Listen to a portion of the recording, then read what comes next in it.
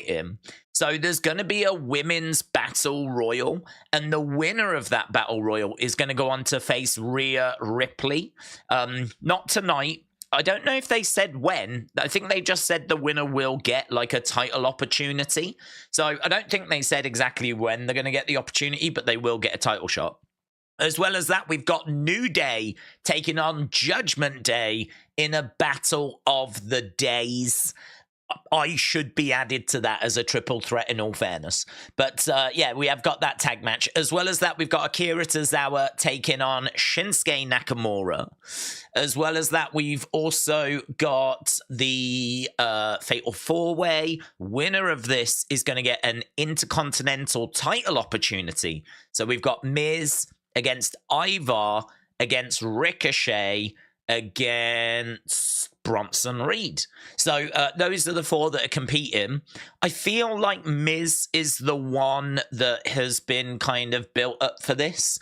We saw him last week with Gunther having some words with him. We know that there's a big rumor of him turning face, and it certainly felt like he was being positioned as a face last week. So I feel like Miz winning this is probably the way we're going to go. And then we will get Miz against Gunther. But, you know, it'll be interesting to see how it plays out in case there are some twists and turns, any shocks and surprises, but I am expecting Miz. The other thing as well, of course, is the fallout of Crown Jewel, including what are we going to do with the Money in the Bank briefcase? What are we going to do with that? Because I think we can all agree, let's just let Sami have it. Let's let Sami have it. Let's just forget that Damian had it. I don't mind Damian. No issue with Damian. But I am a Sami stan. So I would rather Sami have it rather than Damian. So I'm hoping that we're going to see this lead to a match for the briefcase. If we do, then I'm hoping that Sami gets it. Honestly, I don't know. I don't know quite where it's going. I don't know quite how it's going to play out. But I am genuinely looking forward to seeing what they've got in store for this. I think it's a very interesting twist and one that I didn't see coming. You know, you always want characters to have some sort of interesting creative. And I think this is interesting creative for Sami, because it gives him something to do. Yes, it still keeps him around Judgment Day. I know that's a bit of a downer, but at least there's something juicy involved now. Potentially, he could get his hands on the Money in the Bank briefcase. So I'm very excited about that. So yes, we've got to find out what's happening there. We've got to find out what's happening with Drew and Seth as well, because obviously they faced off at Crown Jewel. And so now we need to know, is there going to be a rematch? Is there going to be a new challenger? What's next for Drew? Is he going to turn more heel? Is this going to lead towards something at Survivor Series? So we need to find that out. Unfortunately, the Logan Ray and the Kyrie EO stuff, that's going to have to wait for Friday because that's all SmackDown. So like all of those are on SmackDown. So I don't think we'll get much development on that tonight. I think we will get it mentioned, but I don't think we'll get any kind of further development on that. That's going to be a Friday thing. And I'm trying to think if there was anything else that might go down tonight. I think that's about it, to be honest. I think that's about it. So it looks all right. I don't know about you, but I always find these shows coming out of a pay-per-view some of the most exciting. To be honest, they don't always turn out to be the most exciting, but genuinely, I look forward to them more than normal shows. I think it's because everything gets thrown in the air, like feuds come to an end at the pay-per-view. We get maybe some returns, or we get some swerves and twists, and that's going to have repercussions, which is going to play out on Raw. So, yeah, I don't know about you, but like, these shows are shows that I always look forward to, that kind of first Raw after a pay-per-view / premium live event. Always look forward to them. They don't always deliver. I'm certainly not saying this is going to be amazing, but it has got a lot going for it when we're going into it. There is a lot of moving parts at the moment here. So, yeah, I'm looking forward to getting my teeth stuck into it. Let's have a look and see what is going on in the chat. I am famous. Said Days, do you think WWE used Battle Royal SmackDown and NXT women wrestlers on Raw tonight?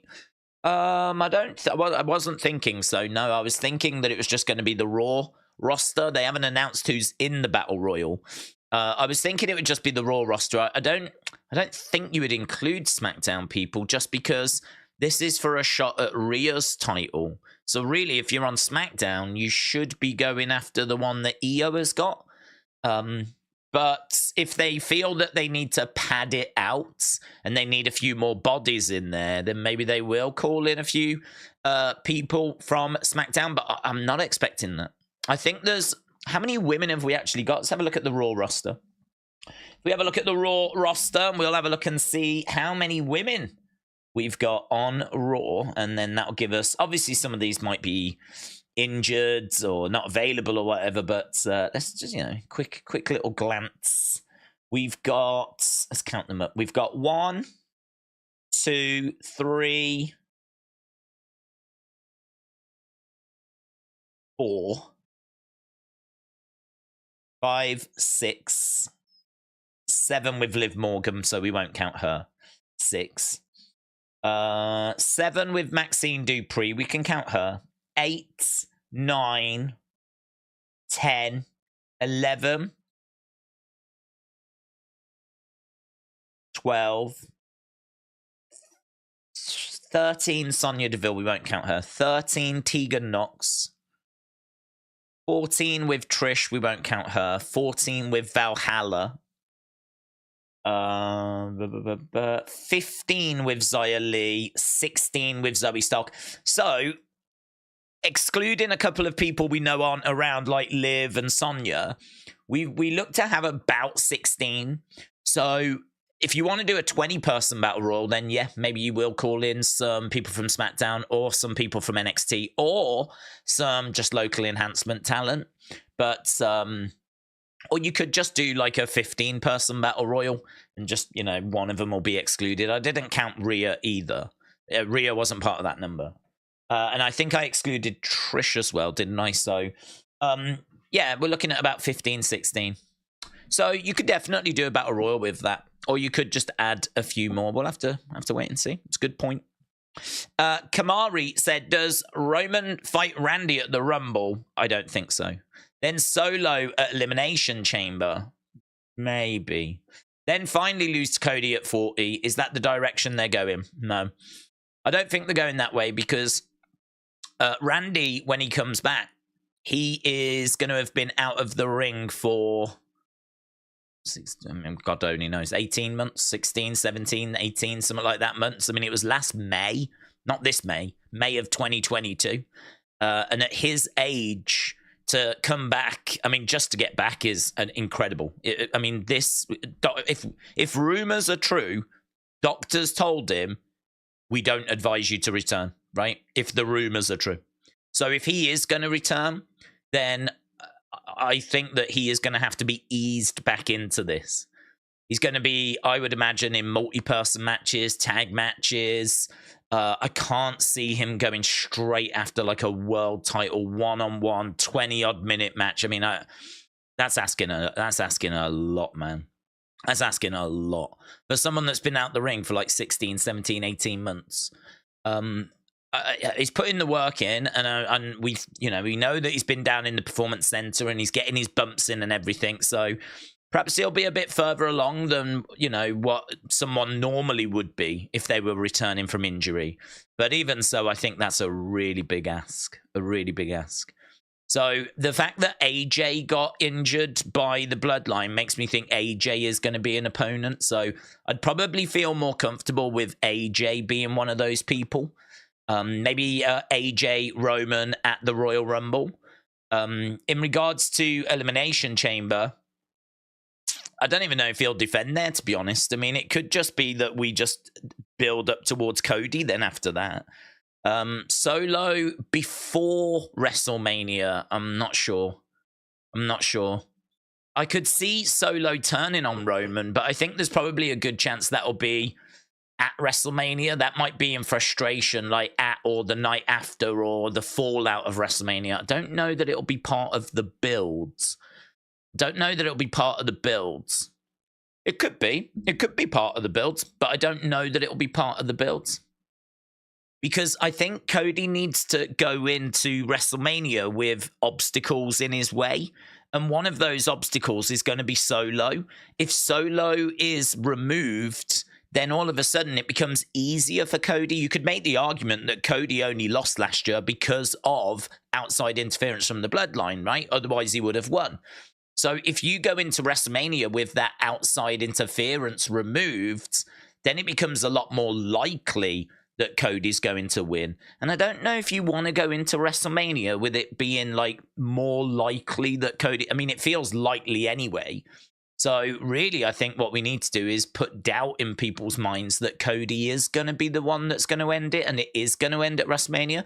So that's why I don't think I personally would remove Solo from Roman's side before WrestleMania, because I think that Cody needs to overcome the odds. What you could do is you could have a big miscommunication during the match and Solo walks away from ringside during the match. He abandons Roman during the match, and then you get that great moment of like Roman watching Solo walk off, turn around, big smile on Cody's face, and all of a sudden the odds have just drastically shifted into Cody's direction during the match. But you can't do that if Solo leaves before. So I wouldn't have Solo split from Roman before. I think that you keep the odds stacked against Cody going into WrestleMania. And the Randy thing, I think, is probably too much to ask. I think Randy coming back is fantastic news, and there's so much you can do with Randy. I mean, he can be in a tag team, he could be in a faction, he can be a singles guy. But yeah, I think we're going to have to like ease him back into things rather than, here's a big title match with Roman Reigns. So that, I mean, look, I could be wrong, but that would be my reading of it. That's how I would see it, is that I think AJ's got to be in there somewhere because of what happens. Elimination Chamber is going to be a little bit tricky. And it could just be that Roman doesn't defend there. Or we can always find someone, there's a whole SmackDown roster of people that could get an opportunity. But equally, if we are building towards Roman Cody, we might just do a segment like a bit of a contract signing at Elimination Chamber. We've done that kind of a thing before, where on that show, in between Rumble and WrestleMania, we just do a bit of a segment. I remember Triple H and Sting. Didn't they do something along those lines on that not on that show? I can't remember. I think it was Fastlane, but they did like a contract signing type segment as we were building towards their match at WrestleMania. And so Roman could do something similar, So yeah, it's WrestleMania 40, I think, is where Cody does get it, though. I'm definitely in agreement on that. I know I would rather Roman say I'm done and leave the belt in the ring, says Bonkers. Robert said, did you hear Giulia come in? What do you think about Giulia? I don't know anything about her, to be honest. I know that she's a big star over in Japan. Well, when I say big, I mean big for the women's wrestling, She's no Okada or anything, but she, in the women's wrestling world, is a big name. And she looks great. I think that she would be a good addition just from the clips that I've seen of her. But I've not ever sat down and really invested much time in her. I don't know what her promos are like or anything. But what I've seen of her is that she certainly looks the part. She's not a Jade Cargill, but she looks like she'd be a great addition to the roster. She obviously has got tons of experience. She'd be like, I've got no doubt she'd be one of the best in-ring females that WWE would have. Apparently WWE see her as a priority sign-in. But Dave Meltzer said that she's under contract till March. So I don't think they can get her until March. So there might have been meetings and there might have been a few conversations, whatever, but I can't see her coming in anytime soon because I don't think she's free until early next year. So we'll have to wait and see on that one. That's just it's probably like the biggest story today, isn't it? Elizabeth said, Judgment Day Cody Rhodes feud is far from over. I think that could go on until after the holiday season. Alan said, who would you prefer as a new champion? What, instead of Roman? Well, I mean, I honestly would love Sami to have done it, but that's clearly not going to happen, right?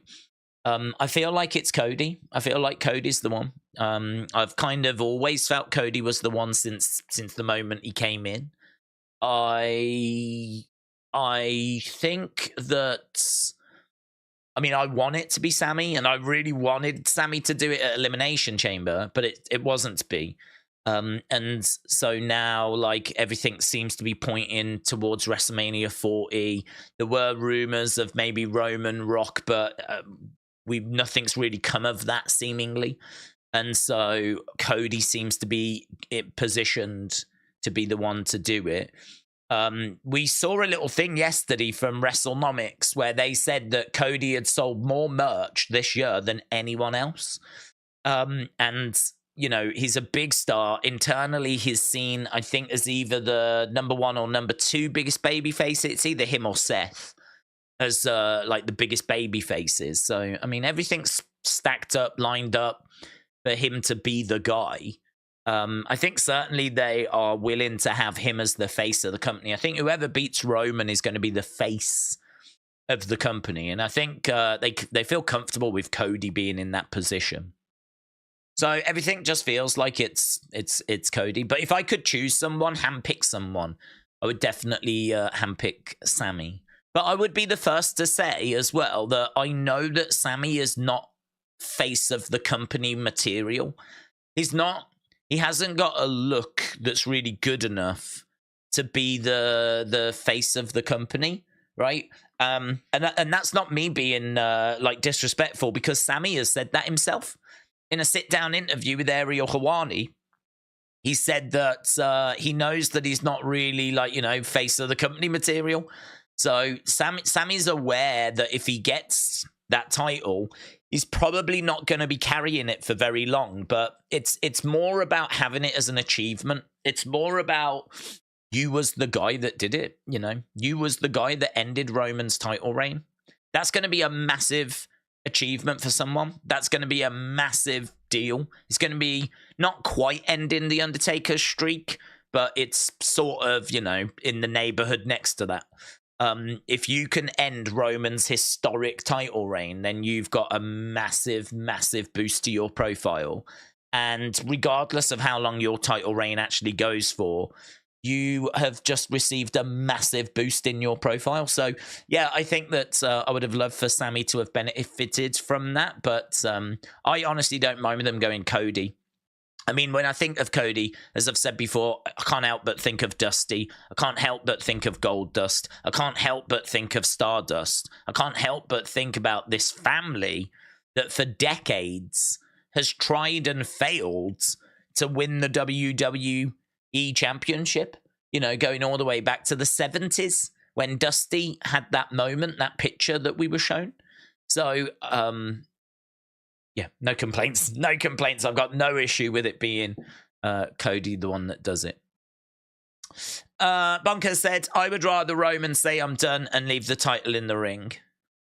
Salami said, when are you making your debut? I'm not going to do that. I'm happy here with you guys. Plus, also, don't forget I'm a boomer. The guy said, do you think Damian will cash in after Cody wins the title at WrestleMania?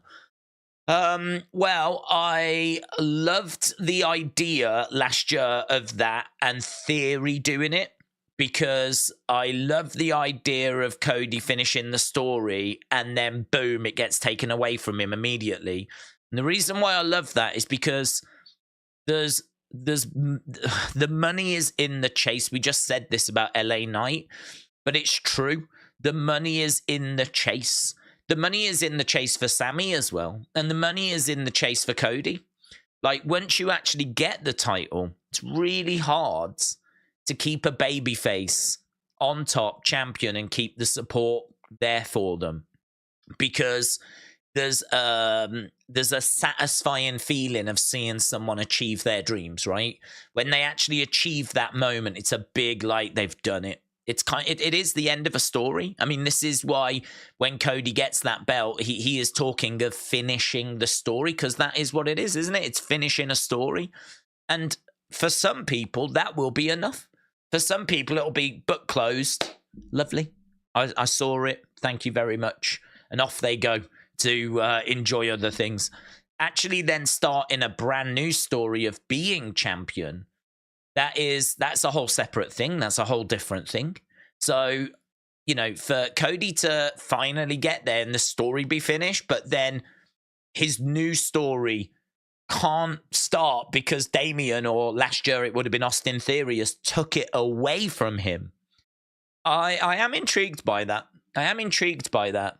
Because all of a sudden, like, you know, Cody did finish the story, but I mean, was it finished? Did it get finished? I mean, I suppose it did, but oh my God, how heartbreaking, you know? He wanted that belt.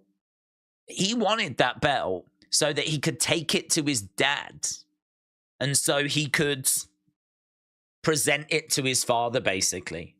And I think you could maybe make an argument that the story isn't properly finished unless he wins that title and actually takes it home.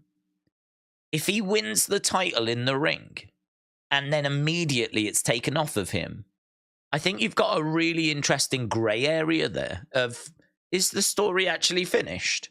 Because the story I know, the story he told, was that when Dusty won that title, or won the match by count-out in the late 70s against superstar Billy Graham, he didn't get the world title because you can't win it by count-out.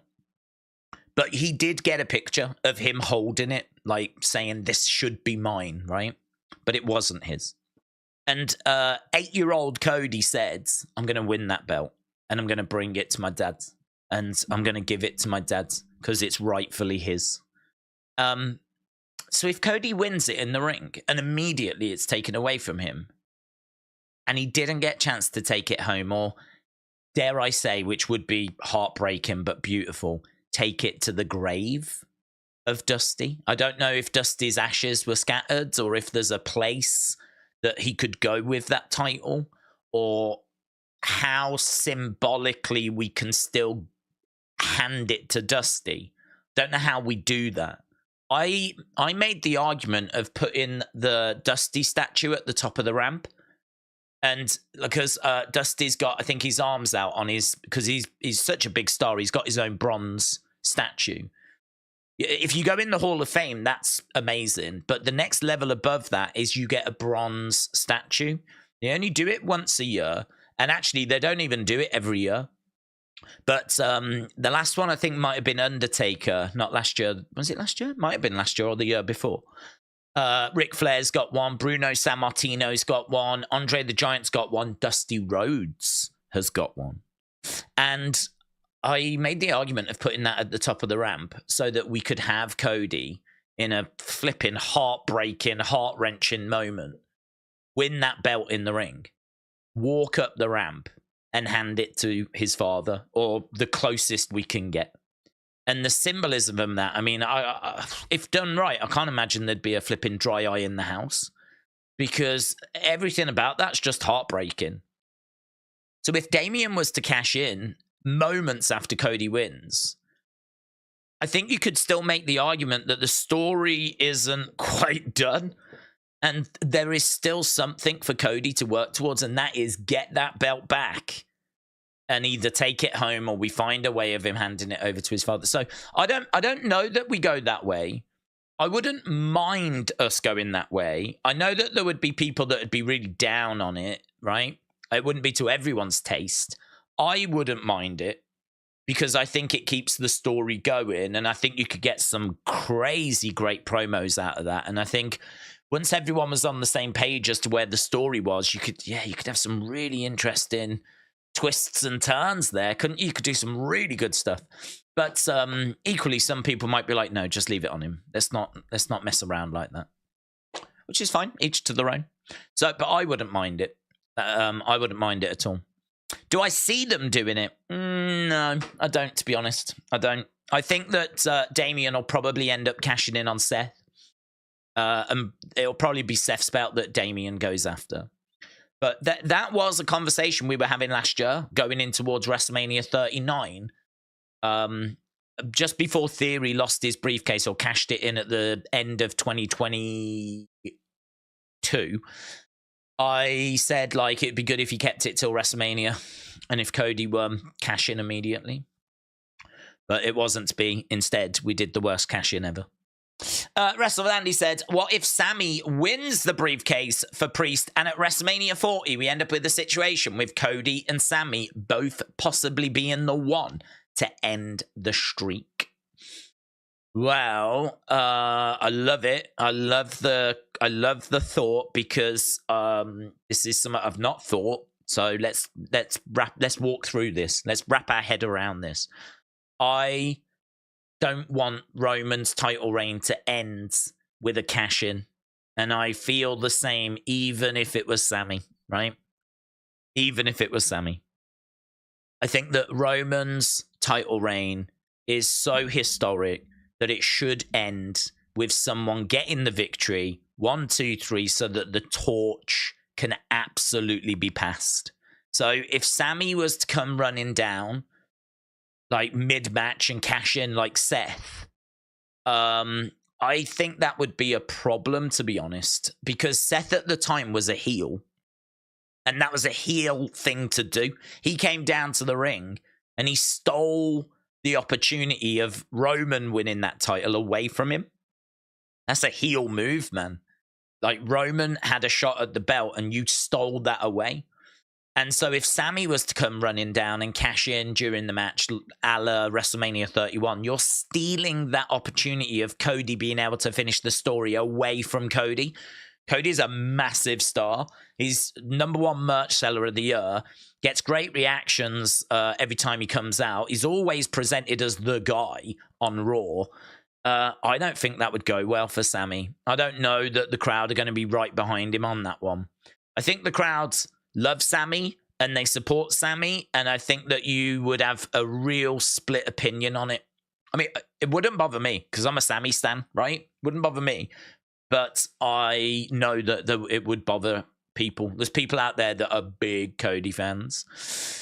That's not great if Sami cashes it in, you're going to get like mixed reactions at best with Sami. I think what you want is WrestleMania 40 to end with like everyone like universally cheering the new babyface champion, right? So I would not have him cash in during the match.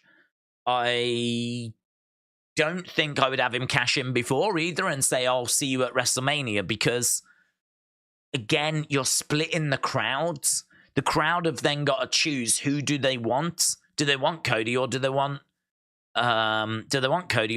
Sami? So I think the cleanest thing to do would be to have Cody win, and if you really wanted, have Sami walk out and applaud on the entrance ramp, applaud his friends, and just like maybe momentarily look at the Money in the Bank briefcase. I don't know. I don't even know if I'd do that, to be honest.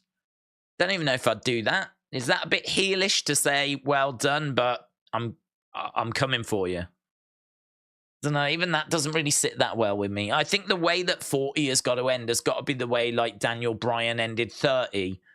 He overcame 2 heels in that triple threat. And it was fireworks. Everyone was celebrating. WrestleMania.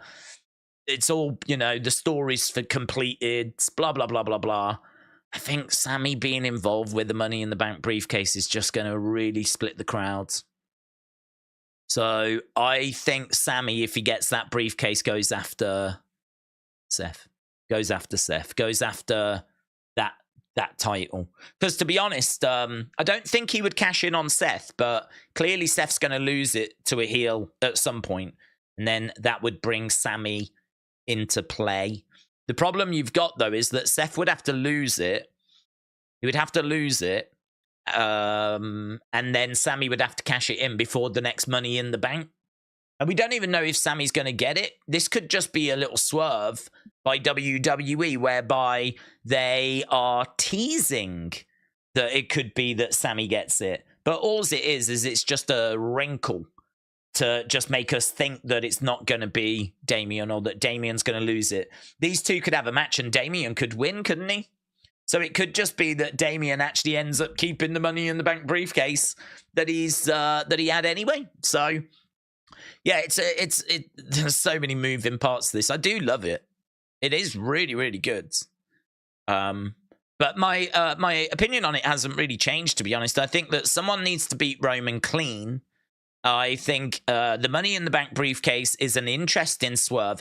Hence why I didn't think that it would get cashed in at Crown Jewel. I think this is something that you should keep around going into next year because it is interesting. It's another wrinkle on both of the world championships, like Roman and Seth.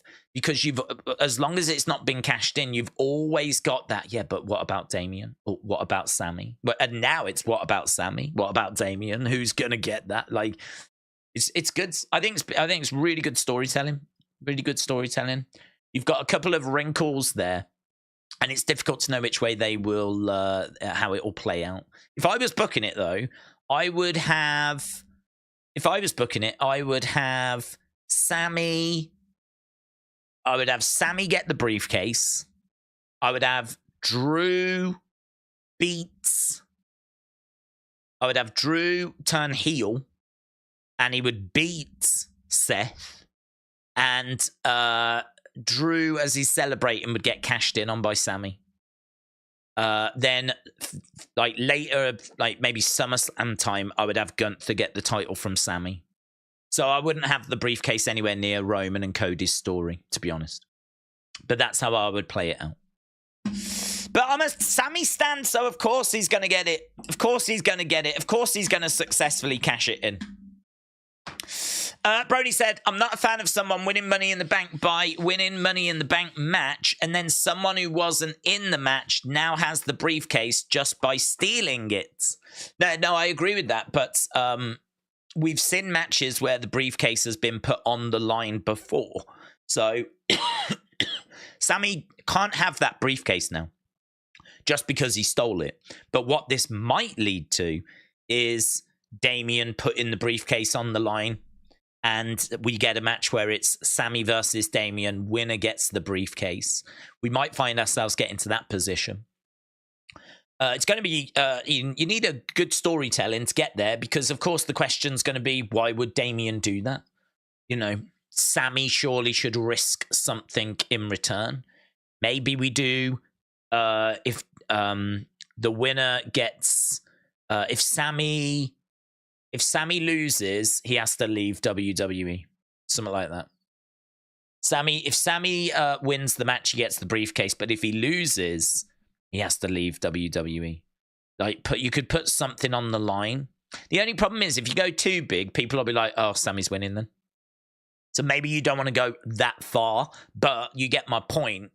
If Damian has got something that he can gain from the match, rather than just keeping his briefcase, he gets something else. And that extra thing might be he gets rid of Sami for good. He might fancy his chances against Sami. And he might think to himself, I can beat Sami Zayn. Of course I can beat Sami Zayn. So this way I get to keep my briefcase and I get the responsibility of being the one that got rid of Sami Zayn. Of course I'll do the match. So maybe we go down that road or something like that. But the only problem with that is that if you do that, I think a lot of people will be like, well, there ain't no way Sami is losing that. There ain't no way he's leaving WWE. So does make it a little tricky. You might have to be a little different to that, but you get the point. Sami has to be the honorary Judgment Day member, said Wrestle with Andy. Sami is currently in a Saudi prison for stealing a briefcase, said Dort Knight. Rob said loser leaves. Sami might work since the ICW might appreciate El Generico. Oh, Rob's, that's actually really interesting, isn't it? So Sami goes, and then all of a sudden we get a masked person, El Generico. who is clearly Sami Zayn. I mean, we've done that story many times before. We did it with Andre and the Machines, and when he was Giant Machine, and of course we did it with Hogan when he was Mr. America. We've played it out loads of times. So, yeah. The only problem is that would suggest Sami didn't get the briefcase. I'm definitely not down for him not getting the briefcase. But no, if he was to do that, and then shock horror, he loses that match, and then that means we get a short run of El Generico until Sami gets, reinstated somehow. Yeah, they always get reinstated somehow. But a little run of El Generico, yeah, man, people would be down for that. That's actually a good shout. Big time, shout out to you, said Ethan, shout out to you as well. But Rampage did 298. Collision on Saturday did 356. Is that good? Bad? I don't know if that's good or bad. Considering it was up against Crown Jewel. Although they weren't on at the same time, were they? But we have seen this before. We have seen this before where even though they're not on at the same time, it seems to still mess it up. It's like people watch Crown Jewel and they're like, oh, I'm all wrestled out. I've had my wrestling fix for the day. And then they don't tune into Collision. So, strange that. Yeah, strange. But I've got to say it was expected as well. I wasn't expecting the Collision to be great, even though it wasn't on at the same time. But yeah, that is still interesting.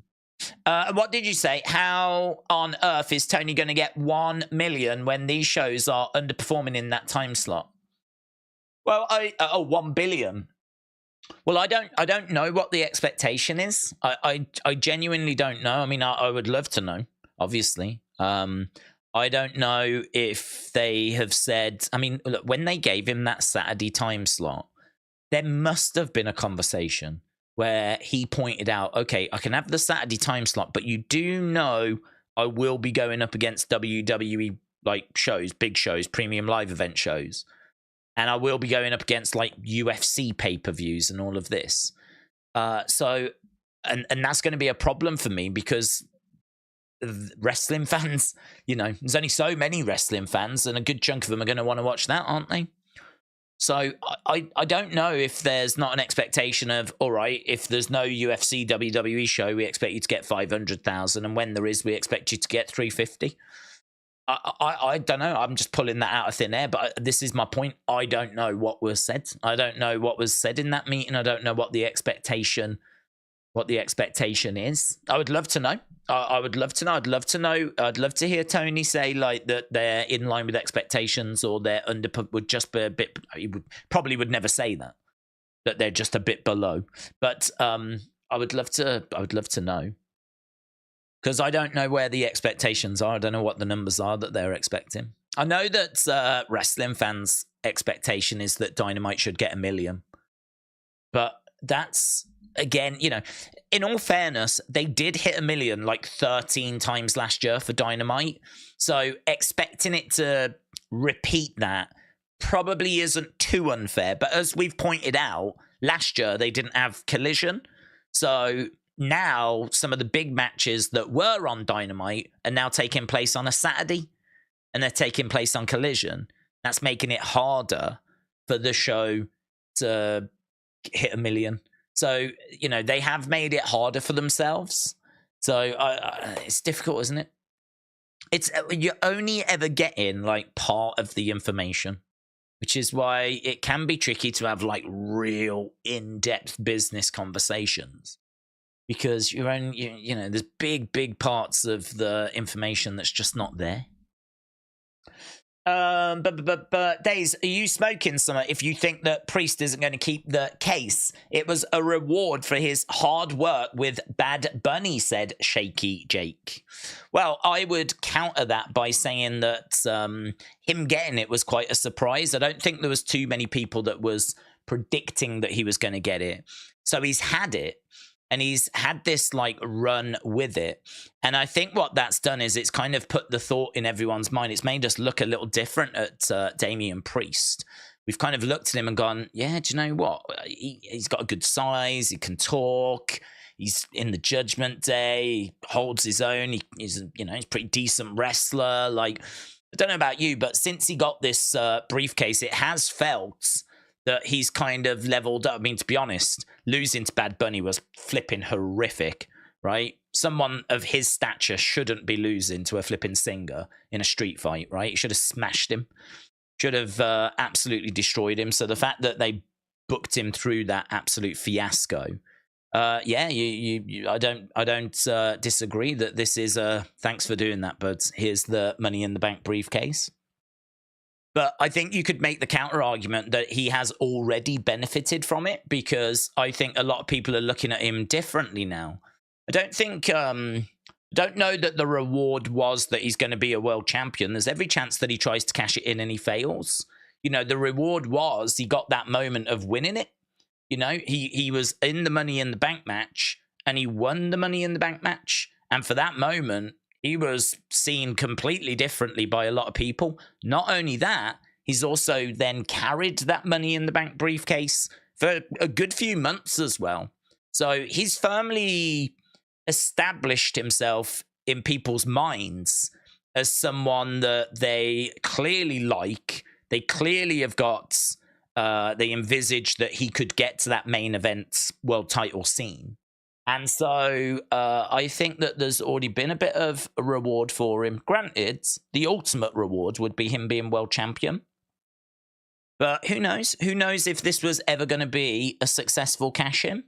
If their plan was for him to win it and for people's perception of him to change, but then he was going to have an unsuccessful cash-in, because we've seen plenty of unsuccessful cash-ins, and he was going to have an unsuccessful cash-in, but the reason for him winning it was, thanks, mate, for doing the Bad Bunny thing, as you said, then if I'm Triple H, I'm looking at it and I'm thinking, okay, well, actually, rather than him not successfully cashing in, how about rather than him failing against the champion, how about we have him put it on the line against Sami and he fails that way? It's still a failure. It's just a different type of failure. He's not failed against the champ. He's failed against like someone else and he's lost his briefcase. But we've still sent the message out that this is someone we believe in. And he still had that moment of winning at Money in the Bank. So for me, I think he's already had a reward for the Bad Bunny thing. The ultimate rewards, which would be a successful cash-in, is not guaranteed. I don't know that that's what they're giving him. I don't know if that's where we're going. I have no idea if this is going to be a successful or an unsuccessful cash-in. And I also think that the business moves and changes as well. So something that you might have thought was the right way forward back in May might not seem like the right way forward in November. You might have some numbers that say that Sami is still red hot, even though you put him in the tag division. Damian's not shifting the merch you were hoping for. The numbers don't look as good for Damian as what you was hoping for. And you might want to do a pivot as well. You might want to do that. So I think there's plenty of reasons to think as to why they could pull this trigger. But as we said before, it could also just be a swerve. It could also just be a case that they're looking at it as a way of just keeping this a little interesting. Let's find something for Sami to do. Let's have him steal the briefcase, cause a bit of trouble. You know, it'll go back to Damian eventually. But, you know, he can make a bit of a nuisance of himself, Sami Zayn. And get in the way a little bit. It'll give him something to do over the winter. Same with Damian Priest. And then, you know, we'll set them up with different feuds in the new year. Could absolutely be that. I don't know which way they're going with it, but I certainly wouldn't take off the table the idea that Sami could win the briefcase in a briefcase versus briefcase kind of match. Because we said that as well. I mean, Sami's got one, but Damian should still have one, because he should still have the green one that he actually got. So they should both have briefcases. So briefcase versus briefcase.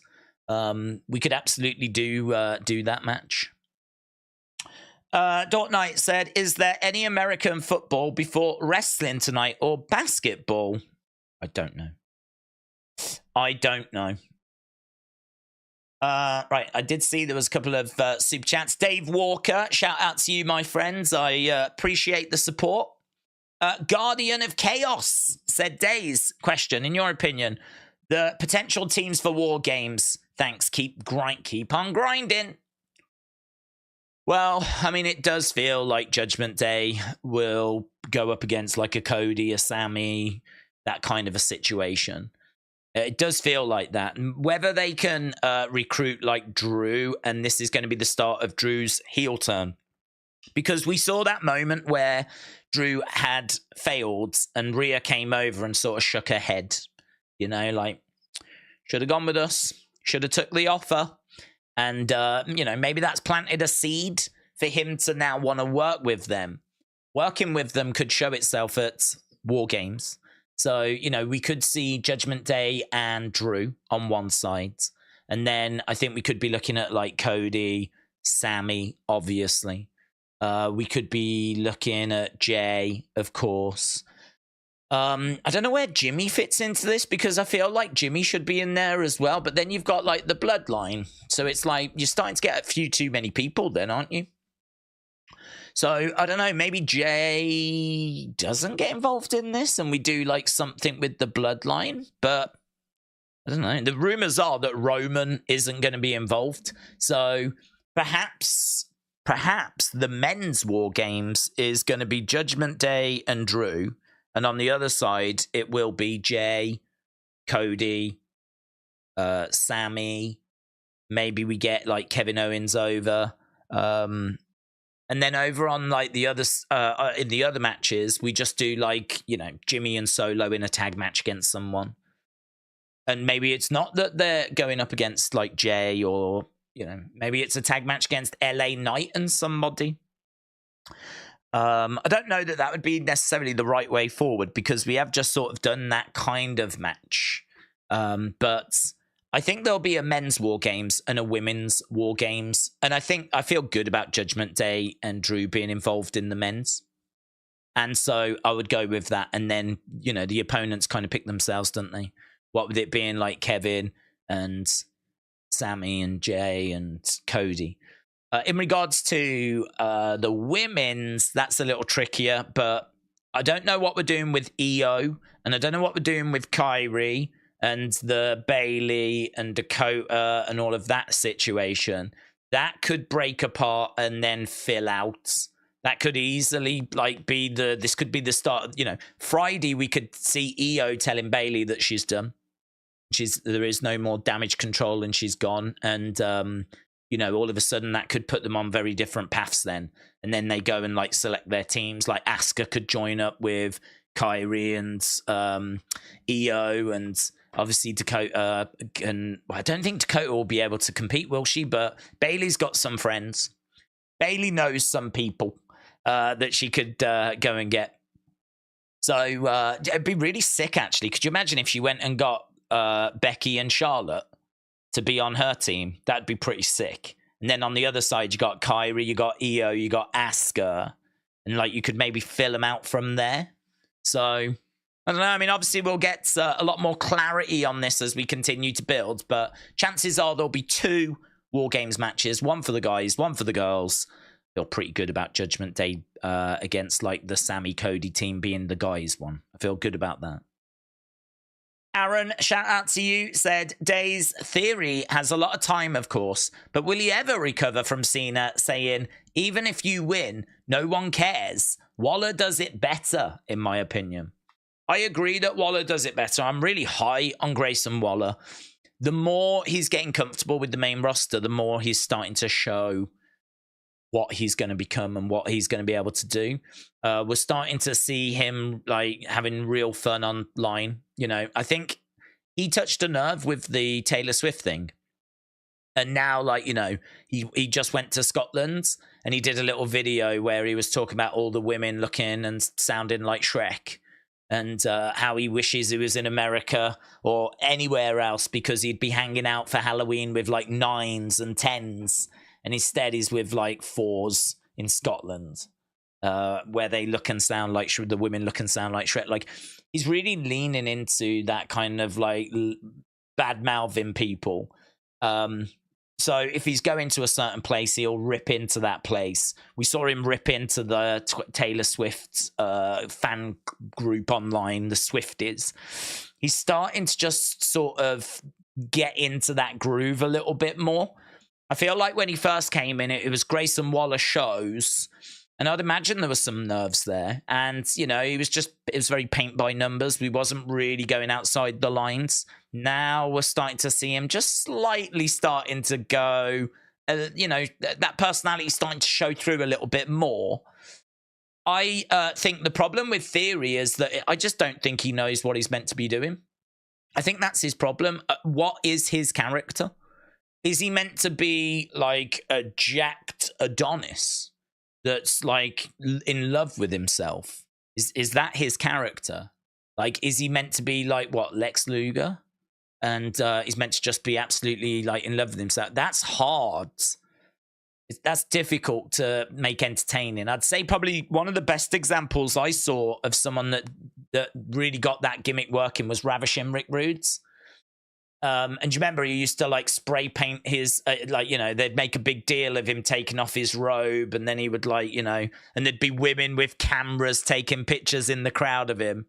And he would have like his opponent. He fought Jake the Snake Roberts, and he had his wife, Jake Roberts' wife, spray painted onto his tights so that when he was like gyrating, her face was right on his crotch. And like he was like, you know, and that really upset Jake Roberts. So like for me, that's an example of someone that had that, I'm in love with myself, look at my body, look at my physique, and found a way of making it really entertaining. But this is the problem with Theory, is that I don't think he quite knows what he's meant to be. Down in NXT, he was in the way, and he was doing like the humor type stuff, you know? It was him, it was Johnny, whatever.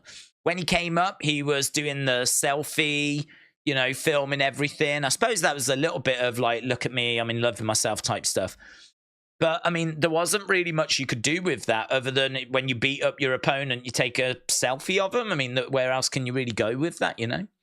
So, like, they took that away. They started to make him dress kind of cool. He looks cool. He certainly looks like $1 million. He looks brilliant.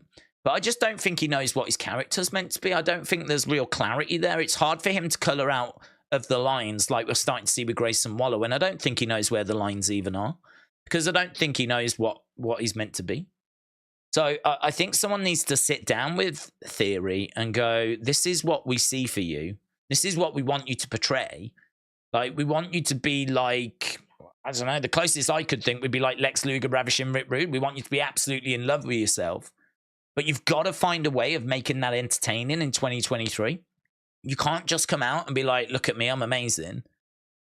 Because everyone's doing that on the internet anyway. Do you know what I mean? If you can see that on Instagram or anywhere. So, like, you've got to make it entertaining. Doesn't have to be like laugh out loud funny, but it, you know, like Ravishing Rick Rude, who made it cheeky. You've got to find a way of doing something. But yeah, I mean, honestly, I think he had that title. He didn't do anything with that US title, and we just kind of ended up drifting, and now he's in a tag team. He is going to keep drifting, I think, until someone sits him down and goes, listen, this is what we want from you. This is your character. This is what we want you to do. Get that down, and then start, like, you know, exploring it a little bit more. So I feel sorry for him, because I don't know how much of it is his fault. I don't know how much to blame him.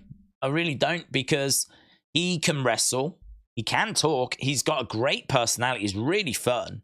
He, to me, I would say, probably feels like he could be the next John Cena. He could be even more than Grayson Waller. Even more than Bron Breakker, who I just don't think has the personality for it.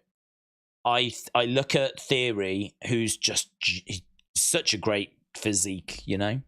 And I know he's got a personality. I saw it when he was in the way. I know he can talk. He can talk. He's no Cena, but I look at him and I'm like, all you can see is potential. All this untapped potential. But if it's not being tapped into, whose fault is that? Is that his fault?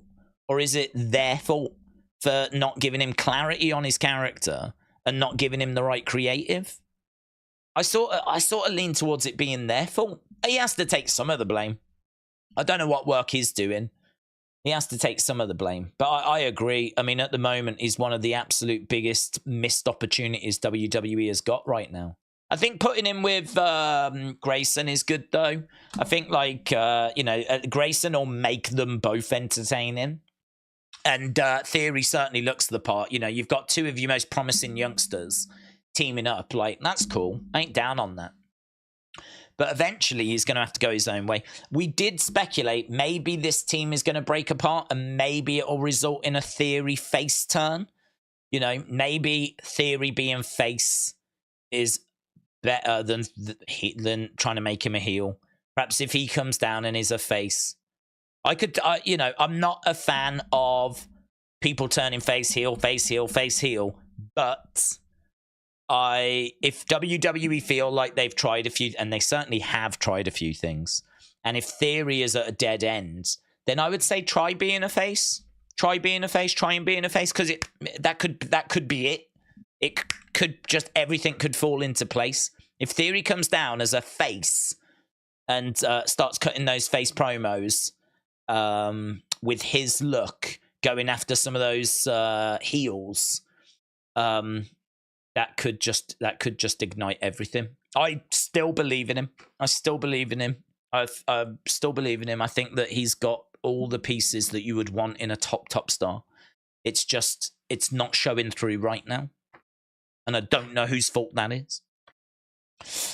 Brandon says, looking forward to Joe against Lee on Wednesday. Not really. No. I like Samoa Joe. Keith Lee, to me, hasn't done anything since he was with Swerve. So, I like Keith Lee, but it's hard to get excited for Keith Lee at the moment for me, just because it's been so long since I've seen something out of him. I don't know how long that match is going to get. I do like Samoa Joe, though. Samoa Joe, to me, is someone that I'd be looking at him being my champion. I think he's big. He sounds like a monster. He's a wrecking machine. I think he's cool. I think I would be very interested in him being the world champion. And we've spoke about MJF and about the fact that he's just such an attraction. It's not that he doesn't need the title. I just think that if he doesn't have the title, an MJF segment on Dynamite is going to bring him views anyway, because it's MJF and everyone knows that he can talk and he's one of their biggest stars. So I think I'd be interested in him being a heel, having his own segment, being away from the title, having a few things to sort out, and then hopefully your champion can also provide interesting segments. So that you've got, because at the moment it's a lot of eggs in one basket.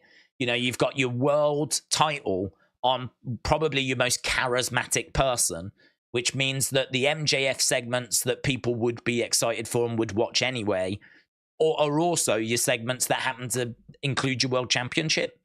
So I don't know if we're making the title work that hard for us at the moment. So I would be interested in it being on Samoa Joe. I really like Samoa Joe. I loved his match with CM Punk at Wembley. I thought it was a brilliant match. Even better if you think about what Punk had just gone through. Because, I mean, in his mind, he's got to be thinking, I'm done. He's got to be thinking I'm either done or I'm suspended. So for him to just shut all that out, come out, and put on such an incredible opening match, just amazing. So yeah, I love Joe. It's hard just because of Keith Lee and the fact that outside of that Swerve tag team, I just haven't seen anything from him.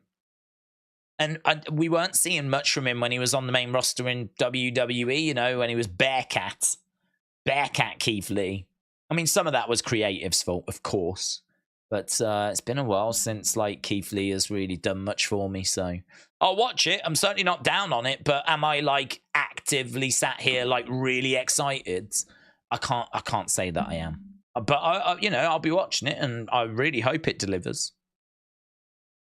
Maka said, what if Bayley gets Sasha back and we get Bayley, Sasha, Bianca, Charlotte, Becky all on one side of War Games?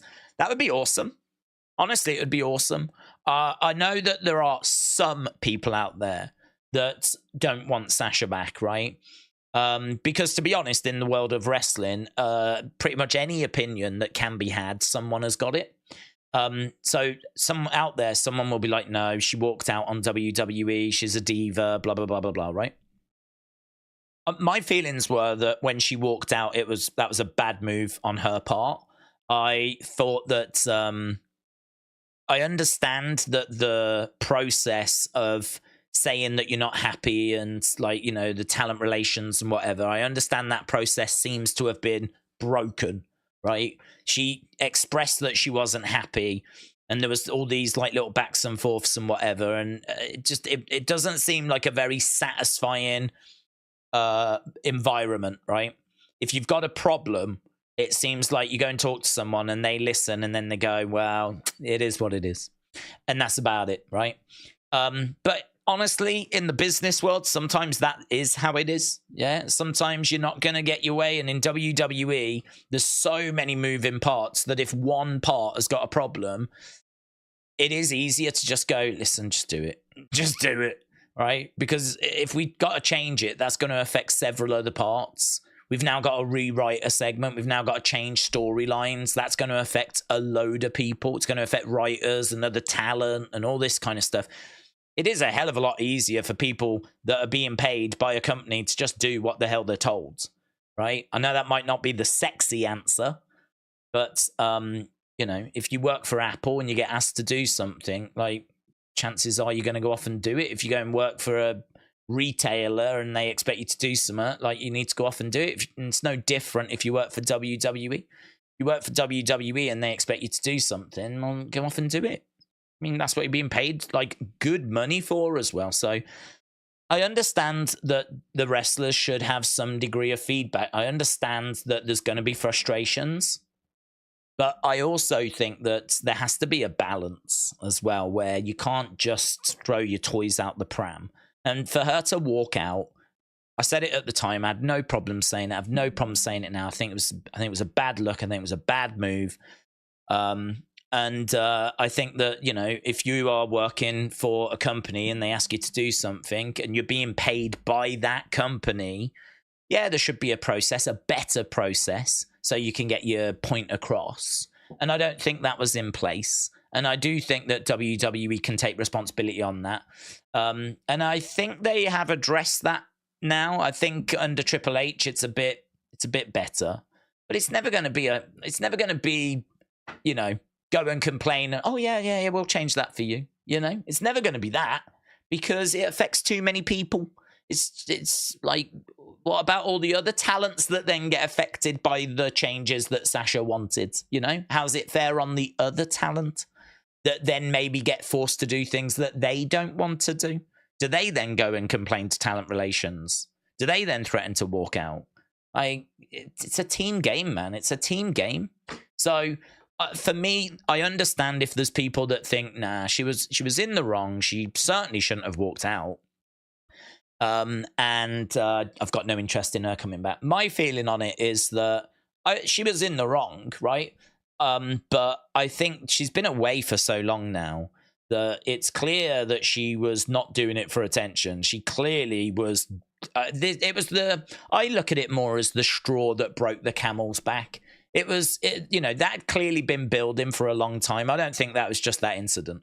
I think that's the straw that broke the camel's back. That was the final piece of the jigsaw puzzle, and she was done, right? So she's gone away. She's got money, you know. She's in the Mandalorian, and she's probably saved and made some good investments, whatever. So she ain't hurting for cash. She's gone off, and do you know what? She's gone and enjoyed herself, or at least tried.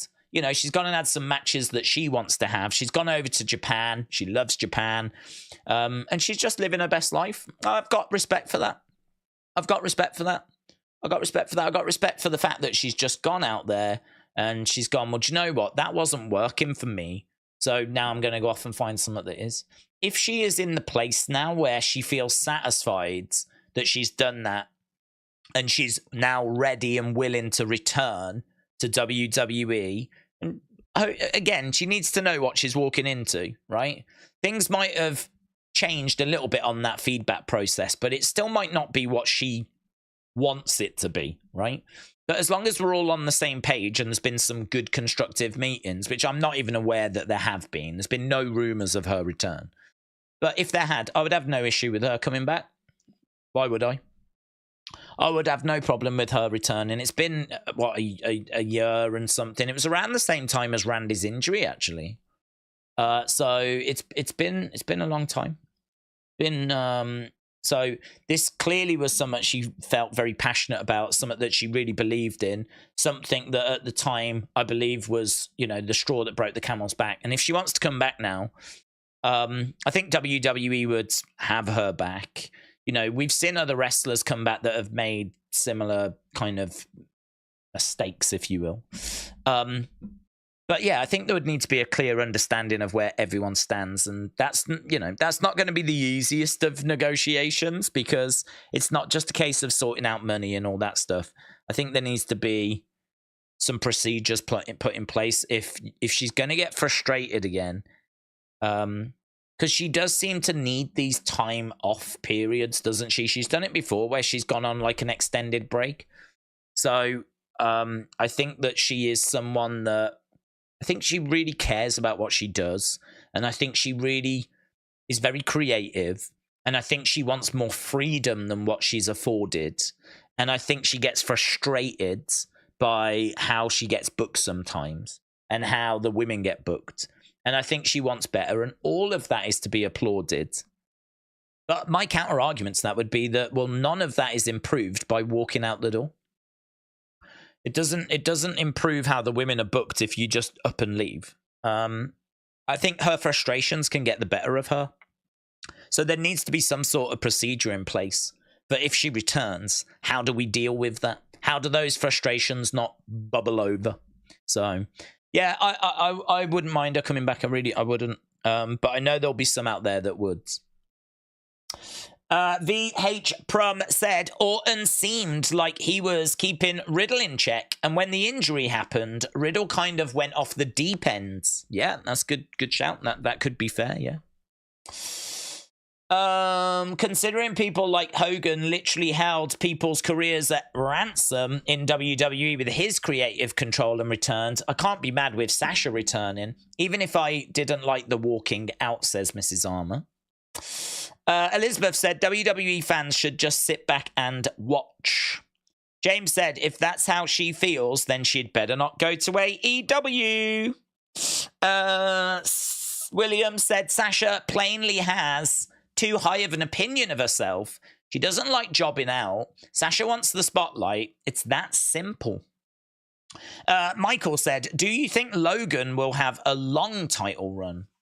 Well, yeah, I mean, I don't think it's just going to be like a week or 2 weeks or whatever. I would be surprised if he lost it at Survivor Series, but it's not impossible that he loses it at Survivor Series. I think what's interesting is that we don't know, to be honest. We don't know. We don't know if he does drop it at Survivor Series. We don't know if he's gonna, if he keeps it into early next year. I think, be surprised if he dropped it at like the Rumble or Elimination Chamber. I think if you're gonna get to January, are you not just gonna have him lose it at WrestleMania? Like, you don't tend to see too many title changes at the Royal Rumble unless you're really making some strategic moves in preparation for WrestleMania. But I think whoever it is that's going to get that title from him, people are going to really appreciate the fact Logan doesn't have it anymore. I mean, it is pretty universal that people aren't keen on Logan having it, which is how it's meant to be, right? And so I think they're building it up for LA Knight to get it from him. I really think LA Knight's the one that beats him. Now, does LA Knight beat him at Survivor Series, or does LA Knight beat him at WrestleMania? Genuinely don't know. I think that you would probably want to do like maybe the rematch or have Santos try and get it from Logan. So I think Logan is still going to be trapped in with the LWO for a little bit. I don't know that LA Knight's going to just arrive now and go after Logan, right? But so for that reason, I'm going to say that it'll be next year. So I think that he will have it for a little while, few months. But keep your eye on Survivor Series. That's what I would say. Keep your eye on Survivor Series. If he gets past that, then I think we're on the road to WrestleMania. Matthew, shout out to you, bud. Said, what are your thoughts on Liv? And could she return tonight for the Battle Royal? Or is that matchup best saved for the run-up to WrestleMania? My thoughts on Liv are that she is too...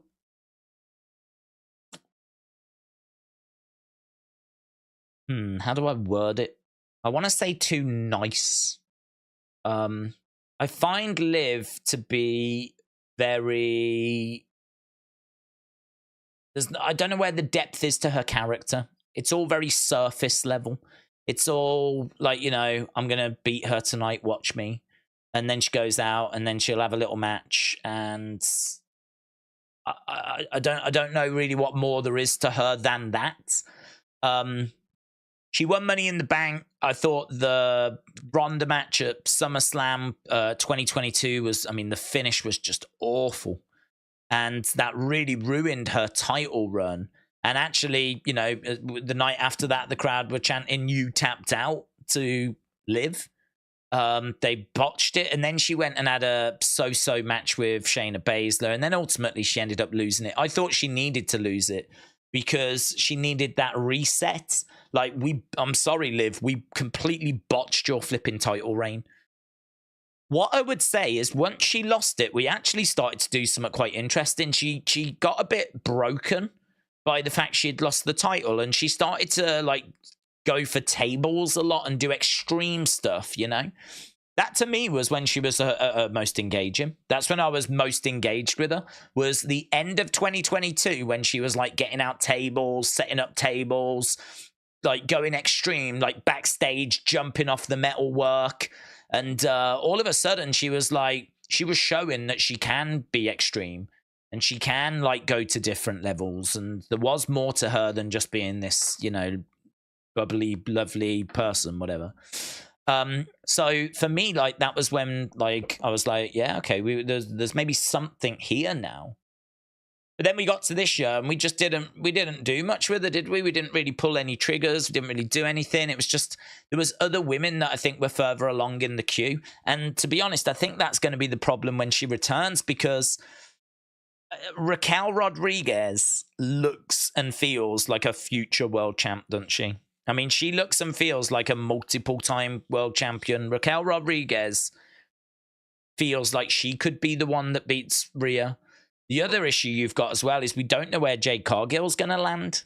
So we don't know what's going to happen with Jade Cargill. And Jade Cargill, I mean, she may end up going to NXT, but I'm not sure she'll be in NXT all that long, because she ain't got to really learn from the beginning like a lot of the others. She's coming in having already been a champion in a different promotion, and a promotion that's based in America that have got good TV numbers. She's already been a champ over there. So I think that Liv, will she return tonight? I haven't seen any reports of her returning tonight, but apparently she's not far away.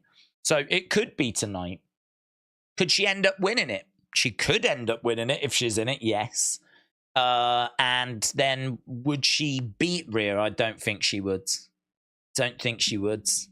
I sort of feel like there's a few women that are around at the moment that are kind of in the mix. She's sort of, for whatever reason, I don't know if it's because her character's not very well defined, but sort of feels like things are just passing her by. You know, she's been on the main roster for quite a while now. She's sort of just in a bit of like this. She feels like she's in the same situation as pre-Bloodline Sami. That's where she feels to me. Like, there's potential there. But she's, for whatever reason, just not the fancied person. It just never seems to be her time. She did get that one moment where she won Money in the Bank, cashed it in, right, and had a little run, but they botched it. That flipping botched it, and that title run, it wasn't even that long. So it's hard to sit here and go, yeah, she's going to come back, she's going to win the title, it's going to be her time. So there's not much evidence that they've got that much belief in her.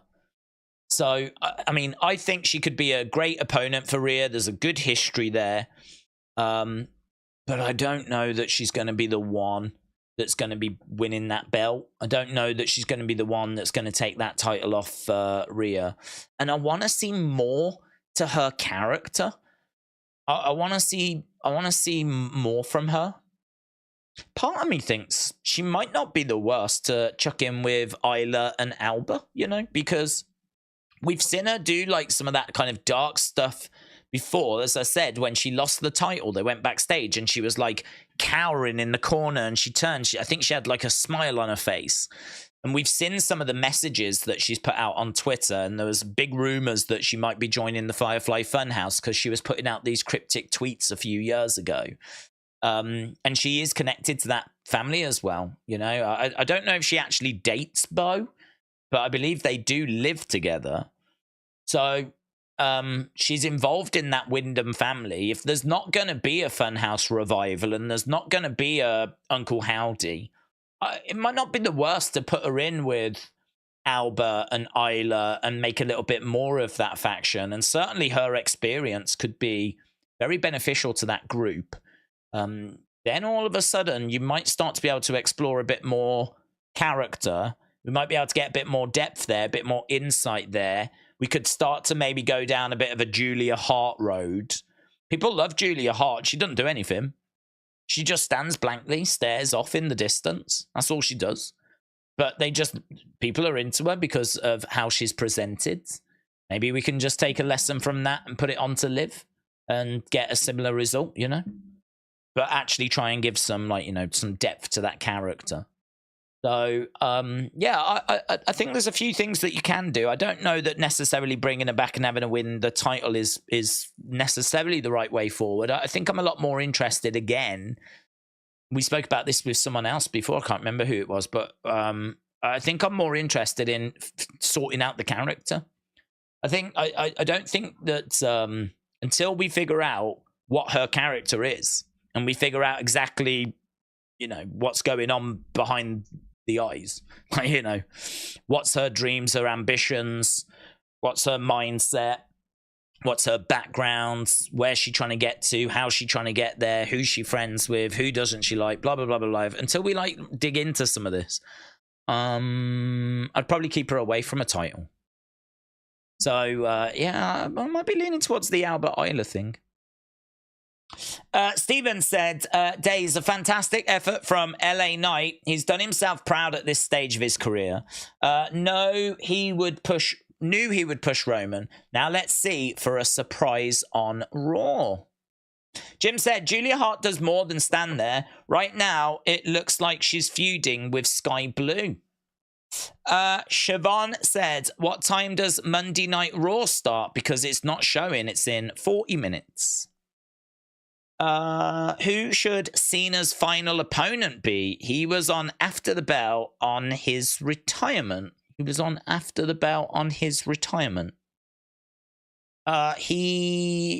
should his final opponent be? I think it should be a young up-and-comer, someone that would really benefit from getting the victory.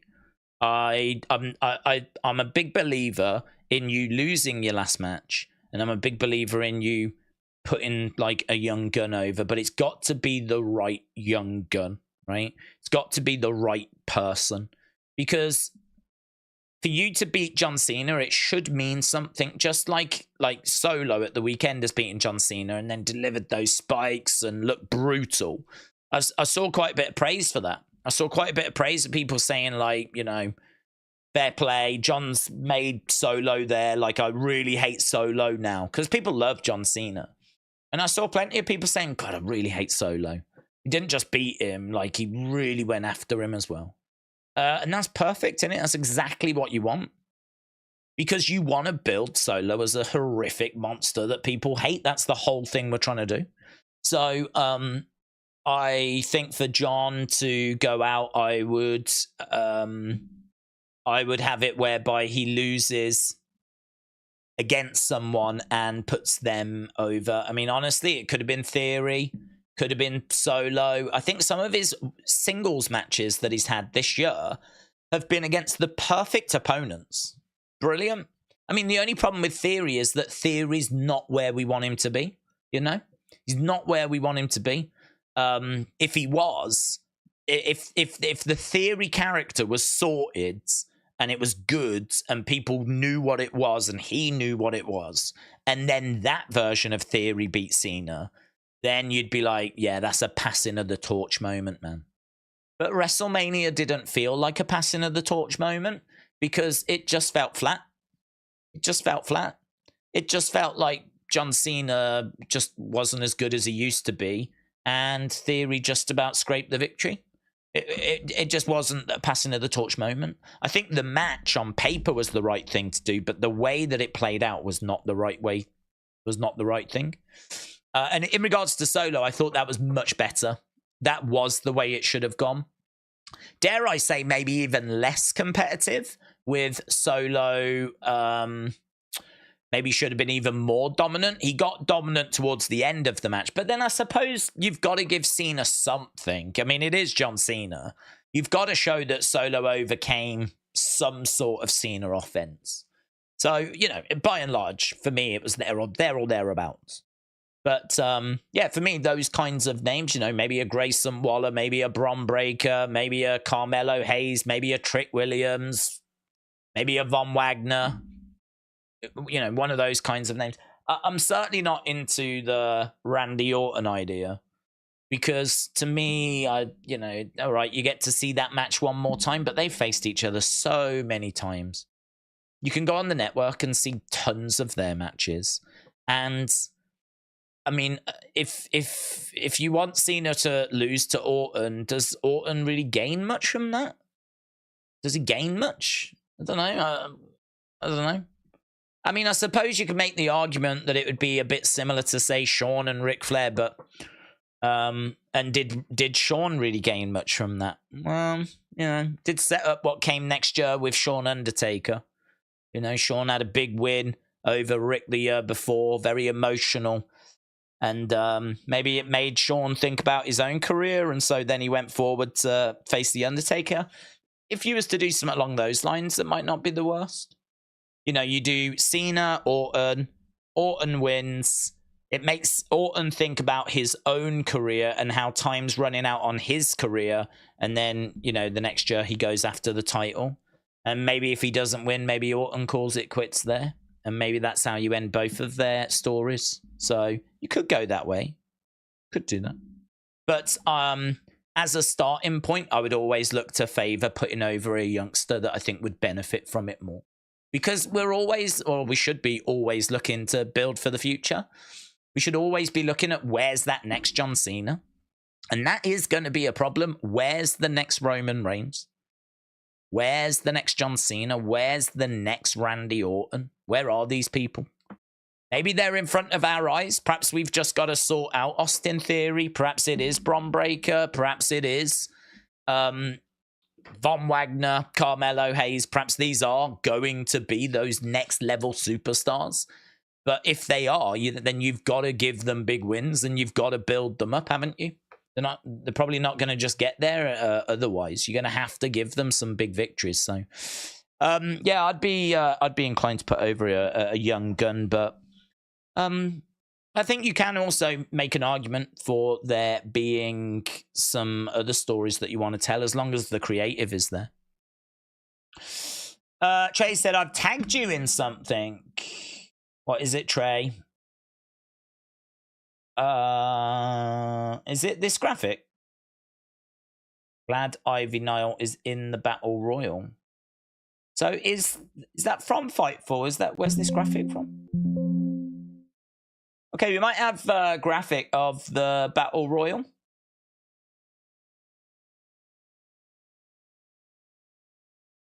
Fightful reports indie star Megan Bain has signed and is under contract for AEW and has been for several months. Don't know her. She looks cool. Is it this one? Okay, so we've got this that's come through, and it's a graphic which seems to have come from Fightful. I think Fightful. But the graphic looks made up, doesn't it? This doesn't look like a real WWE graphic. This looks really... Look at the text at the bottom. What's that? I mean, it is from their account. Is that come from the official WWE account? WWE. Let's go to the WWE account. How long we got? We got, half an hour. A Battle Royal will decide the next challenger. The Battle Royal for Rhea Ripley and the Battle Royal comes tonight. I can't see a graphic on WWE's Twitter. So this looks like it's one that someone has made. Now, this is from the official Fightful Twitter account. So I'm guessing that this is it. So Becky, Chelsea, Indy, Ivy, Kaden, Katana, Natalia, Nia, Nikki Cross. 9-person Battle Royal. 9-person Battle Royal. Again, I don't know if this is legit. The graphics to me certainly doesn't look like it is, but it is from Fightful. Let me just click on Fightful Select and see if they've got like some information up there, maybe. Because sometimes they do put some raw information up, like raw plans and whatever. Tegan Knox is coming back to TV soon.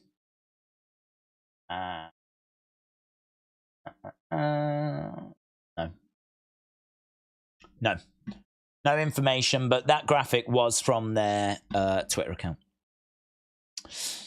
Right. I think women's wrestling needs to lean more towards one-on-one matches. The multi-female fights never hit for me, said Dortnight. Matthew said, surely not Becky. It's too soon for them to come face to face. Jeremy said, if WWE gets Giulia, that will be a huge blow to AEW. Honestly, why would any woman want to go to AEW? Cora posted a video on her Instagram, 24-hour time limit on her last match with Lyra on NXT. 24-hour time limit on her last match with Lyra on NXT. What's this? What's this mean? What's that mean? I don't know what that means. Jim said, why are a tag team in it? Fill it out, I'd imagine. Fill it out. I think we just counted. There was like 15, 16 women on Raw. I must admit, I don't know why it's only 9. But, yeah, unless you're going to use like other women from NXT or SmackDown, like, not dealing with massive numbers. So perhaps they're just like... They're really there just to fill it out. I can't see either of them winning it. Big Time said, once NFL ends, do you think WWE look to reevaluate their treatment of Raw and maybe put effort in? Next year, who's to say Raw's third hour doesn't slip below 1 million? Could you imagine it? I think that we're into the winter months and winter's just horrible. December in particular, I say it every year, is just the worst. December's bad. November, as we build towards Survivor Series, shouldn't be so bad. But yeah, I mean, look, we're up against NFL. It's true. I mean, this is a cycle that WWE have done year after year after year after year after year after year after year. So, I mean, they know what they're up against. They've been up against it many, many times. They know when to push, when to sit back. I think once you get into Royal Rumble, things kind of pick up anyway, because people love the Rumble. And of course, you're well on the road to WrestleMania then, and, that's arguably the busiest time. So, no, could it go below 1 million? Sure. I mean, we know TV ratings are declining, right? So we know that the ratings seem to only be going in one direction. So eventually, if we stayed on USA Network, yeah, we could get there. But I don't know when it is that they would be moving. I don't actually know when the contract expires and when it's going to be announced as to where Raw is off to and whatever. So it might not even be a concern, mightn't it? Because they're going to move. And we don't know where it's going to move to. But they're going to want to make sure that they're not moving with like awful numbers, because as I said, it's going to be a lot easier to get a load of people to come and watch you on a different station if you've got a load of people watching you anyway. If you've not got many people watching your product, it's going to be a lot harder to then get a load of people to come with you, isn't it? So they're always going to want viewers. I don't think it's a case that they're just not bothered, if you will, but I wouldn't disagree that there's times when I think they push a bit harder than other times.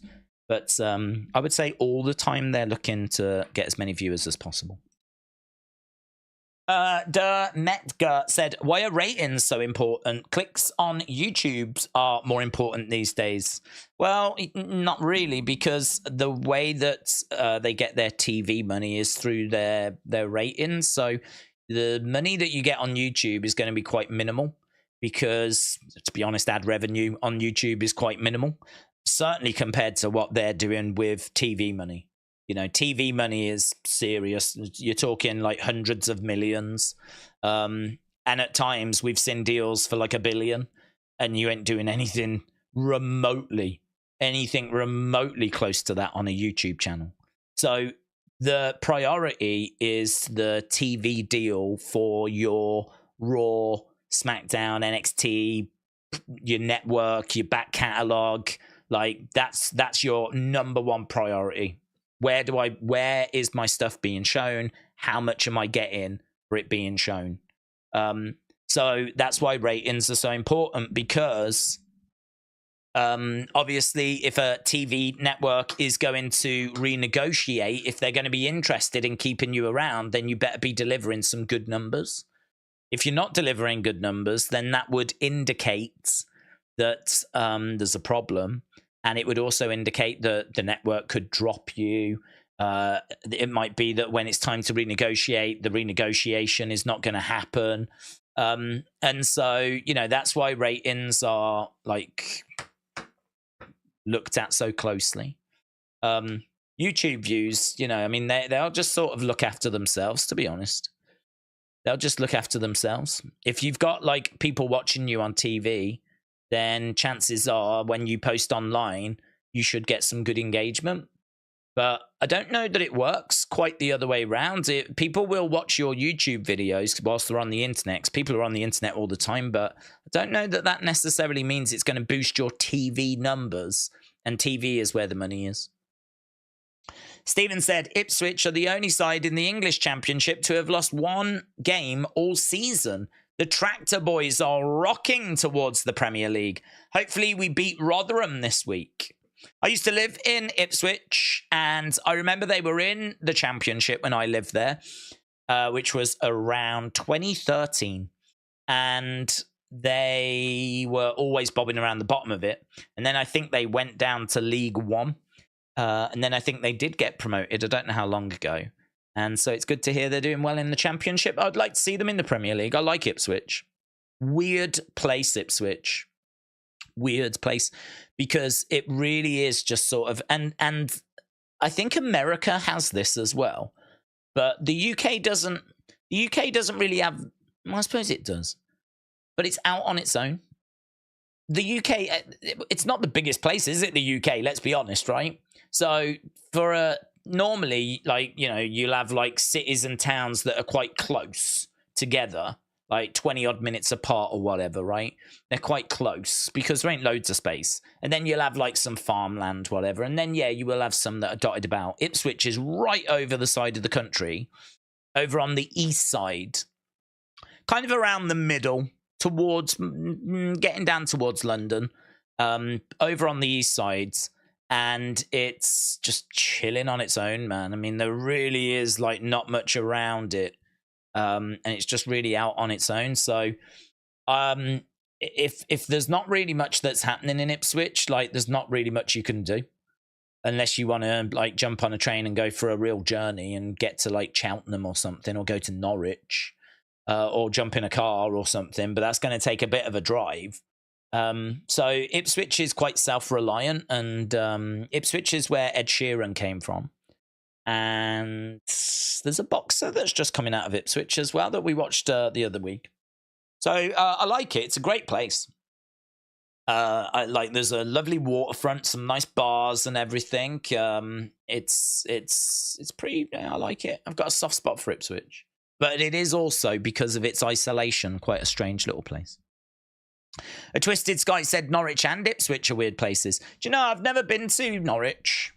Never been to Norwich, but I could believe that, because I think all of that like East Anglia area is quite spaced out, isn't it? That side, I don't know if it's like fields and agriculture or whatever, but that side is quite spaced out. I'm used to more like Birmingham, which is obviously like got loads of places around it. So shout out to Ipswich. You probably get this question a lot, but what time does Raw start? 22 minutes. WWE fan said, what's the point of Crawley? Dark Angel said, I don't think America's got an Ipswich. I don't know. You've got those middle states, haven't you? The ones on the kind of the busy states, like your Floridas, whatever. I don't know. Maybe they've got the odd little place. But I would imagine those middle states are probably quite spaced out with, like, you know, little towns and cities just out on their own, you know.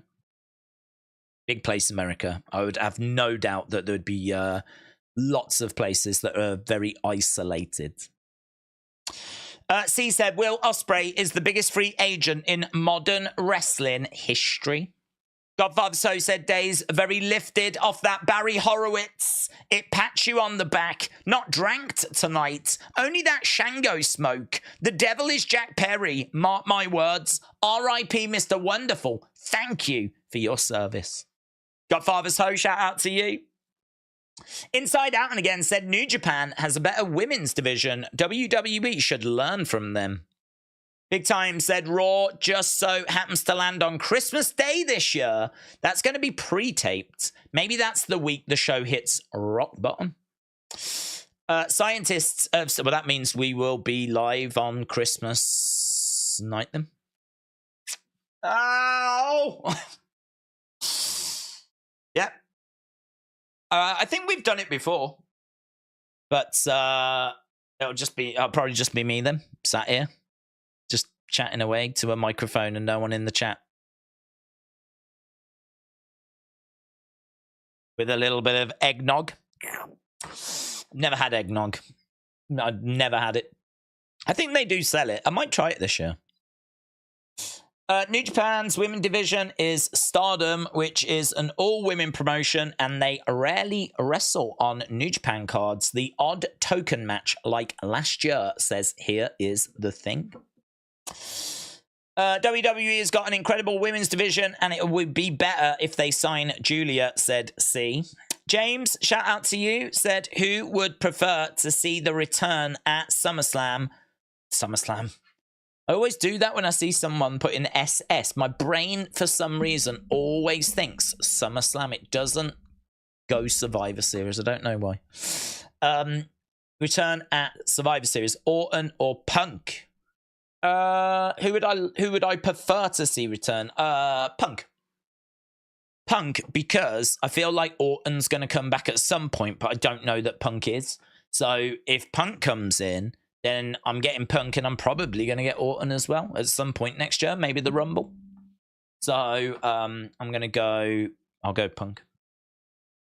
Eggnog is like Advocat, but worse, said a Twisted Sky. We actually do have some Advocat, but I've never tried that either. And I think we've only got it because my grandma used to drink it, and so my mom, like, it was her mom. She has a bottle in the house, just as I think a bit of a reminder of her mom and whatnot. You know, nice. But we don't drink it. So it's over in the bar, completely sealed, untouched. And I don't know, maybe I'll crack it open. She wouldn't mind me having it, as long as I went and got another replacement, you know. Might get some Advocar this year, who knows. Giulia Hart is now better off in AEW, said Jim. She has a good thing with the House of Black. Big Al said, eggnog is great. I tried to find the light eggnog because regular is a bit heavy. Can I just say, it sounds awful. It's alcoholic egg drink, isn't it? Am I right? I mean, it's clearly alcohol, and I think it's clearly got egg in it. Like, nothing about that sounds appealing. Nothing about that sounds good. And growing up, it's just not a thing that we have. I'm not aware of any of my family or friends ever having it. We've never had it. I've never been anywhere that's offered it. I feel like it's one of those candy corn American things again. Eggnog. But I'm sure that it could be found, or certainly made. We have eggs. So I'm sure that it could certainly appear at Christmas. But I don't know. I would try it, but I don't know that I would love it. Cora posted a picture of a bird on Twitter sometime after Lyra won the NXT Women's Championship, says, I am famous. Boomer said, did you hear that Kyrie make Bailey feared for her life at Crown Jewel? I think Tony was as well. He was watching and he was also fearing for his life. Big Times said, you will be enjoying your eggnog and cookies, but your Christmas present will not be Raw, but another best of. Oh, gods. Well, I feel like this year there might be some, actually. I mean, it's not been a bad year. It's not been 95, has it? I don't think that it's been I don't think it's been the year that we were hoping for. You know, coming off an incredible Bloodline story that everyone was buzzing about, I don't think the Bloodline story was able to kind of carry on as strong this year as it had been before. I think WrestleMania was good. Obviously, we got a new world champion with Seth. Judgment Day sort of dominated stuff, which was fine, but has kind of really ran its course. The Usos kind of splitting up was interesting. Rhea's kind of dominated a lot of the Damage Control kind of, I don't know, bobbed by really. And then because Dakota got injured, and then EO found a way to the Money in the Bank and the title. So, I don't know, if you look back on the year, it's kind of been all right. It's been, you know, serviceable, watchable. It's been fine. There's been some nice moments, but I can't say it's quite the, oh my God, can you imagine could you imagine WWE with Triple H in charge, booking for the whole year? Like, going into it's like the land of like madness. Anything was going to happen, but it's been quite safe and steady, and do you know what I mean? We've said so many times that this is very much evolution, not revolution under Triple H. It's the same as Vince, but just evolved a little bit more, you know. It's been fine though. I won't bother, to be honest. I'll watch anything, you know. I would rather, because if I'm going to be completely honest, Christmas Day is rubbish for me because my dad's not around. So I can't see him. I think my brother is off out, like, doing other things. So I don't know that he's around. So really, Christmas Day is going to be a bit boring. There won't be any presents or anything on Christmas Day in this house. Because we do have the family come. That could be a problem. We do have the family coming over one day. I definitely will not be streaming that day. So I can't remember if it's the 27th or the 28th. I think it might be the 27th, which might mean that this year I can't do the NXT stream. Definitely cannot stream on that day. There is no way I can stream on that day because the whole family's coming over. Aunts, uncles, cousins. This will have to get packed away. So yeah, that actually works out not too bad because at least we can get Raw done on Christmas night, and then the next night, I think actually that might be perfect. That might be perfect. So that means that Christmas night will be Raw, 26th will be NXT, so it'll be AEW that gets missed on the 27th, not NXT. There we go. Lovely. Would be better if it was Thursday and then I wouldn't miss anything, but NXT's like my favorite show of the week at the moment. So, I wasn't keen on missing that. So, lovely. Yeah, well, eggnog and cookies then on Christmas night. Let's go.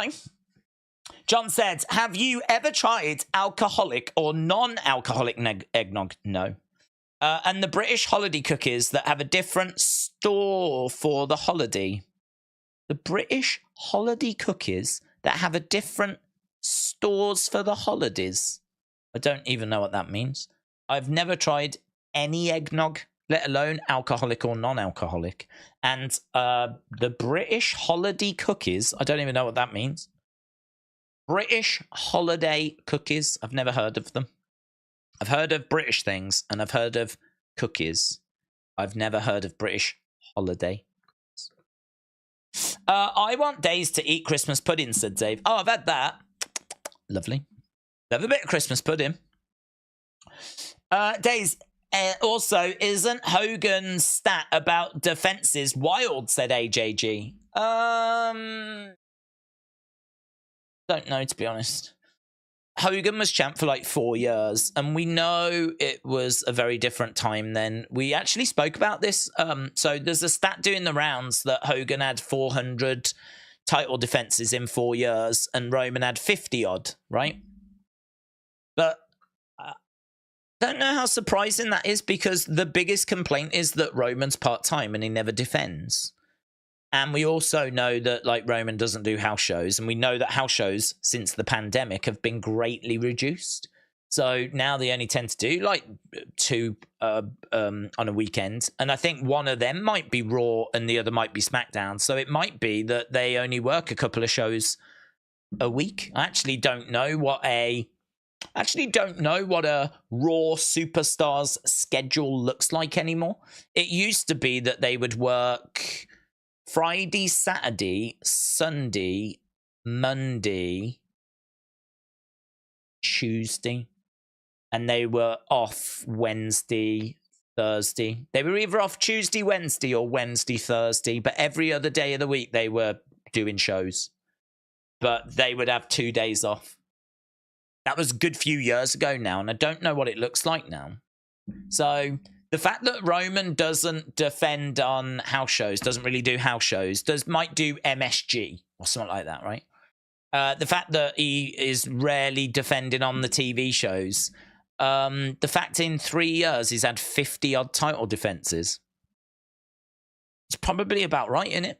If anything, I'm probably surprised it's that high, because I want him to defend every 30 days. If he's been champ for 3 years, and he's been champ a little longer than that, in all fairness, but that would sort of, well, no, it was around this time, wasn't it? It was the end of 2020 that he got it. So what's 12 times 3? It's 36. So if he defends once every 30 days, he'd need 36 title defenses, but he's actually got 50-odd title defenses, which implies that he has defended more regular than once every 30 days. So actually, the thing that surprised me the most is how much he's defended, because I would say that I'm not sure that he's defended every 30 days. And compared to Hogan, who had that belt, for 4 years, and, constantly on the road, constantly doing house shows. Back then, it wasn't about TV money. Back then, it was about making money from your shows. So Hogan had to be. In fact, early Raws and those kinds of shows, they never used to show Hogan matches because they wanted you to go to the house shows to see Hogan. Hogan was the reason why you bought the ticket to go to the house show. And that's where they made their money. And then over time, it's changed where the house show ticket prices have not gone down in price, but the TV money has gone past it. And now TV is way more important. So I don't know. I can't say that I was surprised by the numbers, because it does make sense from a business point of view. But I'm sure that it is going to be a surprise to people out there if you compare it to, for maybe those that don't know how the business was compared to how the business is now. I would imagine that's a graphic that would raise a few eyebrows. Not JPEG said, could WCW's The Maestro and Damian Sandow have been a good tag team? Sure. WWE Fan 1000 says, The Miz is winning as the feud between him and Gunther has already been teased. McAvoy said, guess 3 main eventers of WrestleMania 2024. Roman, Cody,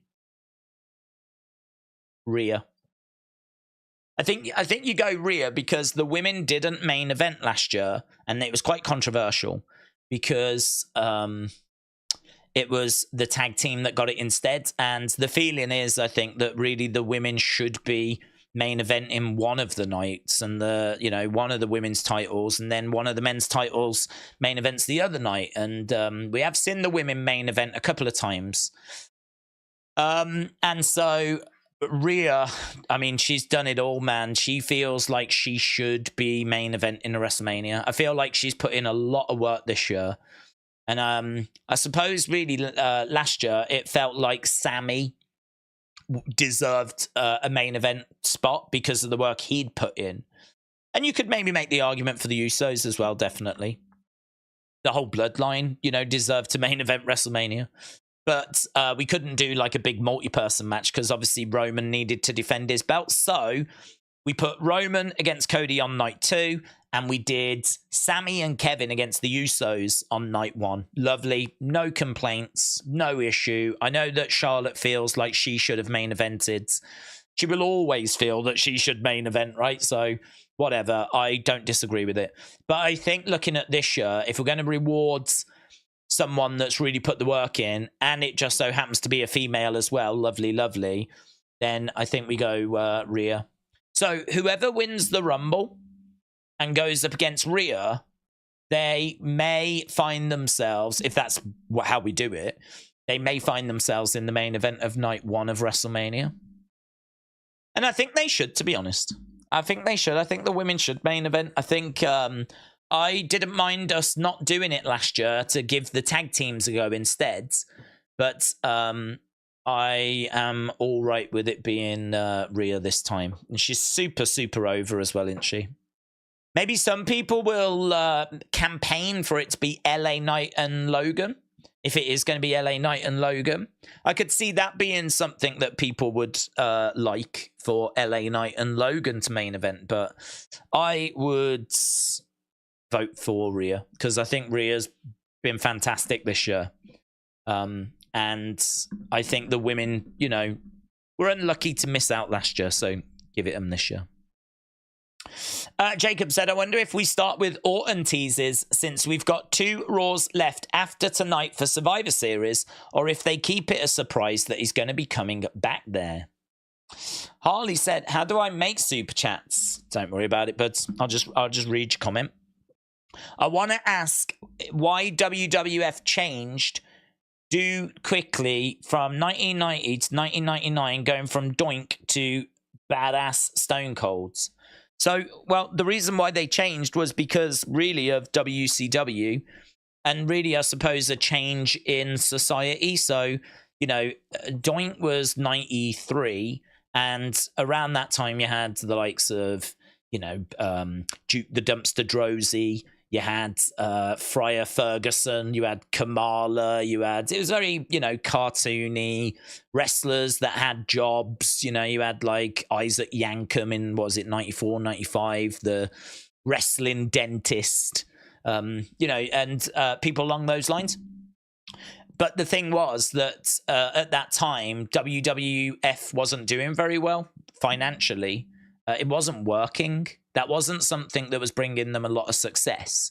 They had great success in the 80s, but by the time they got to about 92, there was real decline. And actually 93 was a struggle. 94 even more so, although 94 did get WrestleMania 10, but 95 is seen as an absolute disaster, right? So you can kind of say that like everything good till 91, 92, and then down we go, right?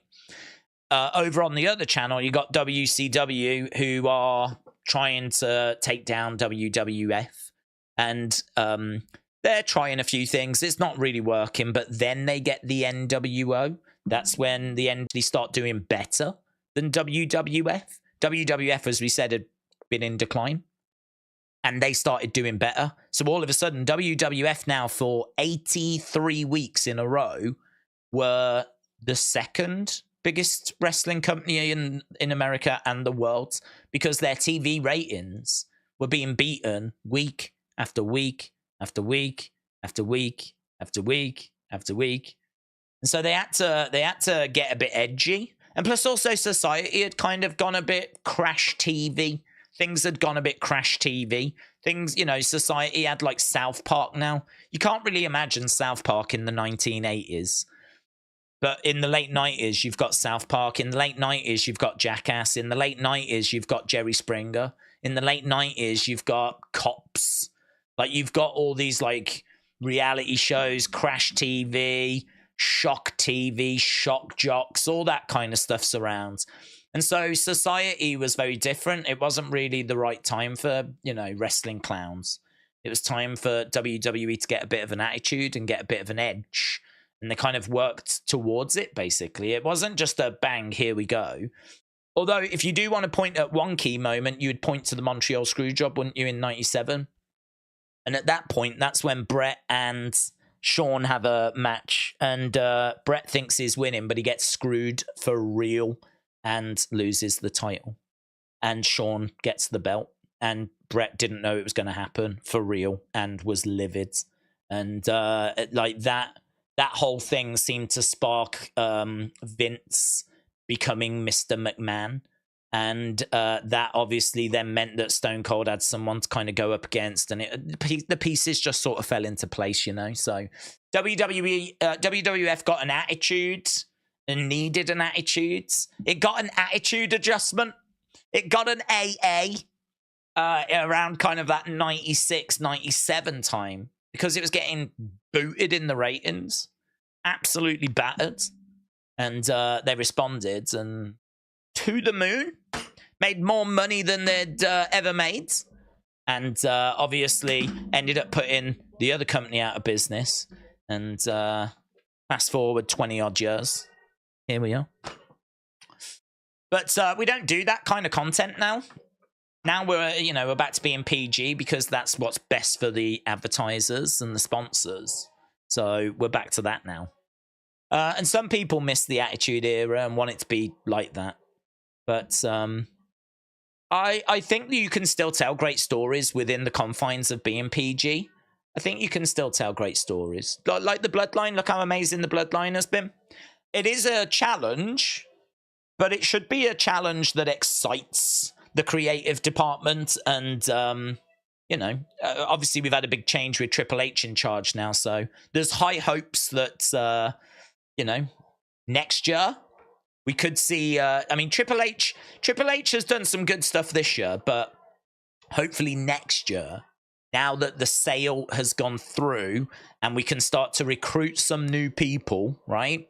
And we can start to bring in, if they want that Giulia or whatever, and they've gone and got Jade Cargill, maybe they could get Will Ospreay. Like, they can now go out and get people again, spend a bit of money again. Let's go. Let's see what they can come up with. They've got some good talent in NXT as well. The future does look bright for WWE. Does look bright. We just need to get these TV deals done, don't we? We need to get like Raw moved and all of that and get all of that sorted.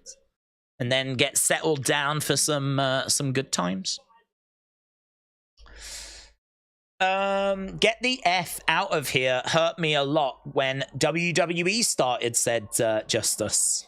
It was a good campaign though, wasn't it? Get the F out. It was clever. That was clever.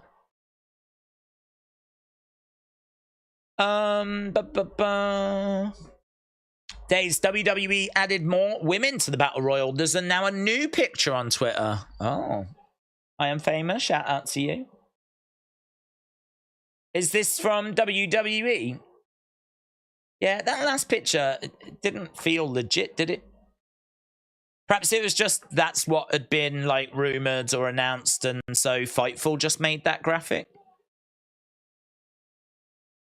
There's nothing on WWE's account, unfortunately, so I don't have any updated graphics at the moment. But we'll see. We'll see who it is. Right, we are just looking at what went down at Crown Jewel. If you are just joining us, welcome, welcome, welcome, welcome. We've just been chatting away for a little bit as we've been building towards this show. It's time for Monday Night Raw. What have they got in store for Monday Night Raw? What are we going to be doing in regards to that Money in the Bank briefcase? Who's going to step up next for Rhea Ripley? Who's going to step up next for Seth? Or is it going to be Drew again? Plus, we've got Akira Tozawa taking on Shinsuke Nakamura. We've got Judgment Day against New Day. As well as that, we've also got an Intercontinental Fatal 4-Way where we're going to be having Bronson against Miz, against Ricochet, against someone else. Bronson, Miz, Ricochet. Who's the other one? Bronson, Miz, Ricochet, Ivar, Viking Raider. Ivar's in there as well, isn't he? Winner of that will go on to face Gunther, the Ring General. Jim said, I bet there'll be a match for the WWE Ballet Championship tonight. Victoria said, this has been the third straight pay-per-view that Drew has lost. I hope he completely blows his mind tonight and goes full heel. Harley said, thank you, Days. Appreciate it. Not in a bad way, but I rewatched the streams to fall asleep and you keep me company. Dudes, I don't even care if it's in a bad way if people are watching the channel. Even if you're watching the channel to point and laugh, no problems. No problems. No, I appreciate it, buds. I appreciate it. It's, listen, I mean, all we do is we just try to have a good chat about wrestling. And sometimes we stray into some other topics. But I'm glad that the streams are useful. I do often think like that those old streams just I might as well take them down. They're not, you know. No one ever really goes back to them, to be honest. Once they're done, we just, you know, life just moves on, doesn't it? It's on to the next thing, on to the next thing. So I'm glad that you've get some use out of them, but right, here we go. Here we go, baby. I don't even know where we are. We're not in Saudi, of course. Oh, I bet that flight was... Well, actually, I bet it was all right. I bet they've got pretty nice... You know what I mean? They ain't all in economy. Let's turn it up. Some nice signs in the crowd. A great Undertaker sign there. We are in Mohegan Sun Arena. Mohegan. Here's Seth. Seth's going to start off the show. Right, this could be big, baby, because is it still going to be Drew? And if it is he going to turn heel? Or is he just heel? Or is he going to be heel? Seth making his way down to the ring is wearing a lemon-coloured suit.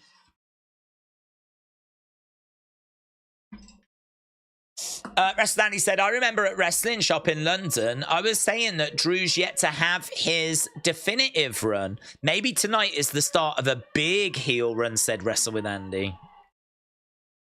It's a good shout. It's a really good shout. I agree. I don't think he's had that run yet. It'll be so disappointing if that run was the one that he had when no one was around. I agree. Yeah. Probably Drew will turn heel at the end of the show, says the guy. We need a cash in, baby. Come on, said Nick. Days Wrestling. Spikes, Michael.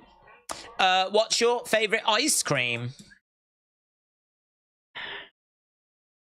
Probably Ben & Jerry's. Oh, whoa. At 1, 2, 3, 4, 5, 6, 7, 8, 9, 10, 11, 12, 13, 14, 15, 16. They have gone, I think, with every woman on Raw. The graphic is a 16-woman battle royal. We did count that it was like 15, 16 women. And it looks like all of them are in it. So there we go. I'm going to go half-baked. Half-baked's pretty good, isn't it? Don't mind a bit of half-baked. It'd be at Ben & Jerry's. I am the visionary. I am the revolutionary. Seth Rollins, let's go. Oh, there's a woman in the crowd there that looked like Tegan Knox, but like a mom. Tegan Monks. She had like blonde hair. She didn't seem to have the tattoos. Looked like she had a kid with her, but she looked like Tegan. Perhaps it was. Perhaps she's changed. We've all changed. It's been a long weekend.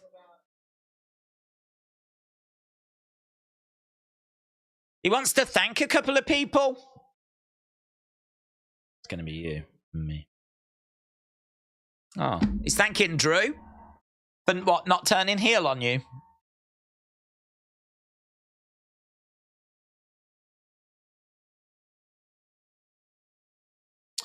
It's the reason I'm not 100% right now, said Seth. We beat the hell out of each other.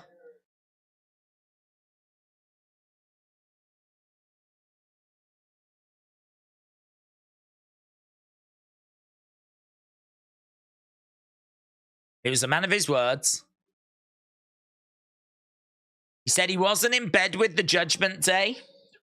But he wishes he was.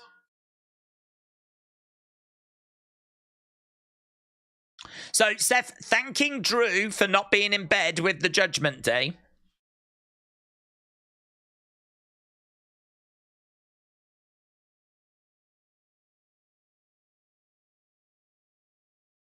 Second person he wants to thank. I want to thank him in person. Sami Zayn! Yay! Oh! Whoa! Let's go! Let's go! Yeah! Let's go, Sami. Let's go, Sami.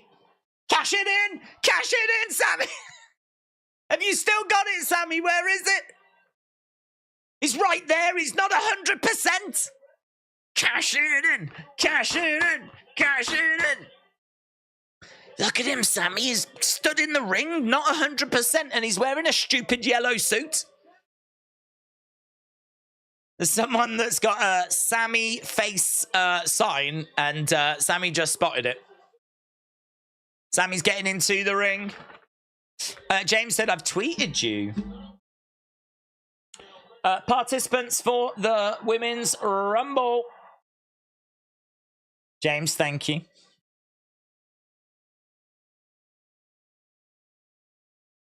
That does look correct as well. Yeah.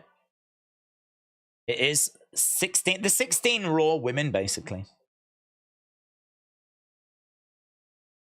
Sounds like a good Saturday night, that does. Sami, Sami, Sami.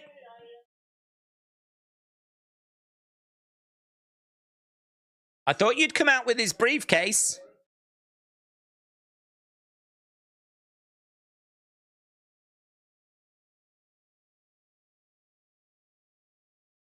Adam Pearce made you return it.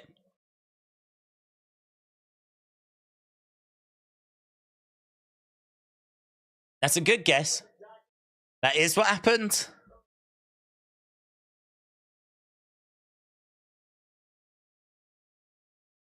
Oh. Adam Pearce has already made him return it. Oh.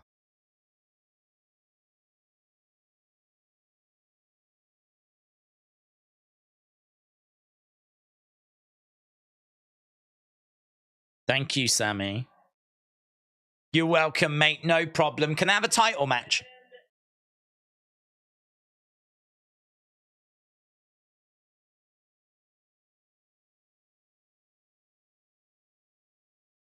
I want to be honest. I'm glad I helped you. I appreciate you appreciate. But that's not what I did, but I did.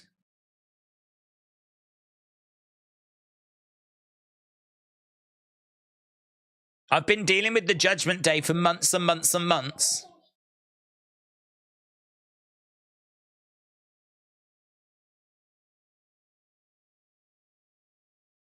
They hold all the championships except for one, that World Championship. If Damian Priest gets that,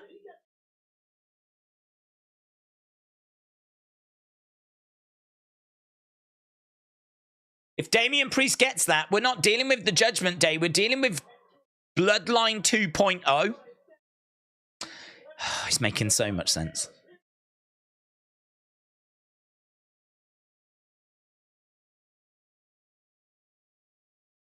I'm going to make sure the Judgment Day do not run this show.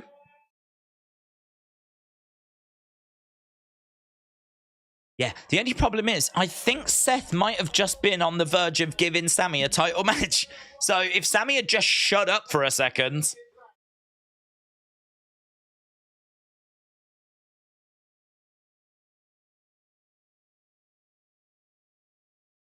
You stand up. You stand up for what you believe in, and I dig that.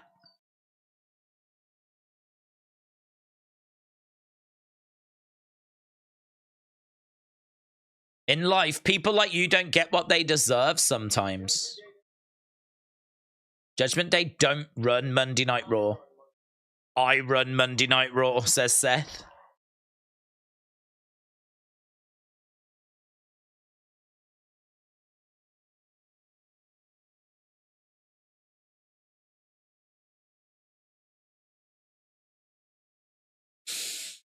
That Money in the Bank contract's not the only way to get an opportunity, Sami.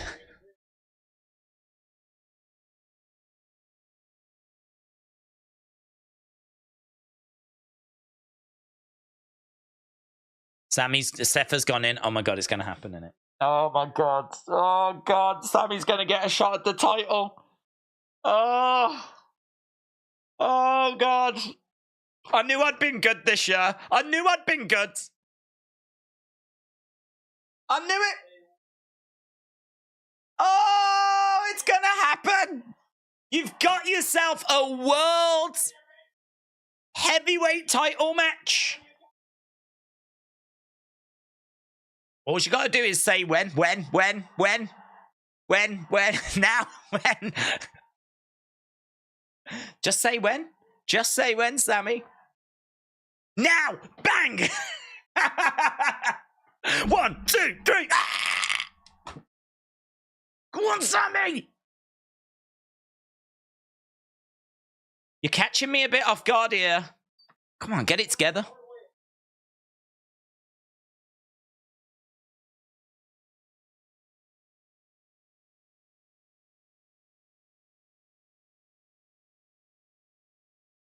When I win that World Heavyweight Championship, I will, mark my words, one day I will. Smile on Steph's face.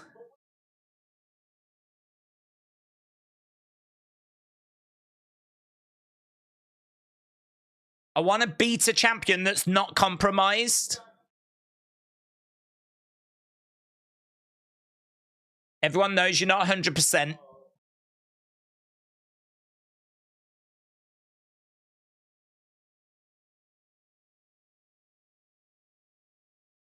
Are you 100%?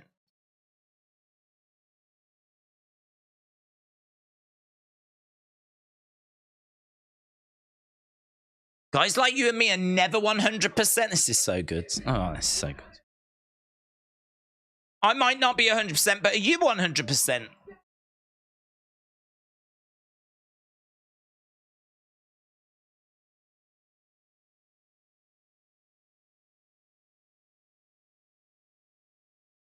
Come on, Sami. Don't fumble the bag. Survivor Series. Survivor Series.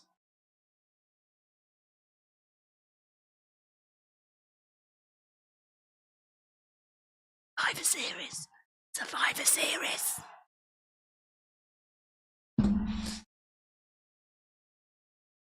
I don't think he'd win it tonight if it was tonight.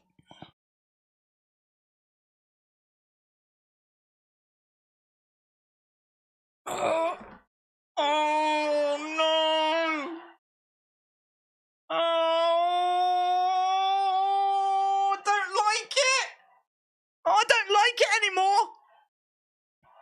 Oh! Are they going to change? They ain't going to change the title on a Raw, are they? Oh my God! Oh God! Oh, it's tonight! Oh God!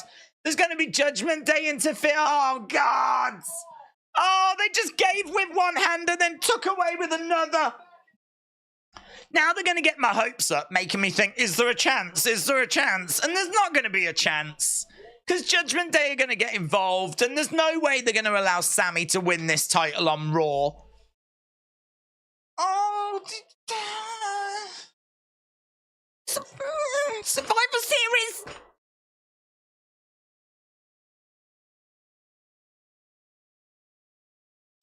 What kind of twisted game is this, eh? This is like something out of Saw. Is this show being booked by Jigsaw? The flip. Oh, you want Sami to have a title match, do you? Yeah, we can do that. How about we do it tonight? On a show where there's probably like 99% chance it ain't going to happen. Chat and see what the chat is thinking. Am I on my own? Am I alone?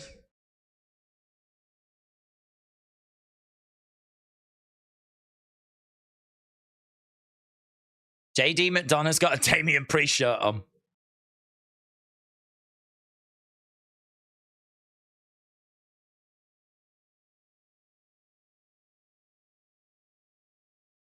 Damian's getting fired up.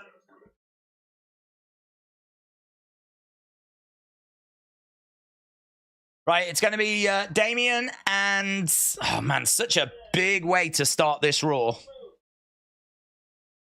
We've just had a brilliant segment. Back and forth. Loads of really good points being made. But the end result is we're going to have a big, sexy main event that I just can't see it. I just don't see it. I just don't see the title changing hands on this Raw.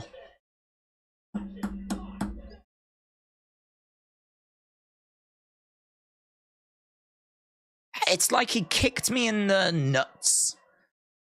Triple H did with Montreal. And he's just sort of thought to himself, oh, God, I've got probably another opportunity here to kick him in the nuts again just before the end of the year. In fact, if I do it now, I might even be able to kick him in the nuts again, like some point in December or maybe Survivor Series. I could get some good nut kicking in here. I haven't even fully recovered from the Montreal nut kicking that I received.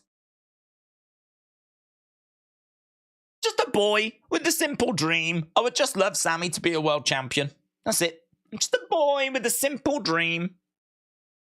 And I just can't see it. Most times, Judgment Day is not happy, even though they've got the belt, said Wan. Mankind won his title on a Raw with help from Triple H. So Sami winning his first title with Triple H booking makes sense. Let's go, Day. I love the energy, Joseph. I love the energy. What we don't have is we don't have Tony Schiavone on the other channel going, that'll put butts in seats. Spoiling the result. LS Dub said it feels like Seth's reign has just been kicked up a notch. I'm intrigued by the angle, and I'm also confident Triple H will make Sami a world champion eventually. He can see the vision. Sami wins, then gives us Roman Sami at Survivor Series. Oof, oof. To be honest, though, Roman Seth ain't bad, is it? Because of their history. But, so Roman Seth's not bad. But I don't even know if that's what would do him.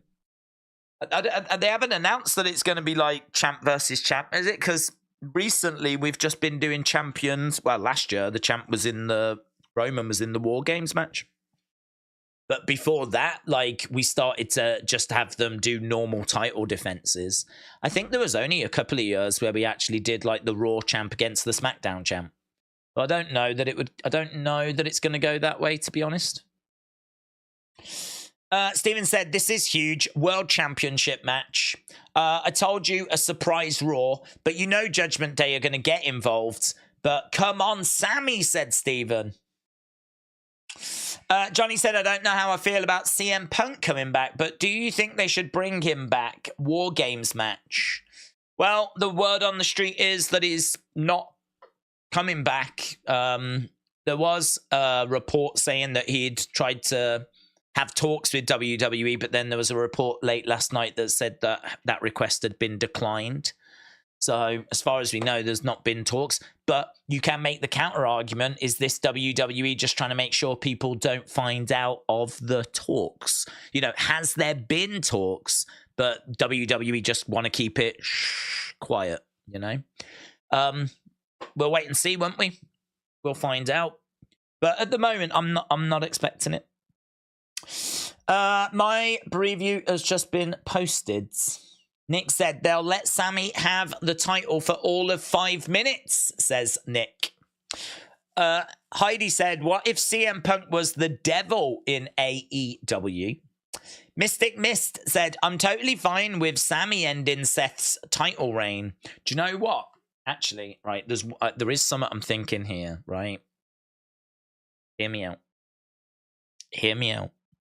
What if Seth has his back and his injury has gotten worse and he does need to take time away? Now, Drew wasn't the person that he was going to drop it to, or perhaps the match with Drew made it worse. And now we've got here and he's like, you've got to drop it. You've got to drop it. But if he's going to drop it, would they have him drop it to Sami, or would they not just do the rematch with Drew tonight? This feels more like it's planned storyline than just, oh my God, we need to do something, you know?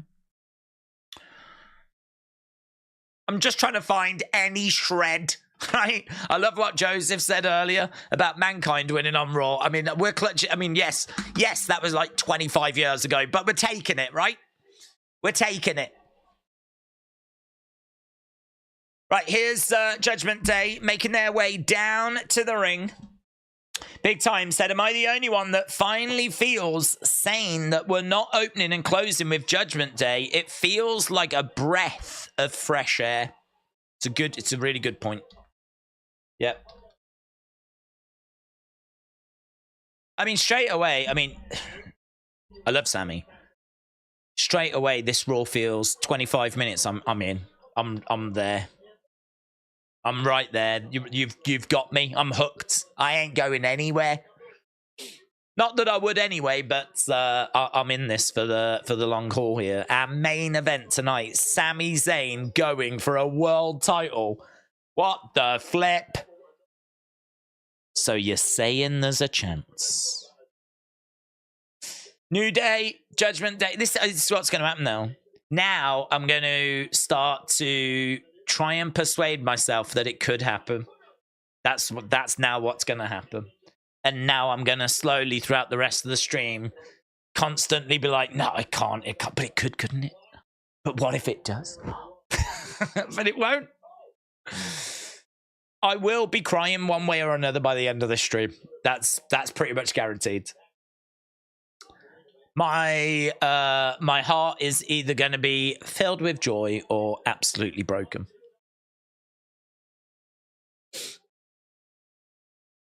I would love to see New Day with the tag titles again, says Matthew. TBN, Harry said Seth drops it because of back then Damian comes out to try and cash in, but fails and beats down Seth. Then we close the show with Sami and Seth in the ring. Seth returns right before Mania, ? Well, if it is a case that he's a bit broken down and Seth needs to take a little bit of time off or something, maybe. New Day going over the top, coming crashing down on the Judgment Day.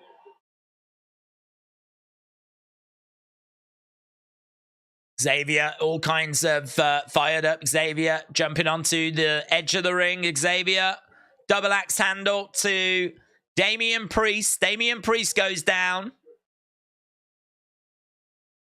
And Xavier with Damian Priest, and a chop coming in there by Xavier. Xavier onto the edge of the ring. Kick coming in, and Damian Priest goes down again. So we've got our answer, though, to the whole briefcase thing. I mean, that's it. It's done, innit? It's back with Damian Priest. Damian Priest has got it once again. But the reward for Sami was, say when, title match. Kick coming in there by Xavier. Chop coming in by Xavier again. Xavier in the corner. Big boot there by Xavier. Xavier rolling through.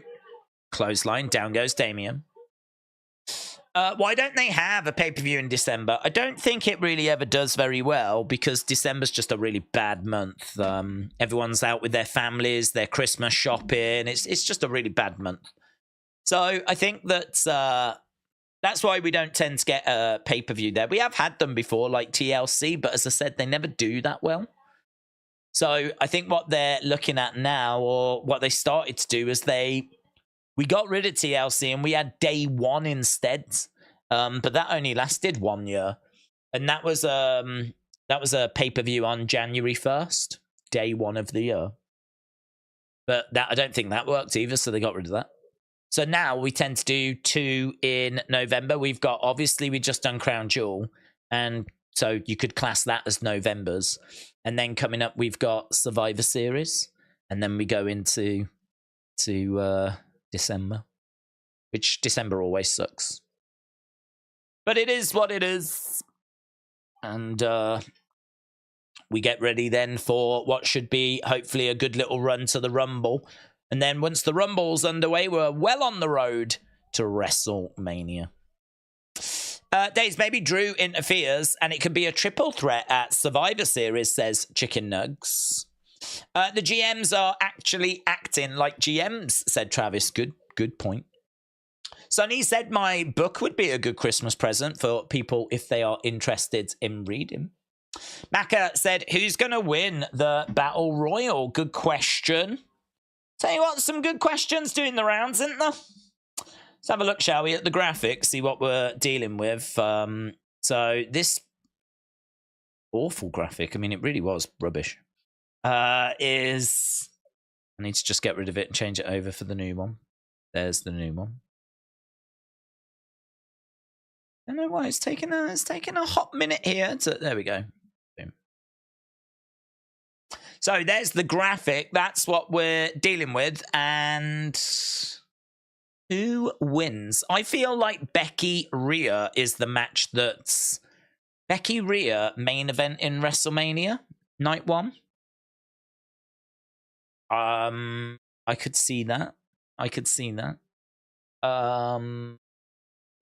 Rhea's a heel, so I feel like it needs to be a face. But I don't think it needs to be a face that's really that over.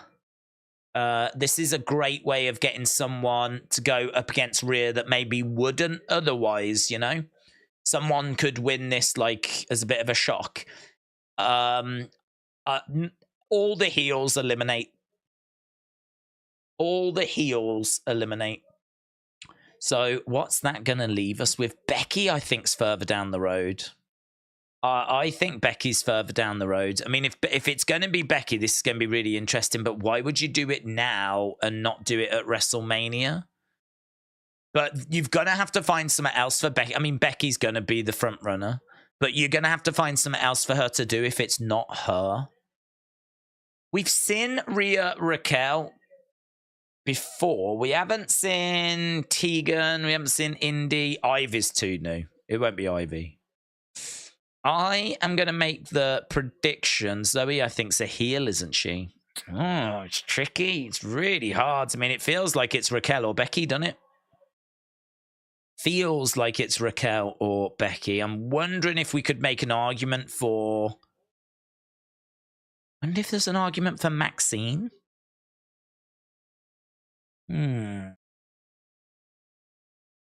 Rhea, Becky is Mania. Yeah. If it's not Raquel or Becky, I'm wondering if it's Indy or Maxine, because Maxine has been used a little bit on the main roster. Indy hasn't been used. I don't even know if Indy's been used as much as Maxine has. Ivy's only just arrived. Tegan, we haven't seen much of her on the main roster. It won't be Katana or Kaden, I don't think. Zaya's a heel. Piper's a heel. Chelsea's a heel. Is Zoe a heel? Is Zoe a heel? I don't know what Zoe is, actually. Is Zoe a heel? What the hell, Zoe Stark? Could it be Zoe Stark? If Zoe's a face, then Zoe stands a really good chance. Zoe's babyface. I think Zoe stands a good chance then. Because Becky for Mania, we've already done Raquel. And what are you left with? Tegan, Indy, Maxine.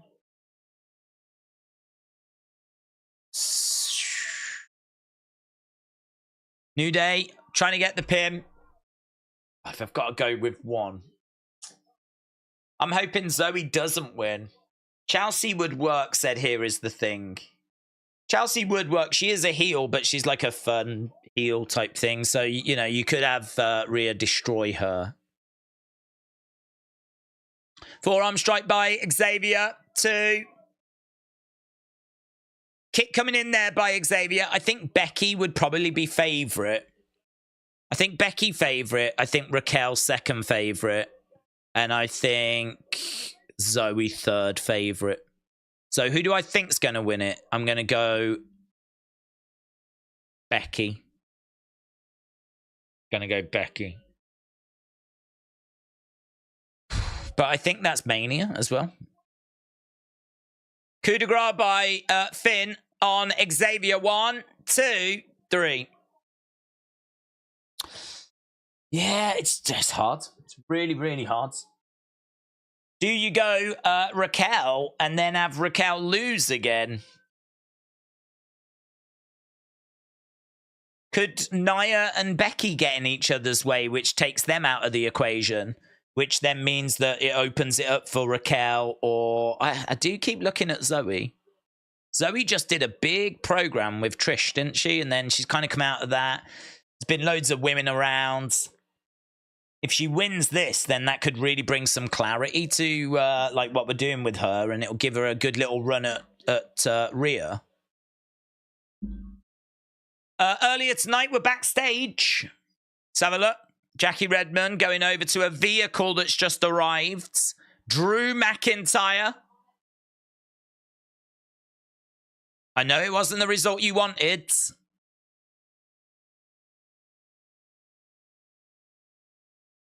Oh, getting back in his car.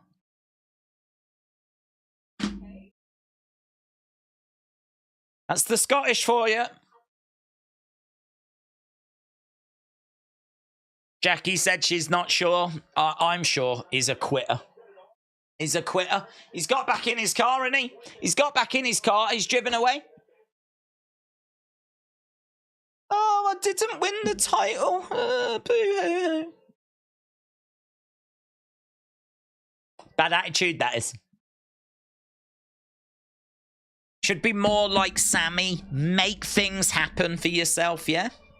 Create your own opportunities, Drew.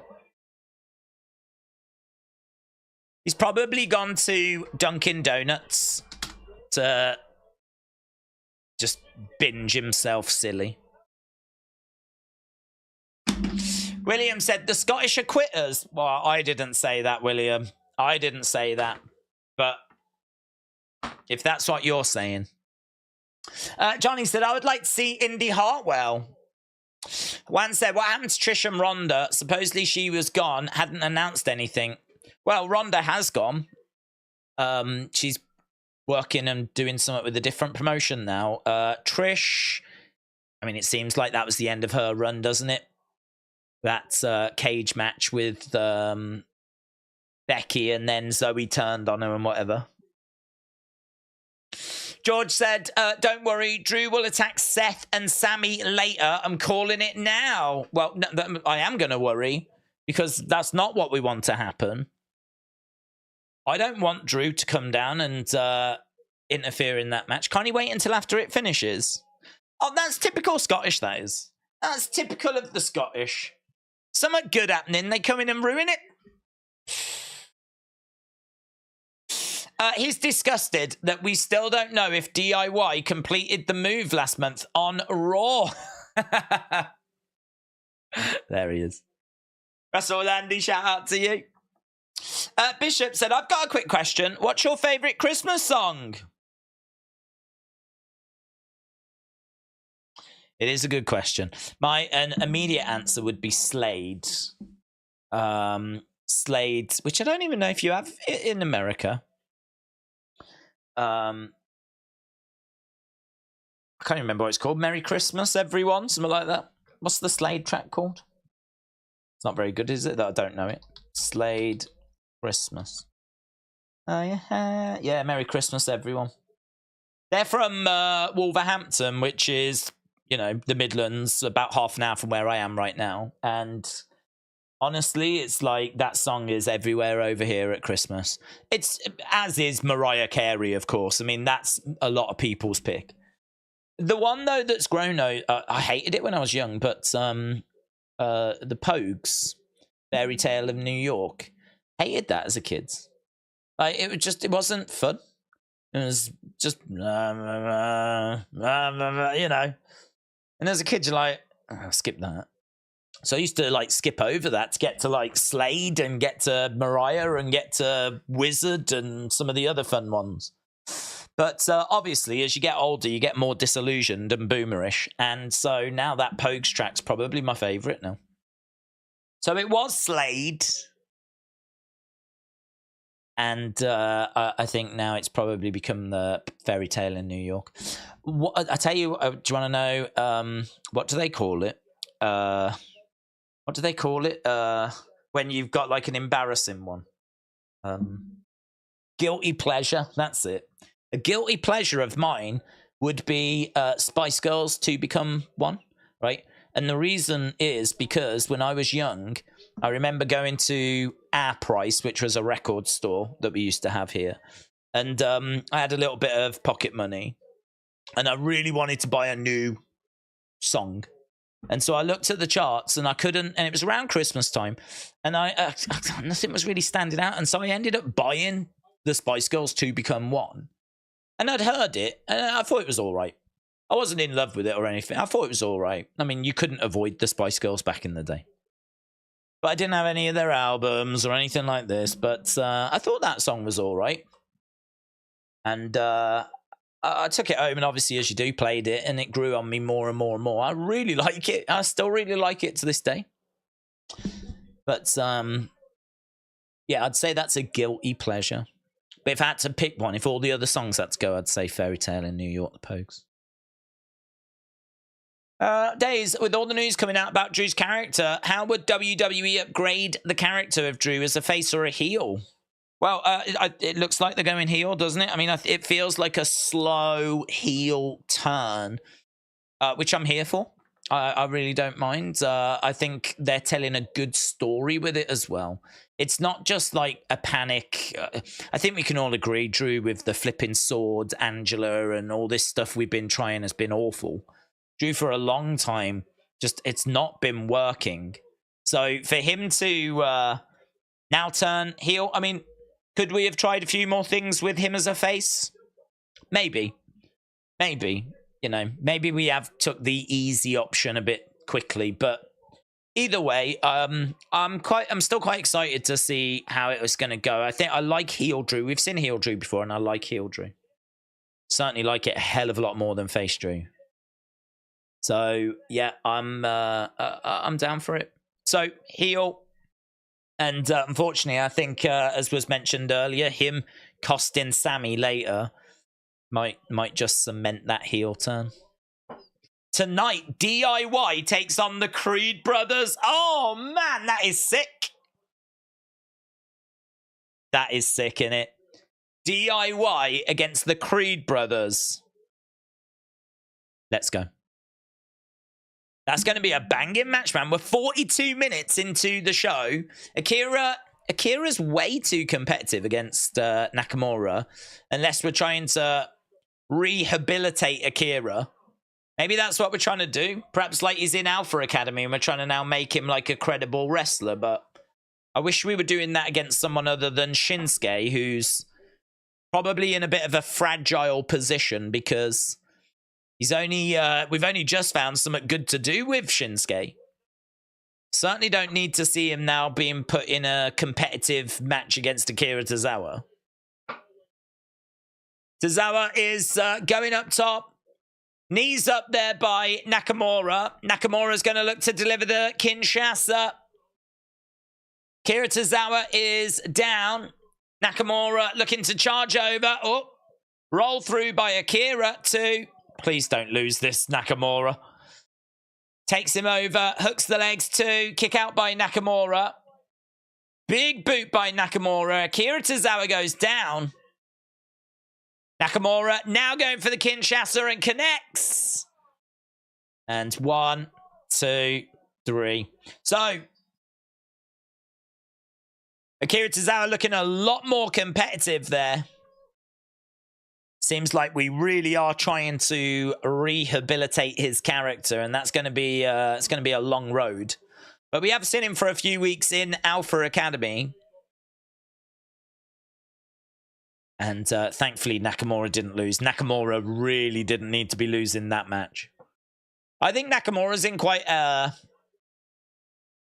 I think he's in quite an interesting place at the moment. We've just found a good way of presenting him. We've just found a good way. Now, Otis is in the ring. See, I don't think we need this either. Nakamura walks away. Yeah, Nakamura's just been in a title match with Seth. He doesn't need to be goofing around with Otis. You don't need to be goofing and spoofing. You're right to walk off. Walk off. What next for him, though? He's had a shot at Seth a couple of times. He's had shots at Gunther, so... Oh, my God. Maybe we put the title on Sami and then we do Sami against Nakamura again. Remember that match? Oh, my God. Oh, my God. It makes so much sense to put the title on Sami. We should just agree and do it. If you really had to put money on it right now, who takes the title off Rhea? Is it Raquel, says Maka? It's Becky, Raquel, or Jade. Becky, Raquel, or Jade. I don't think Jade, because Jade, I think's going to be a heel that's in love with herself. I don't think she's going to be a face. If she's a face, then she really has got a shot. So I'm going to say not Jade. It's between Raquel and Becky. It's between Raquel and Becky. I think that Raquel could absolutely be the one. I think that she is being built up and she's had a couple of shots and it hasn't quite gone to plan, but we just need to get some momentum going. We just need to build her up. It could easily be Raquel Rhea main event in night 1 of WrestleMania. As long as you build up Raquel well in the builds, Rhea can do a lot of the heavy lifting. Rhea is the star. I mean, Rhea's a massive star. She can carry the main bulk of the bringing the eyes in, and then like what you've got is a very credible challenge in Raquel. But I think, to be honest, for WrestleMania, well, I don't know. I was going to say for WrestleMania 40, do you go big and just do the Rhea Becky match, which would be monstrous? I mean, you're talking about maybe the biggest. The biggest female right now in Rhea against maybe the woman that has reached the highest heights in WWE. Like, winning 2 belts at WrestleMania and being the man and having that broken nose, that period for Becky, I don't think any woman ever got to those heights. I don't think any woman was ever quite at that level. The only other woman that you could really say might be, and some might disagree, Wendy Richter. Because Wendy Richter, didn't she main event the MTV special that they did? And she had Cyndi Lauper as her manager. And she won the title and ended Moolah's 25-year title reign. And then she was like the co-main event of WrestleMania 1. And don't forget, WrestleMania 1 was only a 1-night event. Like, had it have been a 2-night event, maybe she would have main evented night 1, Wendy Richter, because she was the co-main. They might have gone with Andre against Big John Studd, though, to be truthful. That was also on WrestleMania 1. So debatable as to which way they'd have gone. But Wendy Richter was getting big push, man. Big push in the mid-80s. Vince wanted Hogan, and he wanted a female Hogan, and Wendy Richter was his girl. But it didn't quite work out, and obviously there was the original screw job and all of that stuff. But I don't think it's unfair to say that, it was a different company then compared to how global it is now. I don't think anyone's quite been at the level of Becky. So Becky and Rhea would feel like the match, but we know that they like to make stars and have breakout moments on these anniversary WrestleManias, So, like Daniel Bryan at 30 and Benoit at 20. And Bret Hart wasn't really a breakout moment, but it was him getting back to the title at WrestleMania 10. And so, yeah, maybe we could do Raquel. It could be Raquel. Shinsuke would be good as the leader of a Japanese faction with Jim Cornette as manager for a mouthpiece, says Wrestle with Andy. Yes. What brand is Kairi going to be going to? SmackDown. I think she's already been added to the roster. Koreans, Japanese, Chinese, Filipino, all are lumped into an Asian category, says William. Here is the thing, said Becky was above everyone at one point. Money, generation, and popularity of any wrestler, man or woman. I think it will be Bayley that beats Io for the SmackDown title, said Chris. Liv against Rhea at WrestleMania 40, said Max. We spoke about that earlier. I think that there's too many people ahead of her. Okay, so the winner's going to face Rhea at Survivor Series. So immediately that makes me think, no, it won't be Indy. It won't be Maxine. It won't be Tegan. I'm looking at Zoe. I'm looking at Becky. I'm looking at Raquel. Winner faces Rhea at Survivor Series. That's interesting. Adam Pearce. Is this a big announcement? Is this a huge announcement?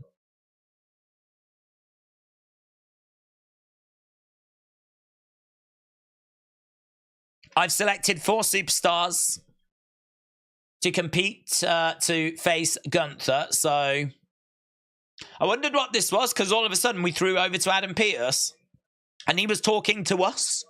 And I was like, is this an announcement? Is this a Tony Khan big announcement? But he's just previewing the match that's coming up later, the Intercontinental one. Kojiko, shout out to you, my friend. Kojiko said, tickle my pickle for Christmas. I want to wish you a Merry Christmas from the ticklish pickle today. My dog just farted. Poo, poo, stop the things, you. Kojiko, Merry Christmas. I think we're allowed to say that now, because I don't know in America, but all the Christmas adverts have started here in the UK. So I think we are allowed to say Merry Christmas, even though it's only the 7th of November. But this is the world that we live in. As soon as we hit the 1st of November, I think it becomes acceptable. So Merry Christmas. Merry Christmas, everyone. Merry Christmas. Merry Christmas, Roman. Merry Christmas, Taylor. Merry Christmas. Tony Khan and his big announcements don't belong in the same sentence, said James. Wan said AEW does it anymore. I don't know why. Right, oh, is it now? Here we go. The #1 contender for the Intercontinental Championship. It's going to be Miz against Big Bronson Reed, taking on Ricochet, taking on... Ivar's been awesome recently. Ivar's been really great. The Miz. It should be Chad, said Stuttering Steves. It didn't used to be that way. The season starts so early now, said Lone Star Friend. I don't mind it, to be honest. I don't mind it. I feel like it gives you more time to like get your decorations up. Like if I could only really watch, if I could only watch Christmas movies in December. I mean, you can watch them whenever you want, but if it wasn't sort of the accepted thing and it was all just in December, then, you know, you might have to fit in quite a bit watching movies. All the adverts would be launched. You'd have to get your decorations up. At least this way you've got like November to kind of, you know, we ain't got any decorations up, but it doesn't matter. We can ease ourselves into... Have I watched a Christmas movie? No. Do I want to? Well, yes, actually, but I don't know which one. I did watch Christmas with the... No, was it Christmas with the Cranks? That was okay. It was okay. I didn't hate it. I might watch Christmas Lampoon's Vacation again. I might sit down and watch that. Not tonight. Not any. I'm just talking at some point this Christmas. You could watch Paige and the Miz in Santa's Little Helper. That was a WWE Christmas film. Valhalla awaits. Die Hard is my first Christmas movie every year, says Arturo. Nightmare Before is a great Christmas movie, said K-Dub. Johnny said Christmas Vacation is really good. Cousin Eddie is the best character. Mr. Quake said, do you watch The Snowman? No, I saw it when I was a kid. It was on TV. That's the Walking in the Air. It's that thing, innit? I mean, to be honest, when it comes to Christmas movies, I'm not really looking for... I'm looking for chuckles. So, like, you know, the Polar Express, The Snowman, It's a Wonderful Life, Scrooge. You know, any of the serious ones? Nah, not interested. I want Jingle all the way. Christmas with the Cranks, Elf, Home Alone. Like, I want the funny ones. That's what I want. Bad Santa, great film. Bad Santa's really good. I haven't seen that in a while. I'm sure there must have been some funny recent Christmas films that I haven't seen, though. I'd like to think that there's been some funny recent Christmas films. But I'm going to Google it, actually. Christmas comedies. Christmas comedy films. Is there a list? 50 of the funniest Christmas... I wasn't expecting to do this. 50 of the funniest... It's got them not in, like, order. It's just got them listed.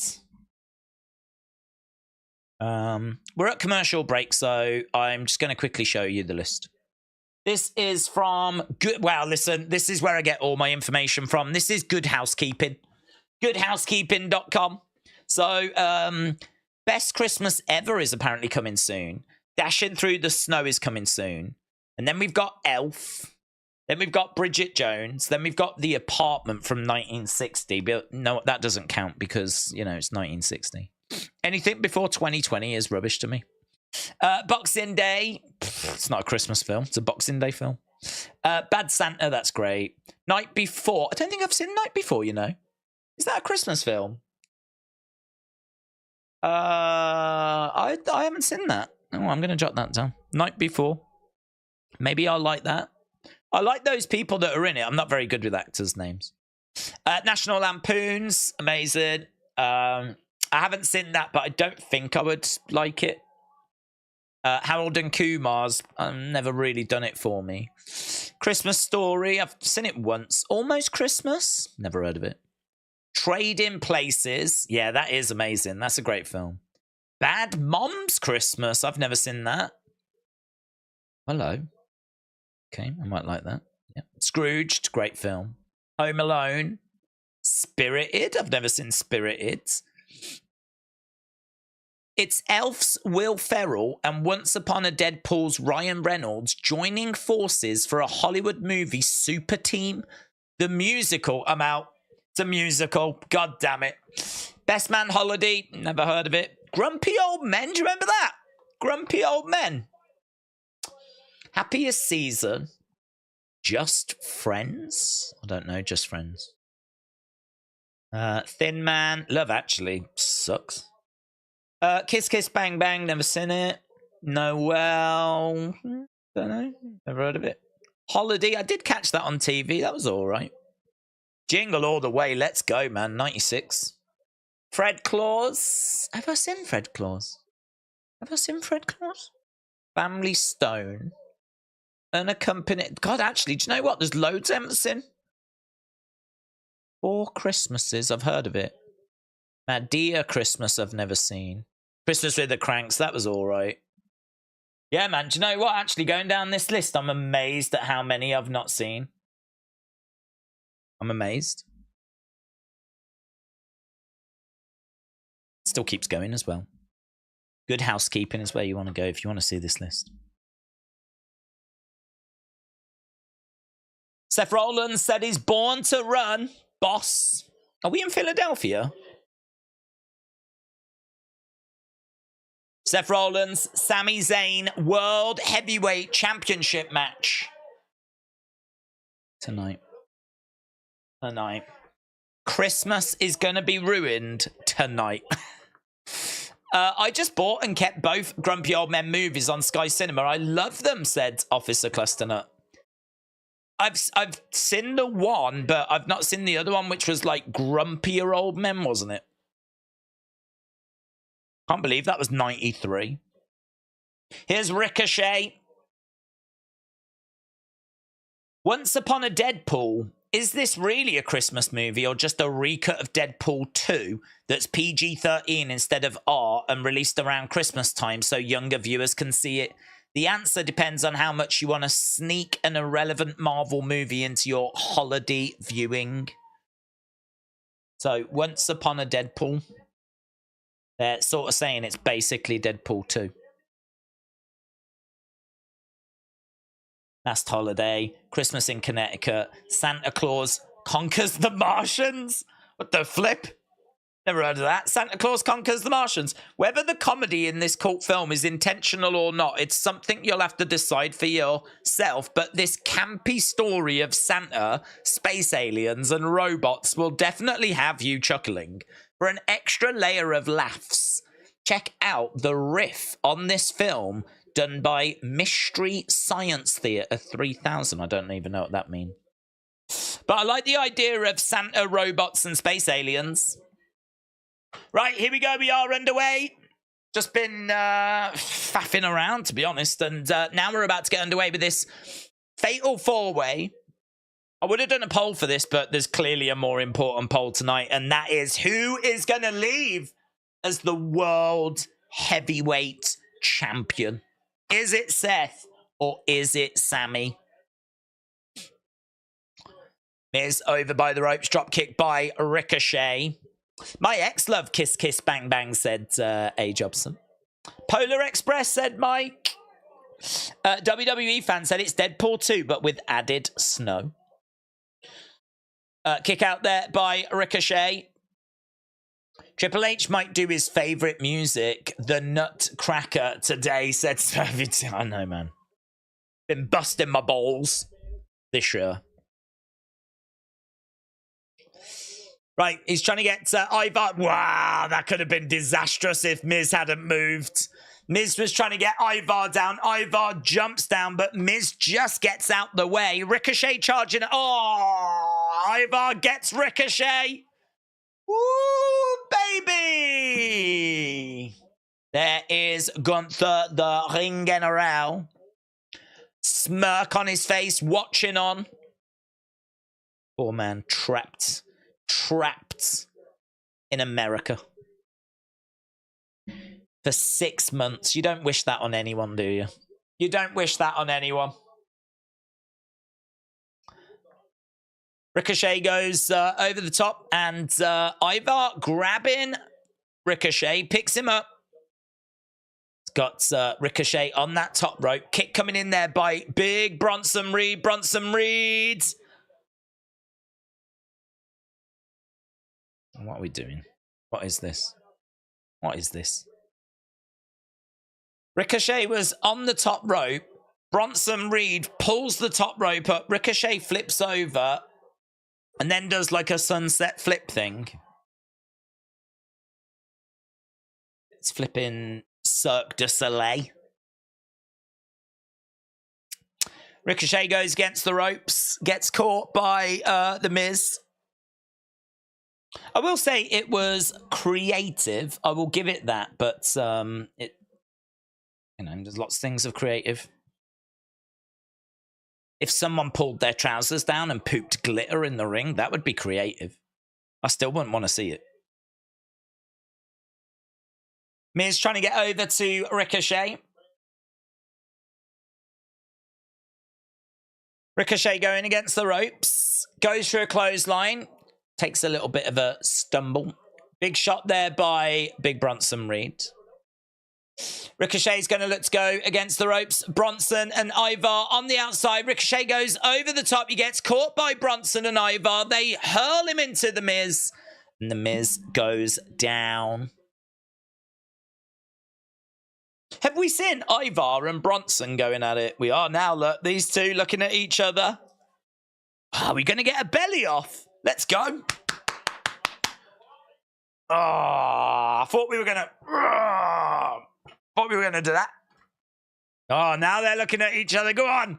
Oh, yeah, we did.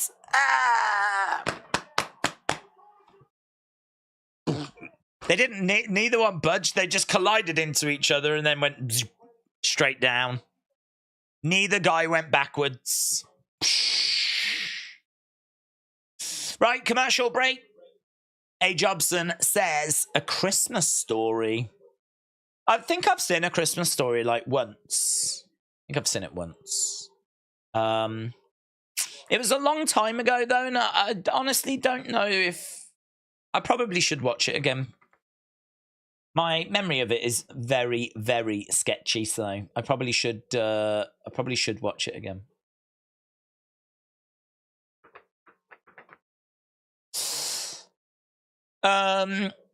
You guys should see Grumpier Old Men. The outtakes are hysterical, says Suzanne.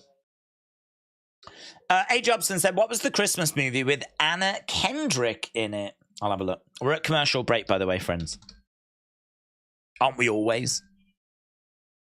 She was in the Christmas movie, which was called... 1 second.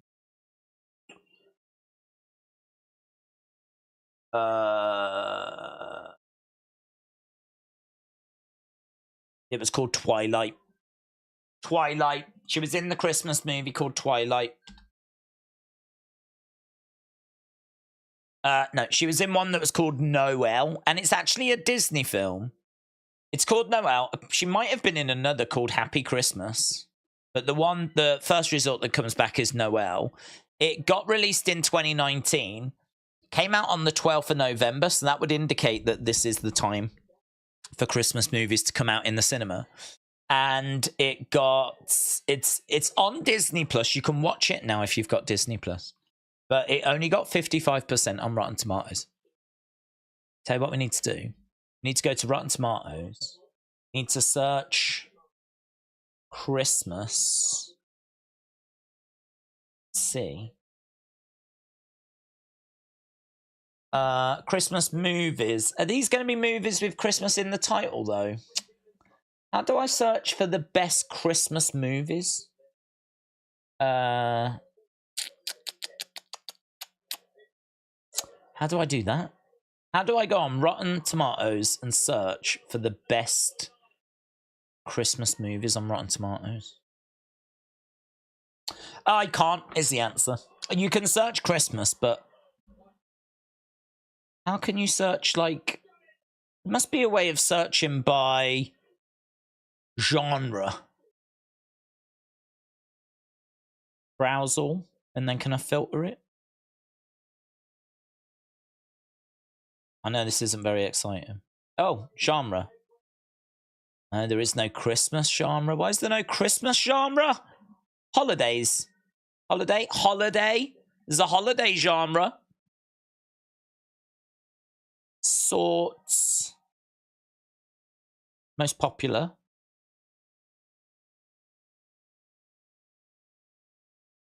None of this makes sense.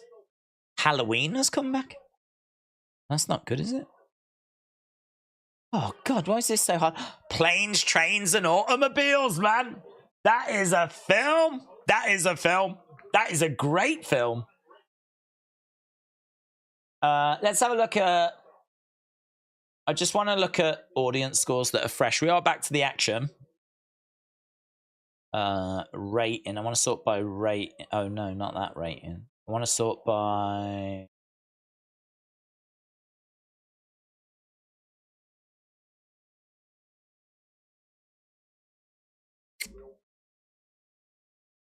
Here's the list that I've got. So I would ignore the top row because really you want ones that have got scores and audience scores. So It's a Wonderful Life, 94-95. Claws, 95-96. Those two look like front runners. Nightmare Before Christmas. I'd ignore anything that doesn't have 2 scores below it, personally. We'll come back to that. We'll come back to that. I feel like we're getting somewhere. Okay, we got Big Bronson Reed in the corner. Ricochet and Miz going over, looking to plant Bronson Reed. They do. They love it, don't they? They can't help themselves. They absolutely love it. If ever we're going to do a multi-person match, we have to do that spot in the corner. We have to do a powerbomb suplex multi-person spot.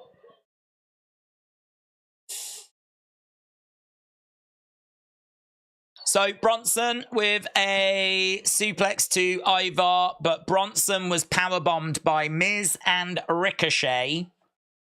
Now we got Miz and Ricochet pushing each other around. Shot coming in there by the Miz. Ricochet throwing back some shots of his own. Ricochet goes over, grabs the Miz. Reversal. Ricochet into the corner. Miz charges over, collides into Ricochet. Top rope enziguri by the Miz. Miz goes up, crossbody, lands on Bronson Reed, duck underneath, against the ropes, round the houses, into a DDT. Miz is on fire. Yeah, man. Crowd are behind the Miz. Ricochet, middle rope. Michael Cole's like, I don't think Miz knows how to react with the crowd going crazy for him. DDT by the Miz to Ricochet. 1, 2. Shoulder up there by Ricochet. Wade Barrett said he last looked this good when he was in the ring with me.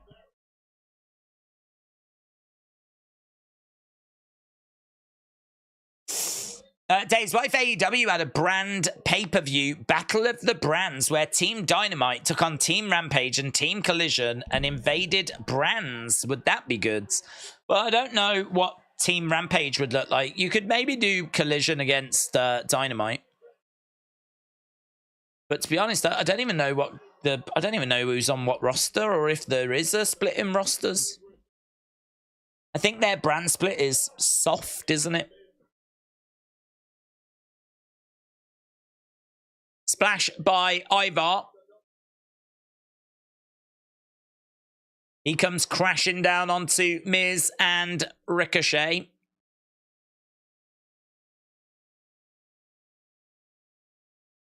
Back elbow coming in there by Ricochet. And again, Ricochet with a big forearm blow. Ricochet going against the ropes, ducks underneath. Oh, he got kicked there by Ivar, but he didn't sell it. This is what happens. Oh, God, I hate these matches. Ricochet doing like some sort of cartwheel. He ends up getting kicked in the back by Ivar. He doesn't sell it because it wasn't meant to happen. That's what you're going to get when you're doing cartwheels and flips and kicks and whatever. Ivar tries to launch off the ropes. He doesn't really do it very well. It looks sloppy at best. Come on. Raw was cooking, man, and then we got to this. There was a nice moment in this match, though, with The Miz. That was good, with The Miz getting all fired up. Seated, sent on by Ivar. Ivar now going for a spin kick on Ricochet. Ricochet with a thrust kick, super kick. Ivar goes down. Crowd are still involved. As obviously we've got a prize at stake here. And also I think they are engaged with The Miz in this match. Miz goes against the ropes. Kick coming in by Ricochet. It's just Miz and Ricochet in the ring right now. Ricochet against the ropes. Forearm strike there by The Miz. Both kicking each other at the same time and both go down. Bronson on the outside. Ivar on the outside. This match is bringing my score down to 6.5, said Christopher. Well, what are we doing now? We've got Bronson climbing up one side. We've got Ivar climbing up the other. Are they just going to splash down on the... Ivar's going to look to do a moonsault. Ricochet's down. Miz is down. I'm glad they moved. They took forever, man. Ivar pinning Ricochet. Miz pinning Bronson. Ricochet kicks out, but Bronson didn't. So Miz pins Bronson. Ricochet did seemingly kick out. I think the Miz is going to get it.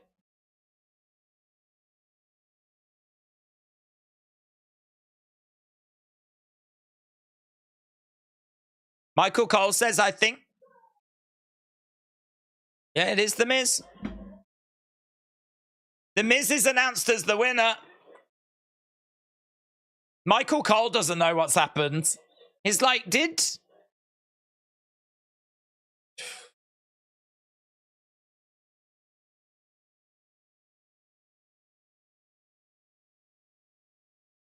We're going to have a look at the replay. I'm pretty sure he did kick out. I don't think it's a botch. I think Ricochet...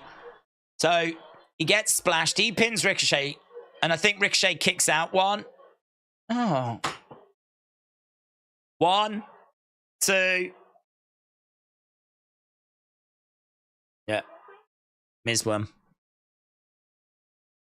Yeah, we know Michael. Michael's like, Miz won the damn thing. Miz won. We thought so. Thank God the Miz wins, said George Vlogs.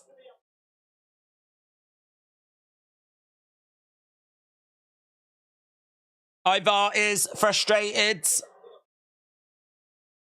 You'd think Bronson would be the one frustrated. He was the one that was flipping pinned. Ivar going up top. He's looking for the moonsault. Connects. Connects. I make you humble. Sami. Ivar attacking the Miz. Johnny said, I jumped out of my couch when I heard...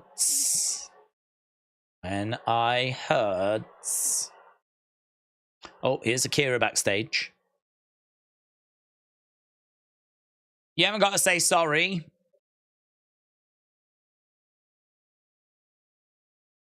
I wish you'd listen. I told you not to dive in with all the big fish. Otis wants Shinsuke next week.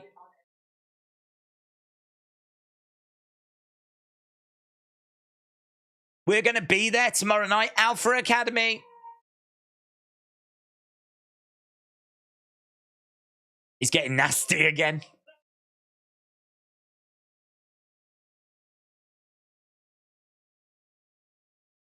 Maxine with some new ring gear. She looks a bit Lana-esque.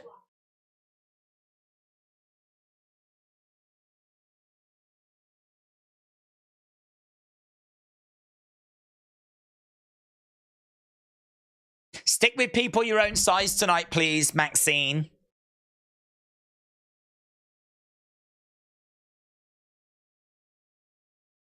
Right.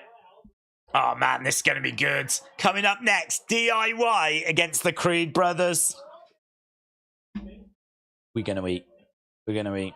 So The Miz has won the opportunity to go up against Gunther for the IC title, but seems like he's got a little problem with Ivar first.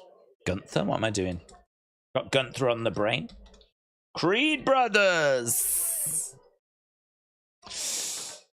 Travis said, the only thing I didn't like is the ref hesitating before counting the 3. Jim said, Maxine always reminds me of Lana. Juan said, so much better after I forgot who ticked him out, but did forget. Why are they still calling her Max Dupree? Maxine, well, that is her name. Tonight's show feels very refreshing. Good crowds, good matches, says Scott. WWE AEW fan said DIY versus Creed Brothers next after this commercial break. Michael said Survivor Series should have been Ripley versus EO, Logan against Gunther, Rollins against Reigns, and 2 War Games matches.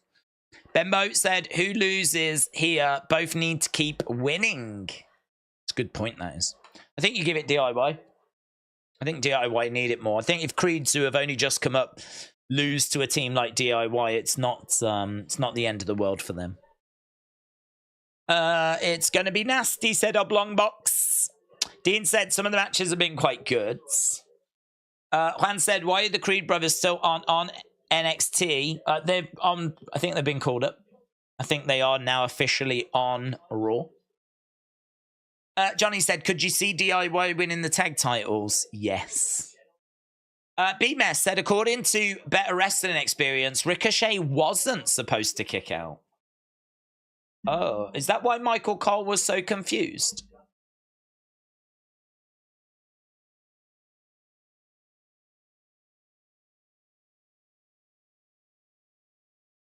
Is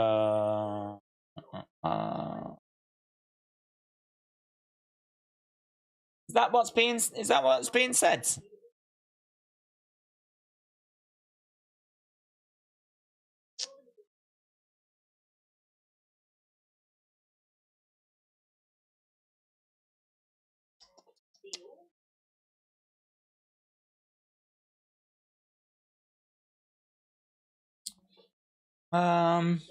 Okay. I can't see anything on it.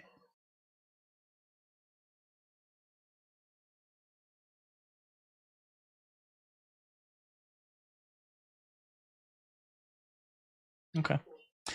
If Ricochet botched, he ain't going to get pushed anytime soon, says Michael. Argendan said no, he was definitely supposed to. Chastity Plum said, when you think Nikita Lyons coming back, I've heard she's cleared, so she should be on the way. Did they have to call an audible, said Stuttering Steves. But the problem is, like, that Better Wrestling Experience, it's a private account, isn't it? So you can't just go to it. So you're kind of relying on people that have been allowed to follow that account.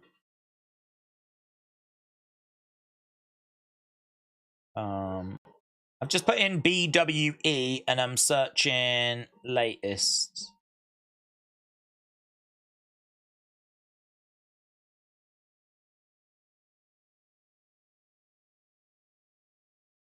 I can't see anything on it.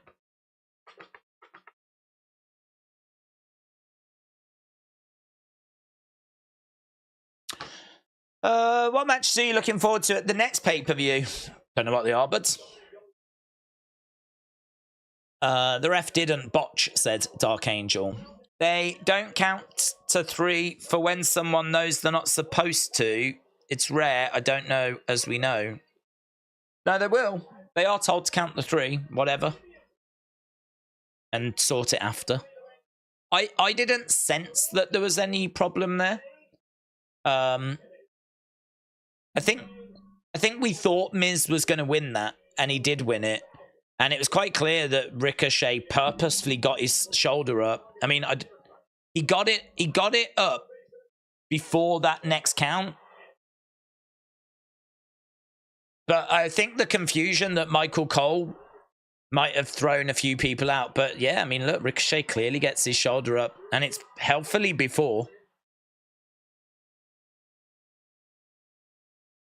It doesn't look like a botch finish to me.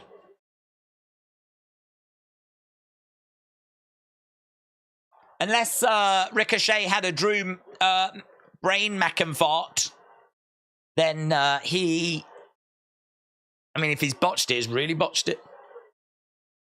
Because I mean, if you're not meant to kick out, why would you ever get your shoulder up? It's not like he's just moved or something. Like, it's a real, you know, he's really got his shoulder up in time. I've got to think that someone's told him to do that.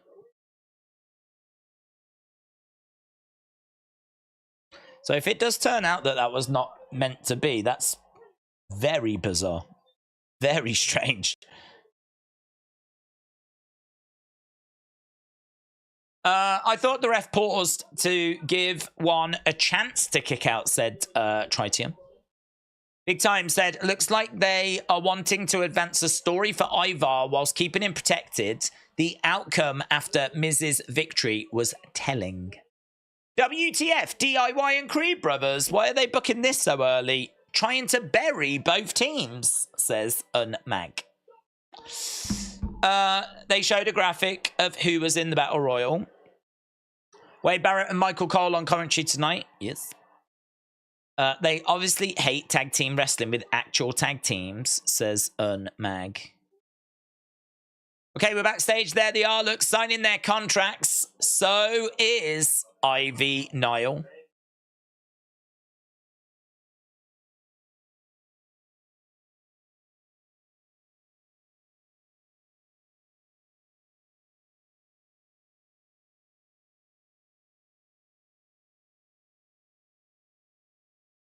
You're going to get competition on Raw.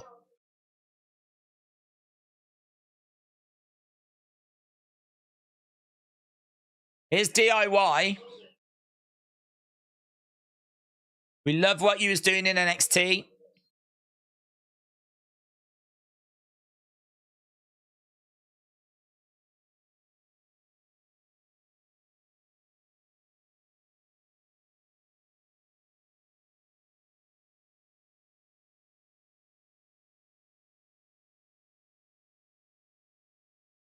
First time ever.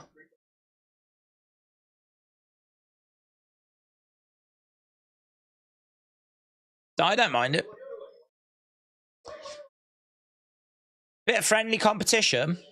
Don't mind it. Because you know this match is going to bang.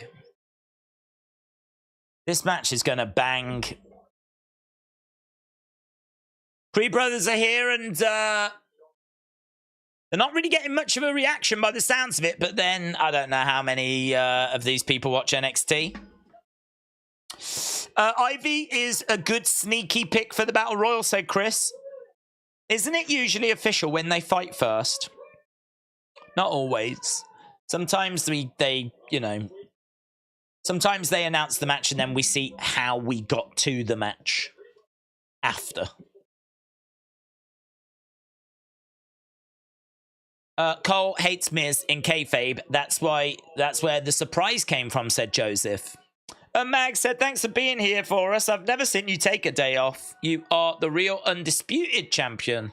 Mag, shout out to you, buds. I appreciate the kind words.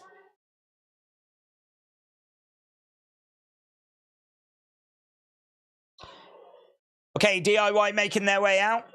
Defcon Prime said, do you think Diamond Mine should have been called up if they still had Kemp and Strong? Would have been called up if they had Kemp and Strong.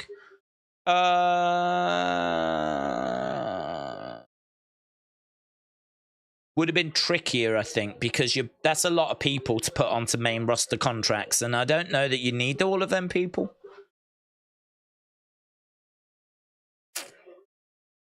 I don't know. That's a lot of people to bring up. I mean, you've then got to find stuff for Kemp and Strong to be doing. I mean, would they have their own tag team? I mean, one of them could go after a mid-card title, but, you know, if you're bringing up that many people, it's going to take a while before anyone can go after a world title. So, I don't know, yeah, that might be a bit tricky to bring up a group of that size, unless you're really going to have them getting stuck into some stories. If you're going to bring up a group of that size, they're going to have to really cause some trouble. Right, we are underway with Julius is in there with Tommaso. Back elbow there by Tommaso. Julius moves out the way as Tommaso stomps down. Shot there by Julius. We'll do halftime scores when we get to the next commercial break. Halftime scores at the next commercial break. So halftime scores are coming up. DIY. Clothesline there by Tommaso as Julius goes down. Johnny grabbing Julius. We've got a big main event coming up as well. Sami against Seth. World Heavyweight Championship match. Which way is that going to go? Right now, Julius has picked up Johnny and he's getting up to his feet. Carrying him over to his corner. In comes Brutus. Julius and Brutus go through the ropes. DIY go over the top. Crossbody, they get caught. Johnny hurling Julius against the rope. Back elbow there by Brutus and Julius. Moonsaults to the outside. DIY move out the way. Trying to get back up. Knee strike there by Tommaso. Johnny's going against the ropes. Looking for a suicide dive, but he ends up going into a forearm strike by Julius. Tommaso, he comes crashing down. Now we've got Brutus on the edge of the ring. Brutus ball! And everyone is down on the outside of the ring. And that does feel like we're about to go to halftime scores. Everybody, it's the halftime scores. I really want to know your halftime scores. Put it in the chat. Halftime scores. Everybody, it's the halftime scores. Are you happy? It's the halftime scores. Are you happy or you sad? Halftime scores. Everybody, it's the halftime scores. I should get that recorded. If I got it recorded, I could just press play then. Just sit here like this. Right, get in your scores. Get in your scores.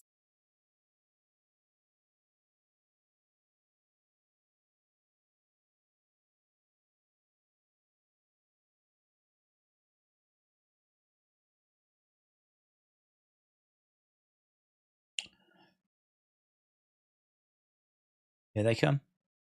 Right, Mrs. Armour. Forever Firefly 675. Greg says 8. Victoria said 7. EST with a 7. Serious Gaming with a 6.5. Chris with a 7. Smurfy Tunes with a 7. Dark Angel said 4.9. Legend 72 said 7.5. 6.75 said James. 6.5 said Andrew. Larry with a 7. Ezra with an 8. Because we didn't have Cody, Sami, and Jay versus Judgment Day for the millionth time. Vermont said 5.9. Danny D said 6.5. Mr. Quake says, where is the dog? She's upstairs. Erase Your Mind said 5.75. Dort Knight said 6.5. Brony said 6.5. Triton said 7.5. Days got it recorded, says Miguel. Got what recorded? 7.5 says Legend 72. 4.0 the song. Right. 6.25 said LS Derb. 7.5 said Blue Shirt. 7 said LD Cool. 6.5 says Legend Killer. 10 says Anthony. They should re-record that halftime show song. I should actually. You're right. I tell you, I also like the idea though of people recording their own versions. I have no problem whatsoever with playing ones that people have done themselves. That'd be good, wouldn't it? If people, surely that people have joined us for a while now, they know the song. So you can easily do the song. It's only a very short clip. So if you want to give it a go, feel free to give it a go and then email it over to wrestlingdays@gmail.com and I will gladly go through and rotate playing like different ones that we've got, you know. Just throwing it out there. Just throwing it out there. Mainly because I'm too lazy to re-record it myself. That's the truth. But I'm going to disguise it as like community participation. Shadow Impulse said 6.75. Scott said 7.25. Leonard said 7. C. McCain said 9. Let him in. Thank you, Bray, with 7. Stand and Fight with a 7. Travis with a 7. A. Jobson says K Show 7.25. Paul says a 2. And we are back. Paul says 2 because I know Sami ain't winning. Nick said 7 and I'm happy. Anthony with the 10. Right, we are underway with DIY against Creed Brothers Bay. DIY against Creed Brothers.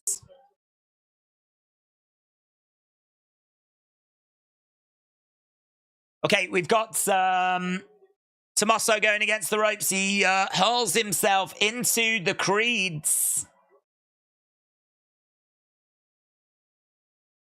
Both Creeds getting knocked down.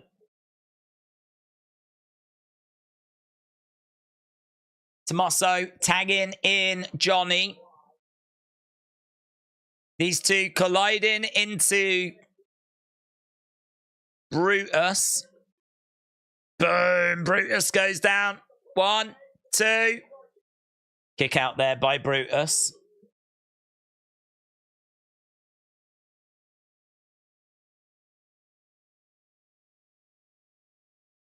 Lovely double team work there by DIY, doing some good stuff. Long-time friends and at one point bitter enemies, says Michael Cole. Talking about DIY. Great team.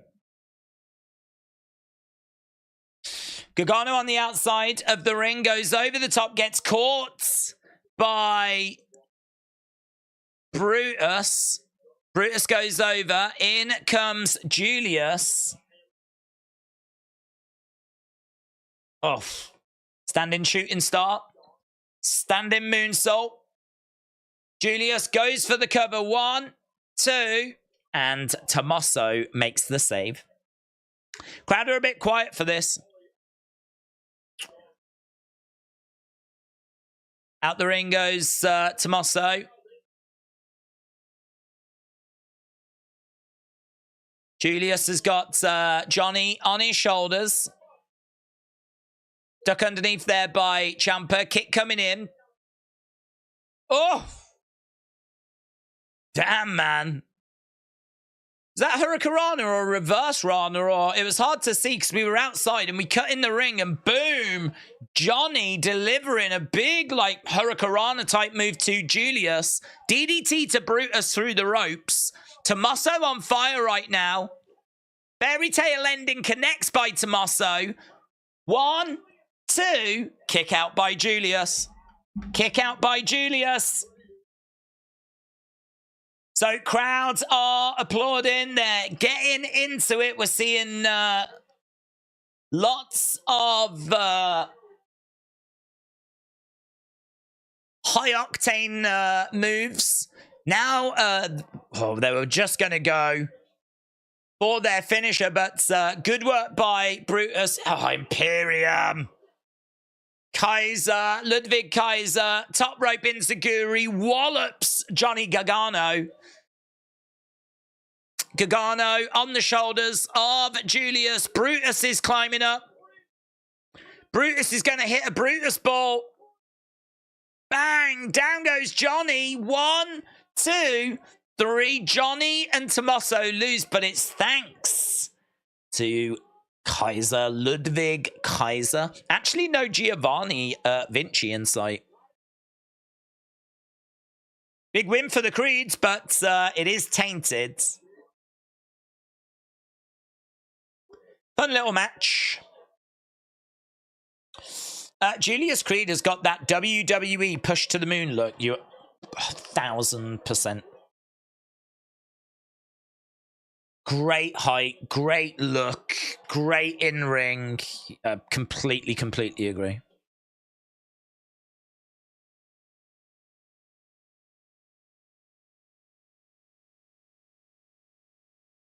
I would be a little worried if I was Brutus. Because you can see that team splitting at some point and them going with... I suppose in a way it's a bit like the Street Profits. It feels like they were going to split eventually and they'll pull the trigger on Montez.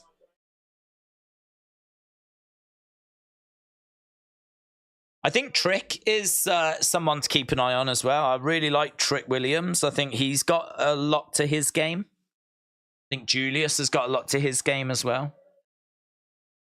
Wow, look at this. We're seeing Elimination Chamber. The crowds are laying away for Sami. So good. This was so good. It was a great match as well. And the crowd is one of the best crowds we've had this year. Haluva connecting, man. Look at that. Oh, God. And there was no referee. Oh, God. It was so good. And heartbreaking, man. Good. And then here came the Usos.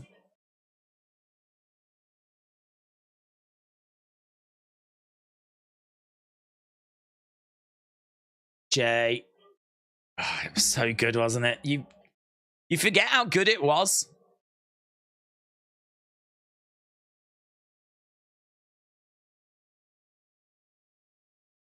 Sami speared Jay, got walloped with the chair from Roman. Spear and beated. Beated and defeated.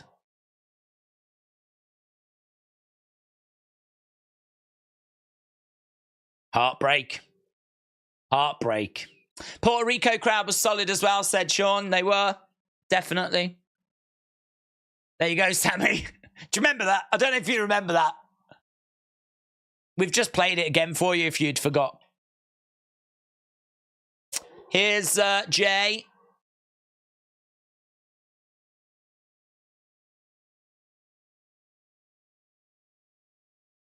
I felt bad how that went down, said Jay. Forget about that. That was back then. That's a nice moment, though, isn't it? Jay saying, I'm going to be honest, I feel bad for how that went down.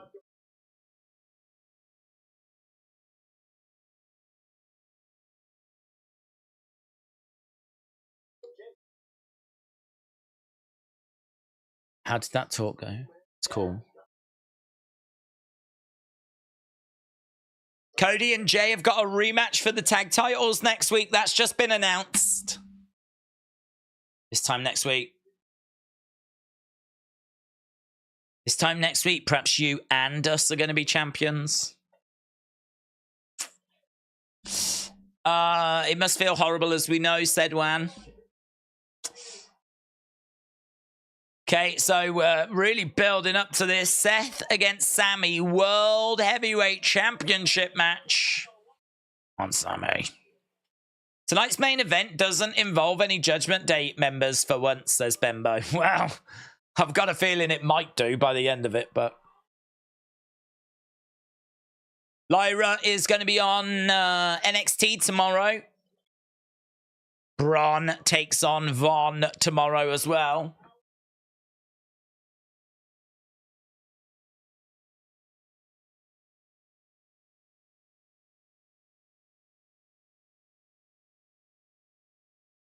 Live tomorrow, 8, 7 Central. We'll be here for NXT as well. Looking forward to it. William said heartbreak. You think of that as a little heartbreak, do you? I'm a man that likes boobs, a man being deprived of boobs from his best friend, a man I am forgotten, and these boobless eyes are crying, says William. Thank you, William. Michael said, I feel like Drew or Sami is going to cost Cody and Jay, or they could begin Raw versus SmackDown rivalry next week in a tag match.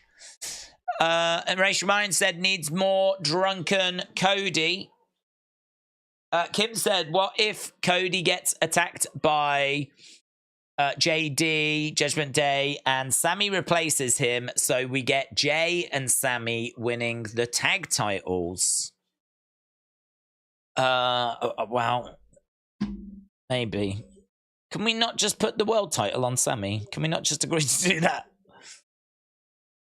Dark Knight said, we just did a poll in the chat. 67% said Sami was a jobber. Just so you know, I was part of the 33%. Halloween Havoc and other shows have title changes, most but not all the time. Ezra said, Days, do you think that Jade makes her in-ring debut at the Rumble? That feels a bit too far away. I'm looking at NXT Deadline.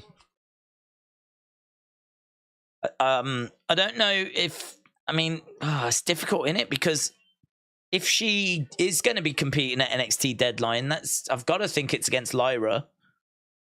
Unless it's not, and she actually just has a bit of a warm-up match first.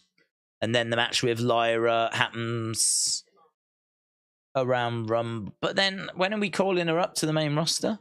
It's hard, isn't it? I don't know. I know what... I mean, I could think of a million things you could do with her, but first of all, I'll definitely have her in NXT. And I think that because there's no main roster WWE show in December, I think you've got to make NXT Deadline as big as you can. One of the ways you can do that is by having Jade have her debut match on that show. But if you do it against Lyra, then surely Lyra's title reign's going to come to an end. Is that a problem? I don't know. Is that a problem?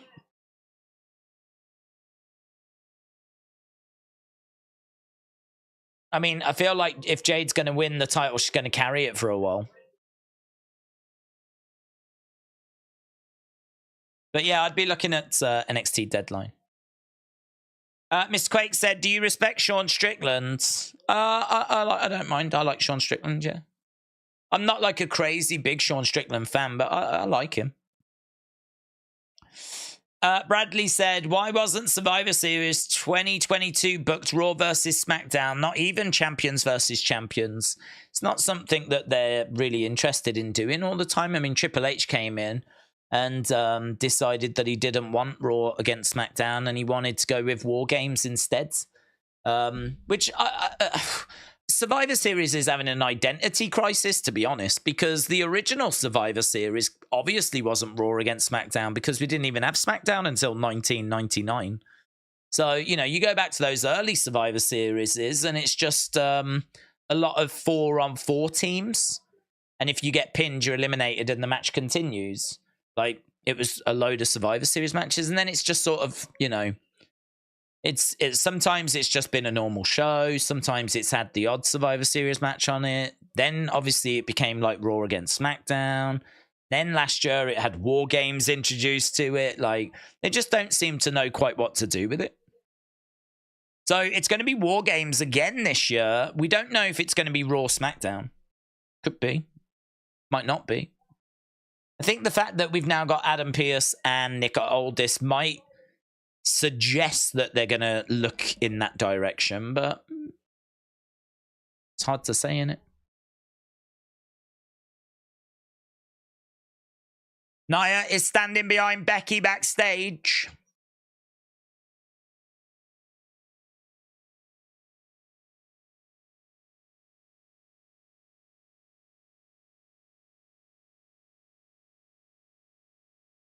I just want to tell you that not one woman is going to throw me over the top rope tonight, which means I'm winning the Battle Royal.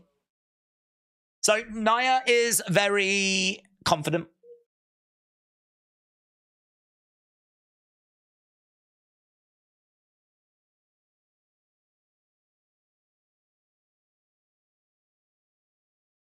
After you broke my nose, I went on to main event WrestleMania and you went on to get fired. Right, we're backstage with Chelsea and Piper.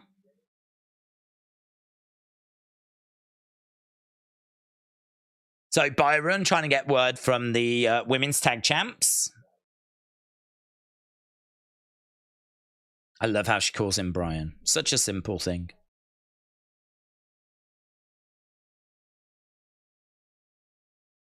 Some of the women in this match are giving off charity vibes.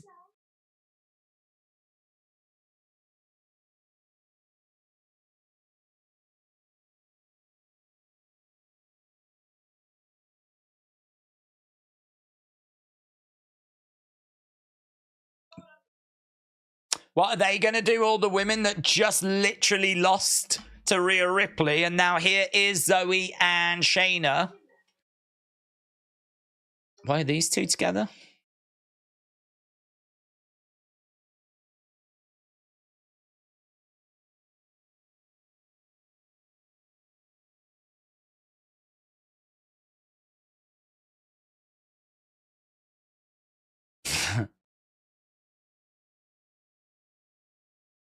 So Chelsea's walked away because she was hoping Piper was going to come to her aid, but Piper was like, well, it is every woman for themselves, and she walked off.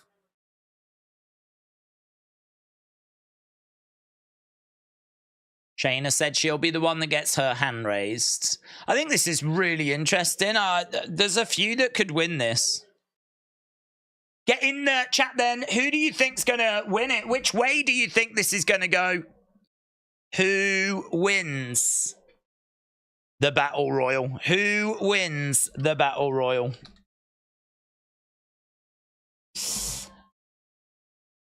In fact, I am going to end the poll. I am going to end the poll. I've been brave. Over 70% of people think Seth, and I don't think that's going to move. So let's try a new poll. I think we've got to have Becky. Dun dun dun dun dun dun dun dun dun dun. We don't see these girls enough, man. Whoop whoop.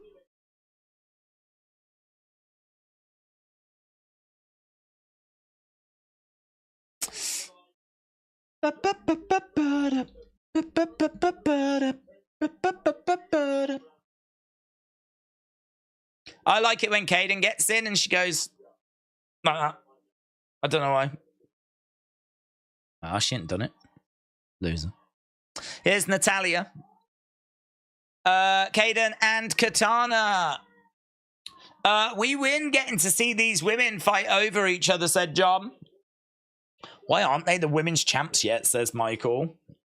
Some could change their theme song, but some don't, says Wham. Natalia giving a kid in the front row some glasses. Here's Chelsea and Piper.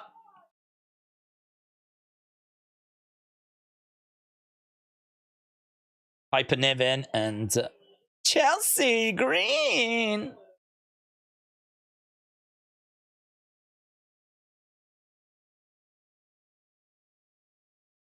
Okay, so Piper and Chelsea making their way down. There's going to be 15, 16 people in this. Get your votes in. We've nearly had 100 votes already. Here's the man, Becky Lynch, the big time. Have we had Raquel? I thought the man would be out last. I don't think we've had Raquel, have we? Becky Lynch making her way down to the ring. Kaden has got some solo potential. They also clearly have potential as a team, but I would drop the party gimmick. Oh, Xia Li attacks Becky. Xia Li, boom! Becky goes down. Oh, it might not be big time. It might not be big time. Oh, this could open it. This could open it right up.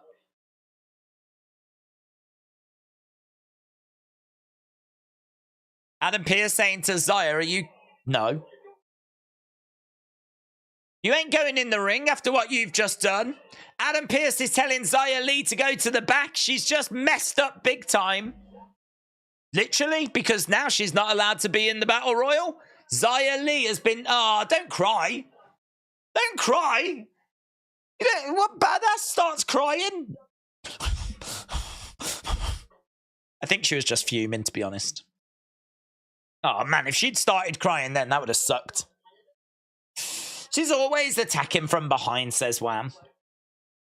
After what happened last time Natalya faced Rhea, she shouldn't even want another match.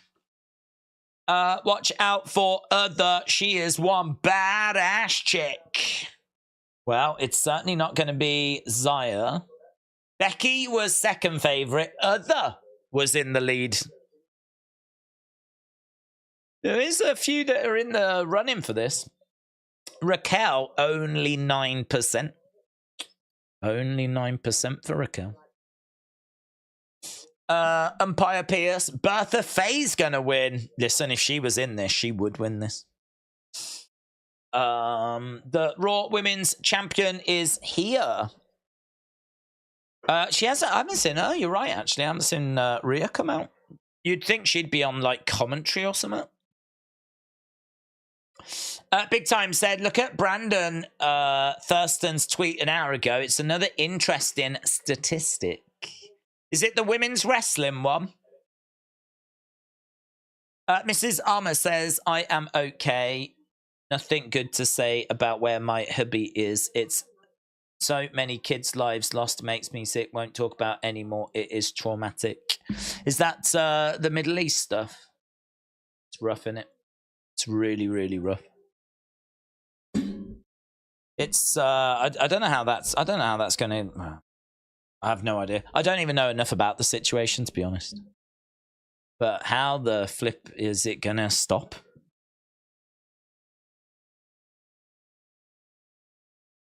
There's no clear way forward on that one, is there, unfortunately? Ellis Stubb said, Xia is odd. She's consistently been one of the most confusing presences in the company for about 2 years. Linda McMahon's going to win. Let's go. Yeah, the women's wrestling one, 15. AEW having it 15% on pay-per-view. It won't ever end in our lifetime. Right, we are at commercial break. If you are just joining us, because we are getting close to the final hour, we've got some good stuff coming up. We got a battle royal that's about to take place. Winner will face Rhea Ripley for the title at Survivor Series. And then, of course, we have got a big, juicy title match. Big, juicy can Sami remember tattooed onto our faces to remember the day that Sami Zayn won his first world championship in WWE. Probably not, but it would be great if this was the day. It would be great. I was going to say, would it be great? Because for him to win it in front of, like, this crowd. I mean, they're not a bad crowd. Big Time's in a bad way. Nikki is in the ring just staring off into the distance. Key Cross. Thanks for coming down, mate. Thanks for popping in the ring. Here's Shayna Baszler.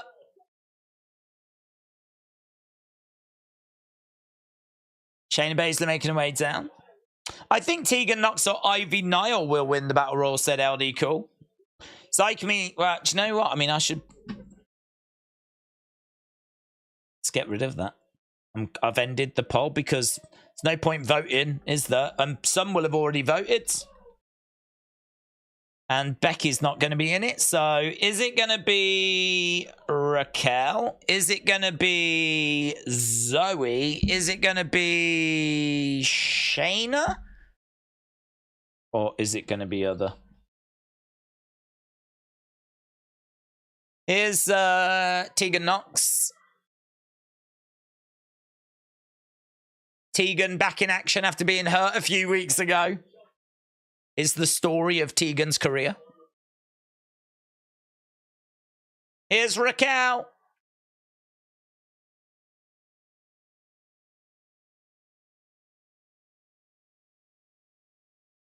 She's fired up, man. She's fired up.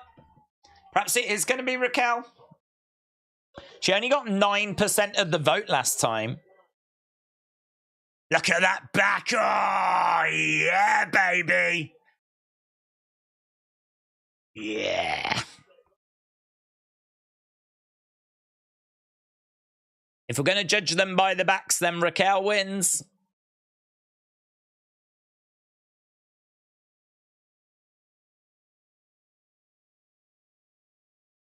Right, bell sounds and we are underway. We don't have any Candice in there, do we? 1, 2, 3, 4, 5, 6, 7, 8, 9, 10, 11, 12, 13, 14. And Nikki's still just standing in the ring. Get her out. What's she doing? Just chuck her over the top. She's been weird.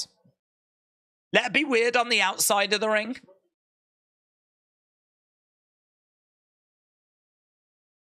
Now they've just noticed that she's still just standing there. Now they're gonna eliminate her. Yeah, good. Right, she's gone. Nikki eliminated. Okay. Thank you. Thank you for your contribution. Someone should go up to Nikki and be like, do you want to be a superstar? Do you want this?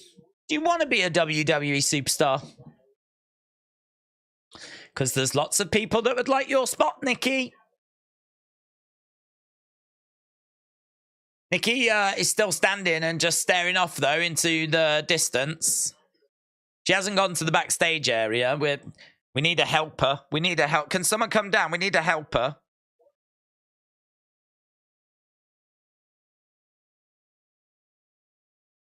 Nikki will throw Nia out now. She still doesn't give a shiz.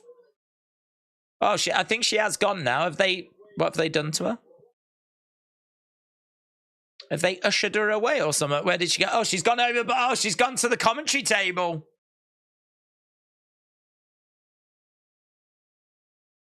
She's gone over to the commentary table now. Oh, God, love it. Love it. If she would just go, he's coming. He's coming. Who's coming? What's going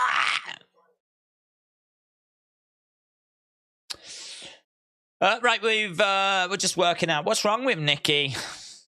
She's shocked that Sami's got a title shot tonight. She is excited.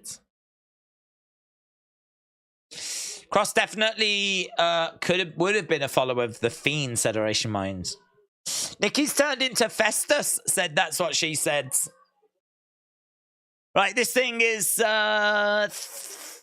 thinning out a little. I don't think we've actually had that many eliminations, although Piper has gone. Piper Niven gone. Thank you. Maxine on the edge of the ring. She's about to be a goner. Nia charges over. Maxine's eliminated. Thank you, says Nia. Katana jumps on the back of Nia.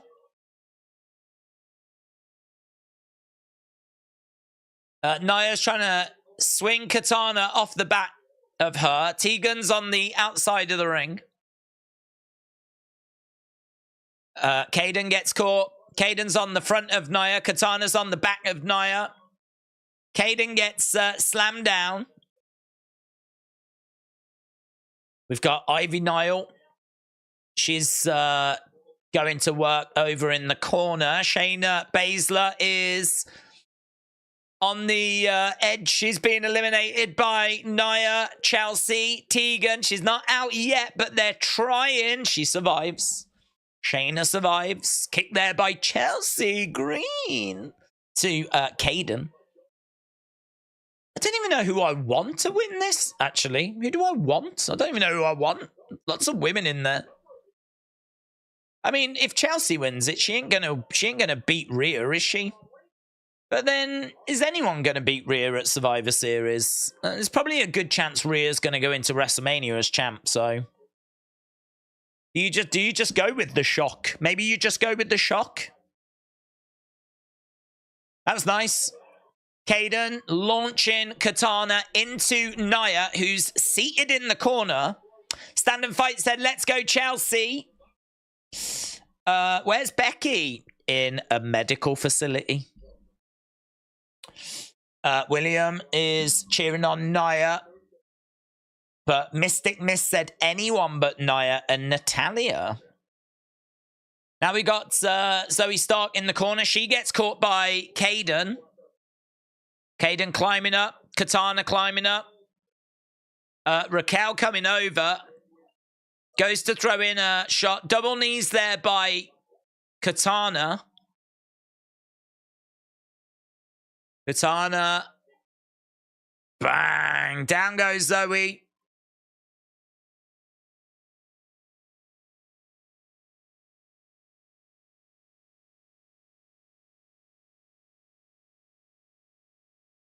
Raquel goes over the top. Edge of the ring. Kicks coming in there by... So Raquel's on the edge of the ring. Guys, slow this, isn't it? I thought this would be a quick thing, but it's just... It's quite slow. Are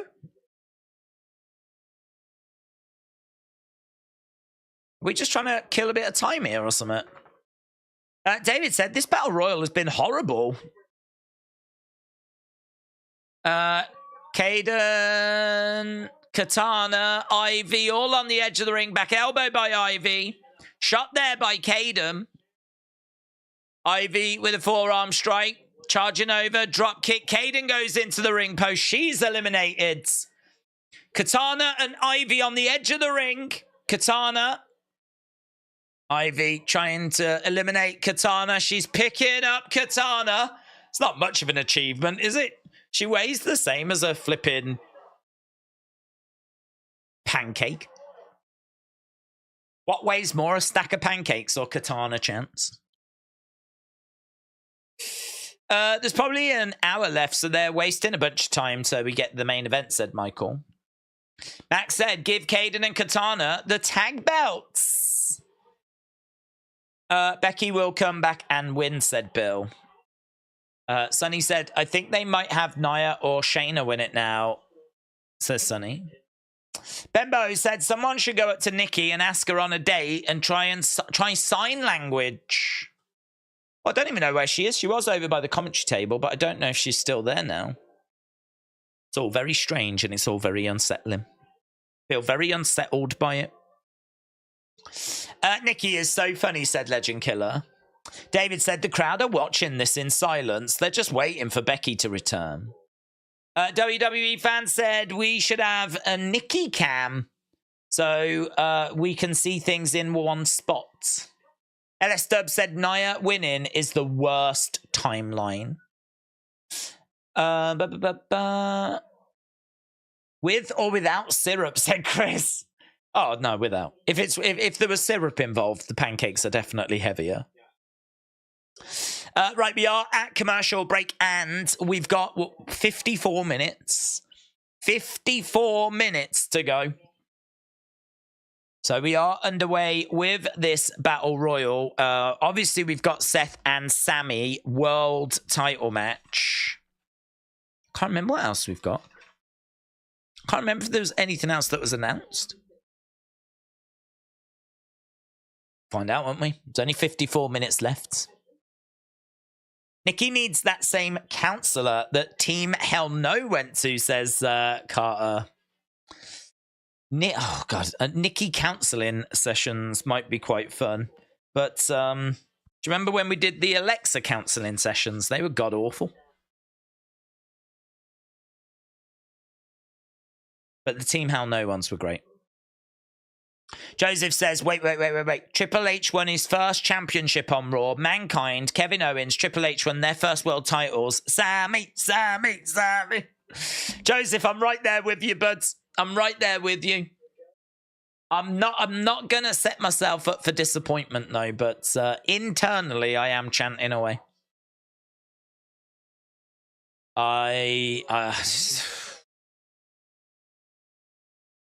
All those near falls are going to absolutely get me. They will absolutely get me. Oblongbox said, honestly, Nikki deserves the title just for this performance she's been putting on. If you can play this character with a straight face night after night, you deserve something. Jean-Pierre, shout out to you, buds. Hope you're well. Jean-Pierre said, she's hearing voices from Randy Orton's return. Oh. She hears voices in her head. Randy, maybe on the way at Survivor Series. Shot to the midsection there by Raquel. Right, we've got Tegan, we've got Chelsea, we've got Raquel, we've got Maxine. Is that Maxine? No, she was eliminated, weren't she? Who is that? Oh, it's Natalia with, like, different ring gear. Chelsea trying to eliminate Raquel. Raquel on the edge of the ring. Chelsea kicks at Raquel. Chelsea kicks at Natalia. Chelsea trying to smash their heads into each other, but it's not happening for her. Now Chelsea gets grabbed. Natalia goes through her legs. Chelsea's gonna go, I think. She slaps Natalia. She slaps Raquel.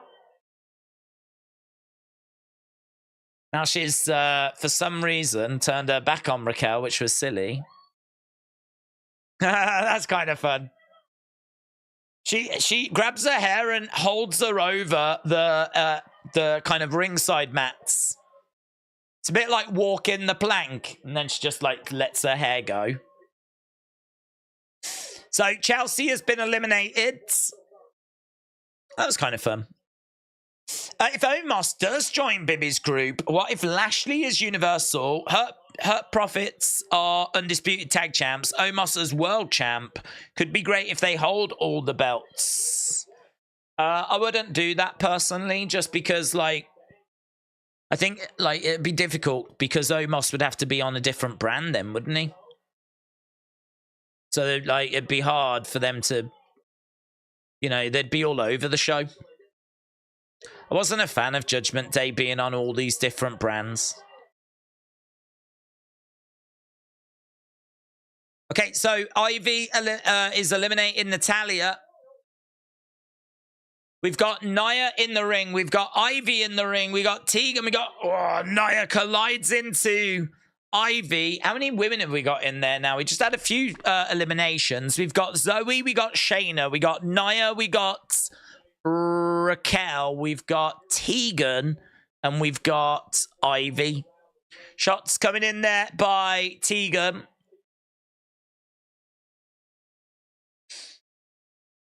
Who was our top three? I said Becky, Raquel, Zoe was my top three. Becky didn't even make it into the ring.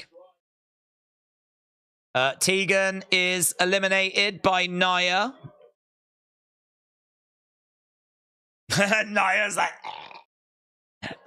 don't you like it? Don't you like it? Oh, boo-hoo. Kicks coming in by Ivy. Ivy, look at Ivy trying to pitch you. Almost got Nia up. Strong goal.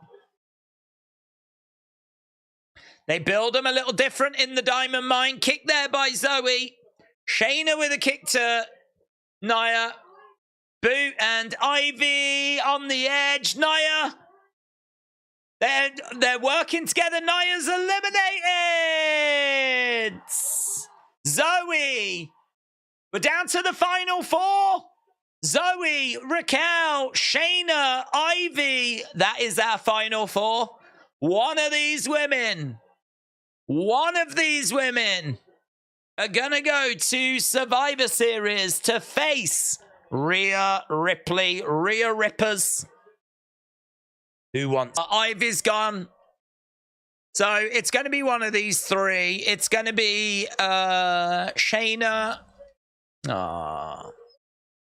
Nia just eliminated Ivy. So it's going to be Raquel, Shayna, or Zoe. Raquel, Shayna, or Zoe, which is the three that we put in our poll. And you lot said Raquel, 29%. The 47% that said other. I'm afraid I've got some bad news. Raquel trying to... Oh, Raquel teetering on the edge. Raquel! Oh, she's holding on to that middle rope. Eliminated. Oh! Wow, it's going to be Zoe or Shayna. I said I had Zoe as my third favorite to win it. My first was Becky. She didn't make it in the match. My second was Raquel. I've got Zoe. I did not say Shayna. Didn't say Shayna. So if Shayna wins it, can't brag. I can't really brag if Zoe wins it, to be honest. There is no bragging that I can do.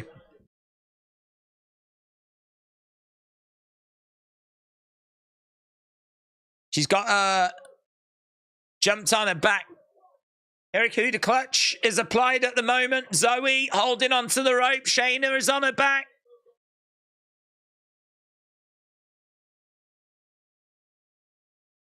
Zoe on the outside of the ring. She got choked. Super kick there by Zoe. Shayna wobbling. Shayna in trouble. Another kick. Oh, but she can't get her down. She might get overly aggressive here. Another kick coming in.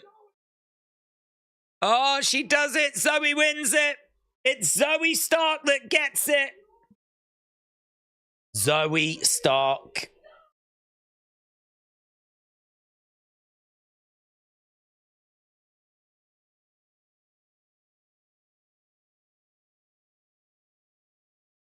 Up next, the Eradicator. So it's Zoe Stark that gets it.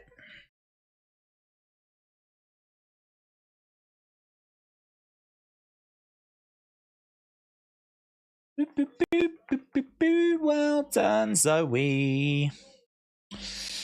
Zoe, stupid Zoe will lose to Rhea. 11% were right. Congrats, Zoe Stark, said Jadam. So there we go, Survivor Series. It's going to be Zoe and Rhea.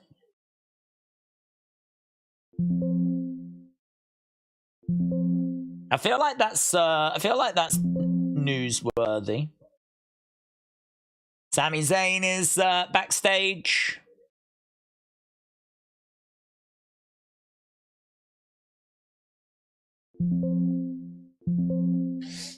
That match is going to be fire, said Victoria. Coming up tonight is Seth and Sami. Seth and Sami coming up tonight.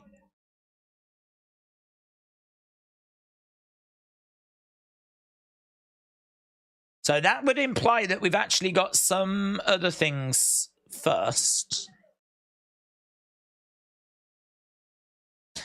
Sami, I agree. I think Liv will return at the Rumble and win it and challenge Rhea at WrestleMania 40, says Zycamy.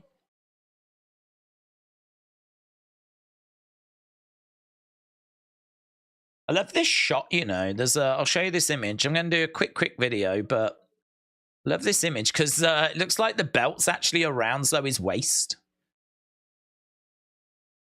I love it. Rhea isn't losing until WrestleMania. I agree. It looks like it's around her waist. It's the graphic. Big news coming out of WWE Raw. We just had a battle royal to try and find who is going to face Rhea Ripley at Survivor Series. And we got our answer. Zoe Stark emerging victorious.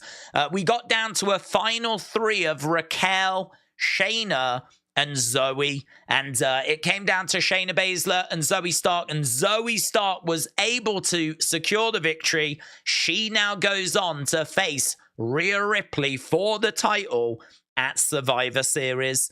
This is massive for Zoe, of course. I'm not sure that I'm convinced that Zoe's going to be emerging victorious there. I think Rhea will likely still be champion as we head into WrestleMania, but this is a big moment for Zoe Stark. She is going for a world title on one of the biggest pay-per-views of the year, so they clearly see a lot in Zoe Stark. This is a big moment for her, and it should be a great match. It is true, actually. Just thinking about that, you know, I remember she came into NXT around the same time as Gigi Dolan and JC Jane. And I remember there being a conversation about who was going to get further, like who's going to be world champ first, whatever. I think I said Zoe, but I mean, it was a guess back then, clearly. I'm not taking any, you know, there's no bragging going on. But I think that JC I hadn't seen much of. And they seemed to be doing a bit of a faction thing with JC and Gigi and Mandy at the time. And Zoe was out on her own. And she was, you know, when she first came in, she was putting on some banging matches, man. When Zoe first came into NXT, she was putting on some really great matches. That legit could be a really fun match. They might, all right, she ain't going to win, right? But it might just be a great way of showing you just how good she is. Because to be honest, I don't think we've seen it yet. I don't think we've seen it. I think that it's easy to just get a bit lost in the shuffle during like a Raw or a SmackDown. But getting the opportunity to have a singles match on a pay-per-view, that's gold, man. That's gold. That is big for her. And I think it's an opportunity that she will grab with both hands. So I'm excited to see that match. Even though I don't think she's going to win it, I don't mind it. I don't mind it. Yeah, all right. For a show as big as Survivor Series, should it be acceptable that we're thinking that Rhea's not going to lose it, you know? Should it be the Becky match? Should it be against Raquel? Because if it was Raquel or Becky, then maybe you'd be like, oh, there's a chance, you know? But as I said, like, Zoe, I think, can really go, and this will be a great opportunity for her.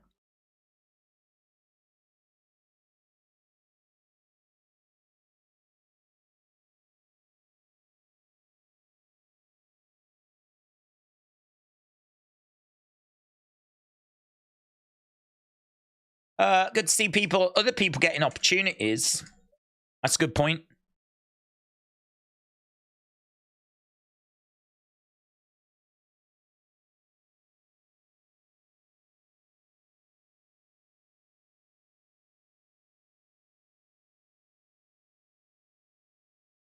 Okay, we're just seeing a tribute to the troops video. That's what we've got on at the moment. Here's Jackie Redmond backstage. Oh, with Rhea Ripley. Here's Rippers.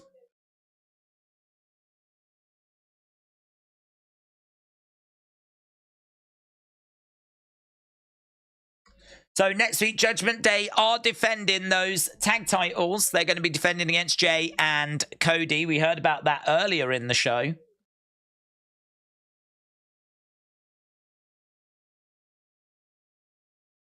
Rhea said she'll handle her business at Survivor Series. Here's Zoe.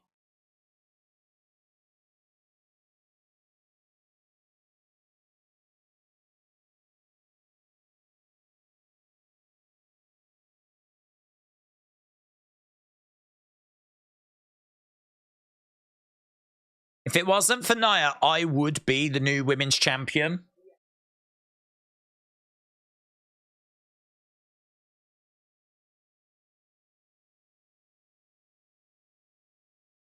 I haven't forgotten about you, Zoe, but you must have forgotten about me.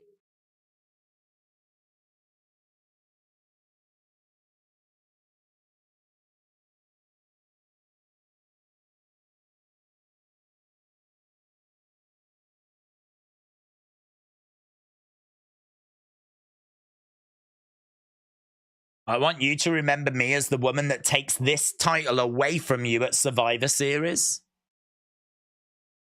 Zoe Starks is fired up. It's going to be I'm up for it. I really am. I think it's going to be a good match. I think it's going to be a fun build. Zoe looks strong as hell, said AR1.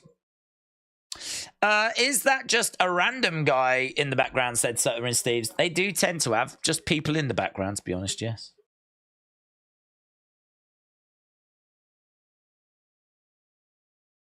Wade Barrett holding up a Philadelphia Eagles championship, NFL championship.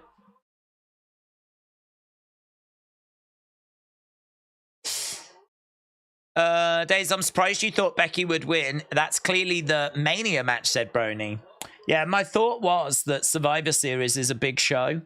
So I feel like you need a big match. And you could have Zoe against Becky, and you could have Becky fall short. Someone could interfere, or it could be that she gets cheated, Judgment Day get involved, or who knows, some other woman gets involved or something. Becky was going to win, and she gets robbed. And then that means that Becky's got a few months of dealing with that issue and then gets a rematch at WrestleMania. I don't disagree that that match at WrestleMania feels like it's the match. But it doesn't mean that you can't do it now and then do it again at WrestleMania, you know? It could be that she tries, fails, gets the rematch at WrestleMania. Rhea can then say, I've already beat you once. I beat you at Survivor Series. Blah, blah, blah, blah, blah. So Becky felt like the big... And plus she's free now, isn't she? She's just come out of that NXT title reign, so she's free. So I looked at it and I was like, yeah, Becky has got to be in with a shout. She's a massive star. And Survivor Series is our last big show of the year. It's one of the big four.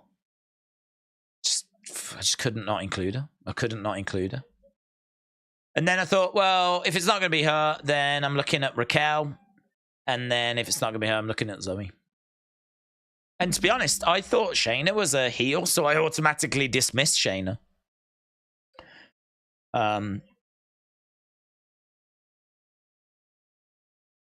That's all right.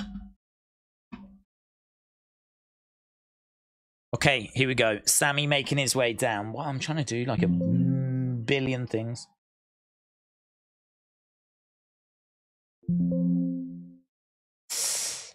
Again, it's going to be Judgment Day against Jay and Cody.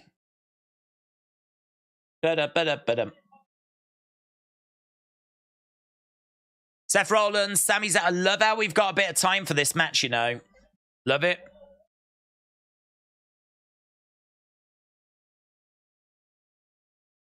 Main event. We need to get this video posted so that we can then just put our full attention to Sami Zayn trying to become a world champion. If Seth is got a little injury and he's got to deal with it, and he ain't going to be at Survivor Series, and he needs to get it sorted before WrestleMania, that would explain this match. And it may mean that we get a new champion. Imagine Sami wins it, and then Drew comes out, stares at Sami.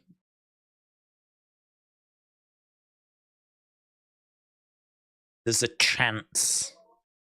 It's not much of a chance, but there's a chance.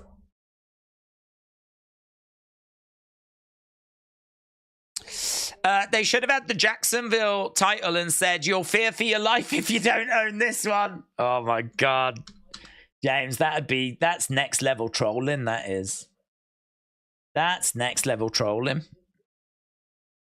I'm glad they didn't, to be honest, because I'm not a fan of the companies taking shots at each other. I have a pop at Tony for doing it, so I would have a pop at WWE as well, but that is next level trolling. Okay, let's change this over. We got one more match to go. Seth Rollins versus Sami Zayn. I don't see Sami as a world champion. I would rather see Jay, Drew, or Xavier.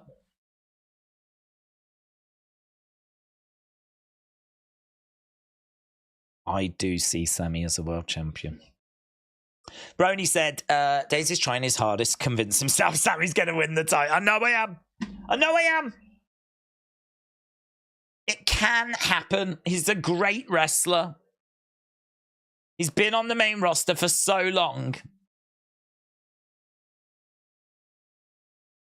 He's always the underdog as well. He was the underdog down in NXT and he just got the title. And when he got it, he got attacked immediately by Kevin Owens. And then I think he lost it at like the next pay-per-view, the next premium live event. Like he's always the underdog, man. And he's just struggled to get it this time as well. He's always the underdog, but he gets there eventually. I think he will get there eventually. I don't know that eventually that moment is tonight. We'll see. We'll see. I don't think it is, but... You're right. Mentally, I am trying to get myself fired up for it. Make myself believe that it could be possible.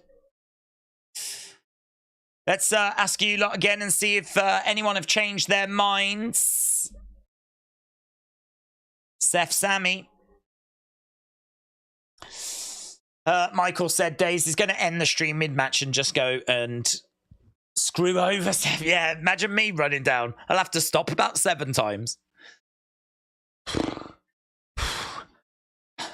anyone got any water? Have you got any water? Honestly, it doesn't look this long on TV. Oh, hang on, Sam. Come in, Sammy. Got a stitch.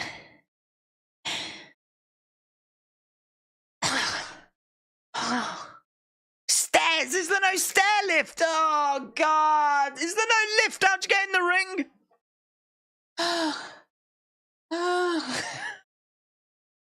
Hang on, Sammy. By the time I get there, it'll be like the ring will be getting taken down.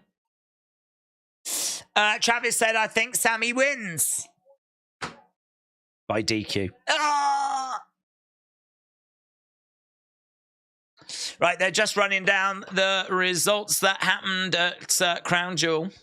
Our blonde box said, well, Days, you've convinced me there's a small chance because of a Rollins injury and Sammy might win the title tonight. All I'm saying is that's the only way that I could see them doing it. If he did genuinely have an injury and he made it worse on Saturday, and they've said, look, you need to get this sorted. You need to get this sorted. And he's gone, all right. And they're like, right, so you've got to drop the belt Monday. Who are you dropping it to? Drew? Are you dropping it to Drew? If I'm going to drop it to someone, let's drop it to Sammy. He deserves it, man. Let's drop it to Sammy.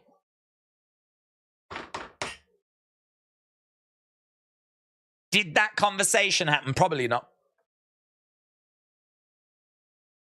But it all checks out. WWE Fan 1000, shout out to you, dudes. People's Wrestling Channel said, is your cardio bad? Dude, everything's bad. My general fitness is appalling. I stream on the internet for hours on end. And Dark Angel said, and then Priest cashes in. Oh, man. Oh, God. Oh, God. Chance for Cena. Cena walks away. Cena.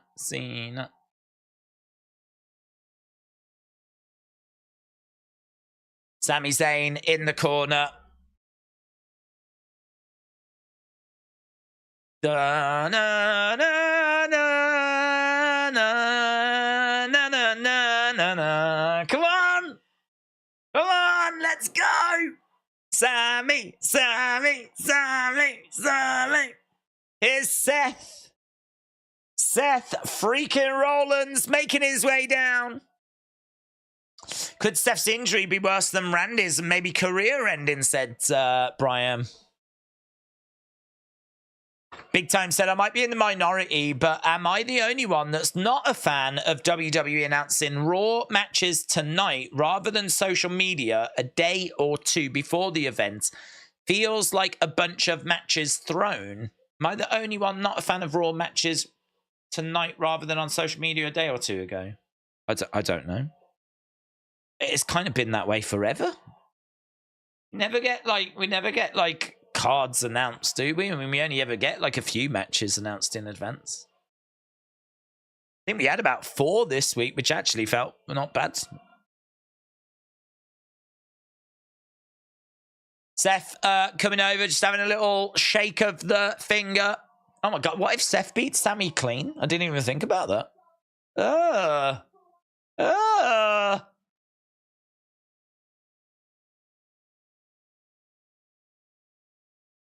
Well, I really like Seth's attire. It's the same attire that he wore on at Crown Jewel.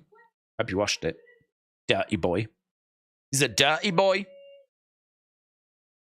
Come on, Sami! Come on, Sami!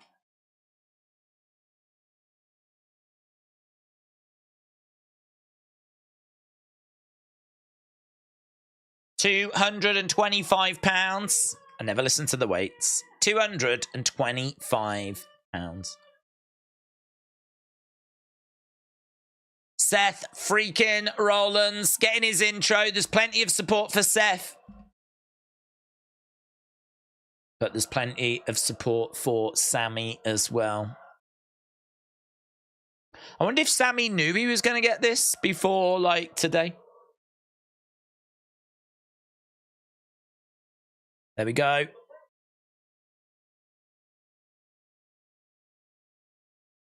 For the first time in 5 months, the World Heavyweight Championship is up for grabs on Monday Night Raw. It's been 5 months.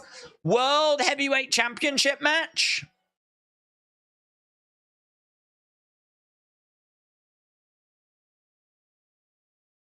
Yeah, when you get an opportunity, they are few and far between. It's true, isn't it? I mean, you'd normally have to win a flipping Rumble to get this.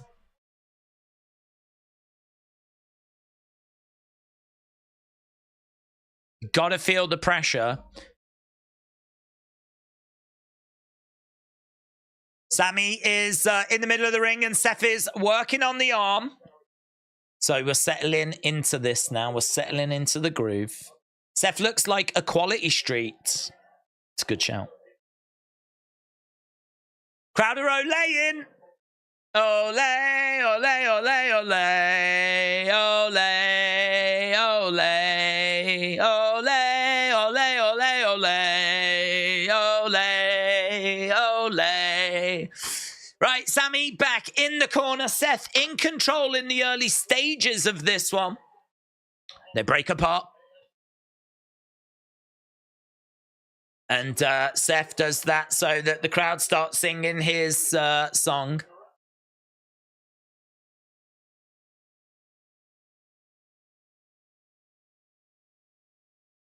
The back is taped up for Seth.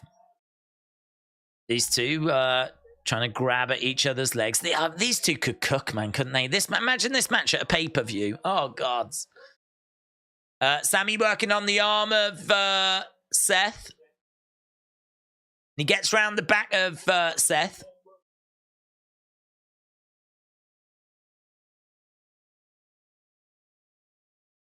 Seth trying to grab at the leg. He grabs the head instead. Some really good, like, actual wrestling going on in this match.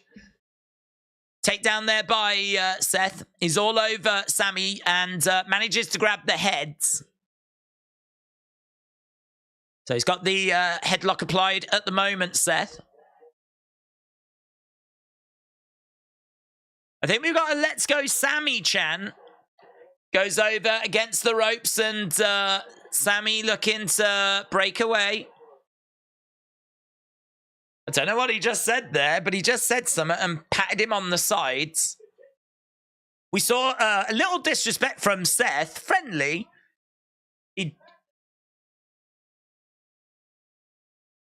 I can take you out whenever I want. Is that what he said? Round the back goes Sammy. He's got a headlock applied to Seth. Goes against the ropes. Against the ropes again. Crisscross. Seth against the ropes. Gets picked up. Oh, Blue Thunder Bomb area, but didn't get it. Sammy pulls the top rope down and Seth goes to the outsides. Sammy going against the ropes. Over the top. Bounces back into the ring. Oh, hello. Sammy had to bounce back in the ring because Seth had moved out the way on the outside. It's a lovely shot that is of Seth and Sammy face to face. It's very Hogan Andre. Day's honest answer. Once we get the blow off of the War Games between Judgment Day and Sammy, Cody, and Jay, what's next for both? Is WWE going to be able to keep them apart for a month? Huh? Honest answers questions feel like honest answer, yes or no. But honest answer, what are we gonna do with Judgment Day, Sammy, Cody, and Jay after War Games? I mean, I don't know. That's a lot of moving parts in it. That's a lot of moving parts. Are we? Is the question? Are we going to keep them away from each other after this? I mean, maybe not completely. I've got to think the bulk of it's got to be done by that point. I mean, we've done every kind of combination we can do, haven't we? Kiss each other already, said Serious Gaming. Kiss, kiss, kiss, kiss, kiss. LS Dub said it was a great opening stage to the match. You can tell that they've put some thought into this. I would like to see who agented this match. That's normally up on Fightful Select, but I don't know if they put it up before or after. Have a look. Fightful Select.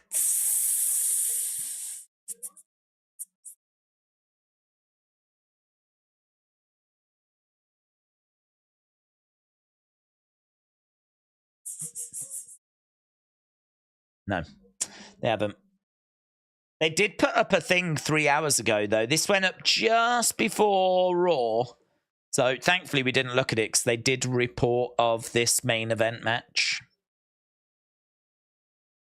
Apollo Crews against Giovanni Vinci is scheduled to be the main event match. Metaphor against Inda Shia is also going to be on the main event.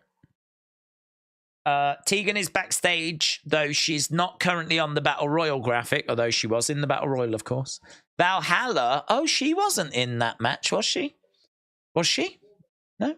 Alpha Academy, Sami Zayn are all planned for the show. Okay. Right, where are we? We still got 20 minutes to go. It's going to be Rollins retaining again, isn't it? After another boring match. What? Would you like to see Days do a gaming channel, said John.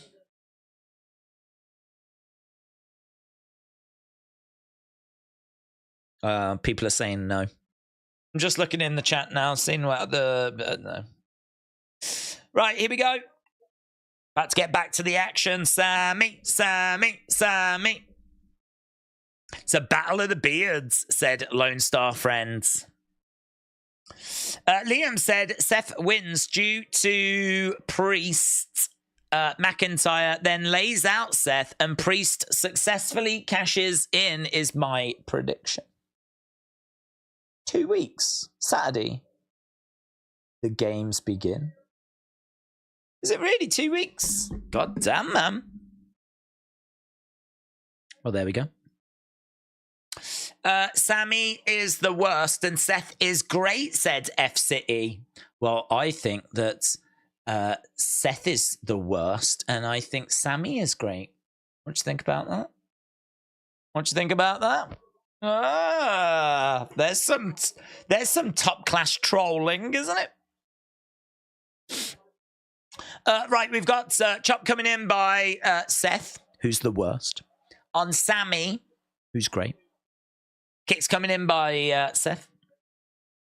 Kyle said, Days, Seth's booked for SmackDown before Survivor Series. Does that affect tonight's results? Maybe. Because it would probably imply that he's not injured. If he's booked to be on SmackDown, then it would probably imply that he's... But that was wishful thinking anyway, weren't it? So... Sami on the barricade. Oh, moonsault off the barricade by Sami. Come on, Sami. Sami. Seth down on one knee. Sami grabbing Seth. Trying to get him back into the ring. WrestleMania said if Punk was coming back at Survivor Series, I feel like we would have more hints by now. Okay, we've got Seth. Oh, chop coming in there by Sami. Another chop coming in as well. Chop's being fired in. And again, boom, big left hands.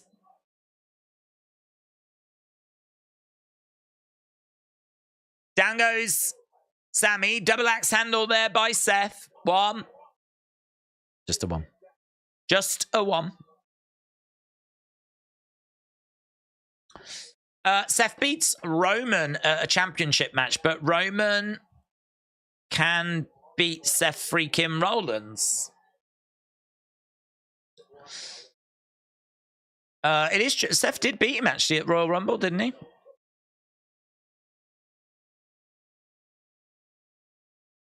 But that was by DQ, wasn't it? So that's why the title didn't change hands. Cover 1, 2.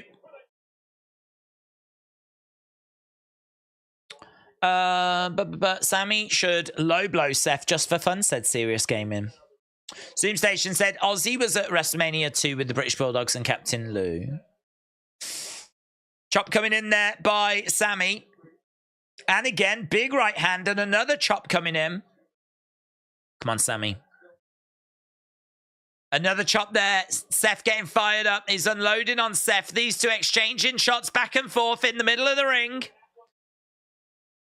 Sami over by the rope. Seth coming over, grabbing Sami. Sami off that bottom rope. Jumps over the top. Leapfrog clothesline. Springboard leapfrog clothesline by Sami on Seth.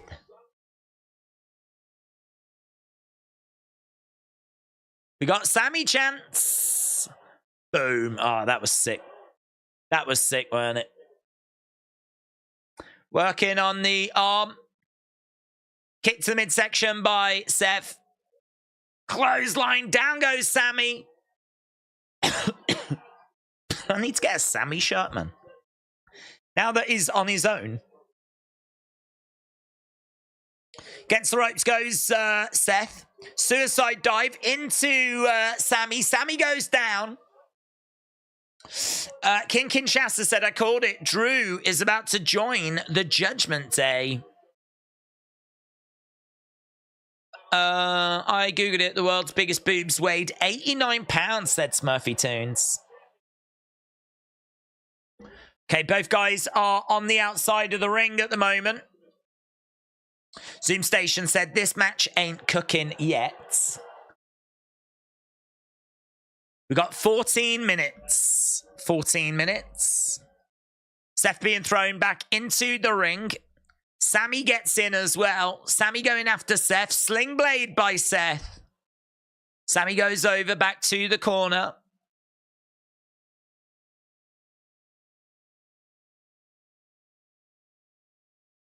Are there some... I can't tell if they're boos for Seth. Or if they're just going, oh. All I can hear is like a drone. Seth collides in Sami. Sami with a... Oh, misses the haluva. Sami misses haluva. Seth looking to springboard. Beautiful swanton into a springboard moonsault. That won't do it. Kick out by Sami. Kick out by Sami. That was a lovely springboard swanton by Seth. I mean, he ain't doing that if he's injured. There are no signs here to indicate that Sami's winning this match, is there?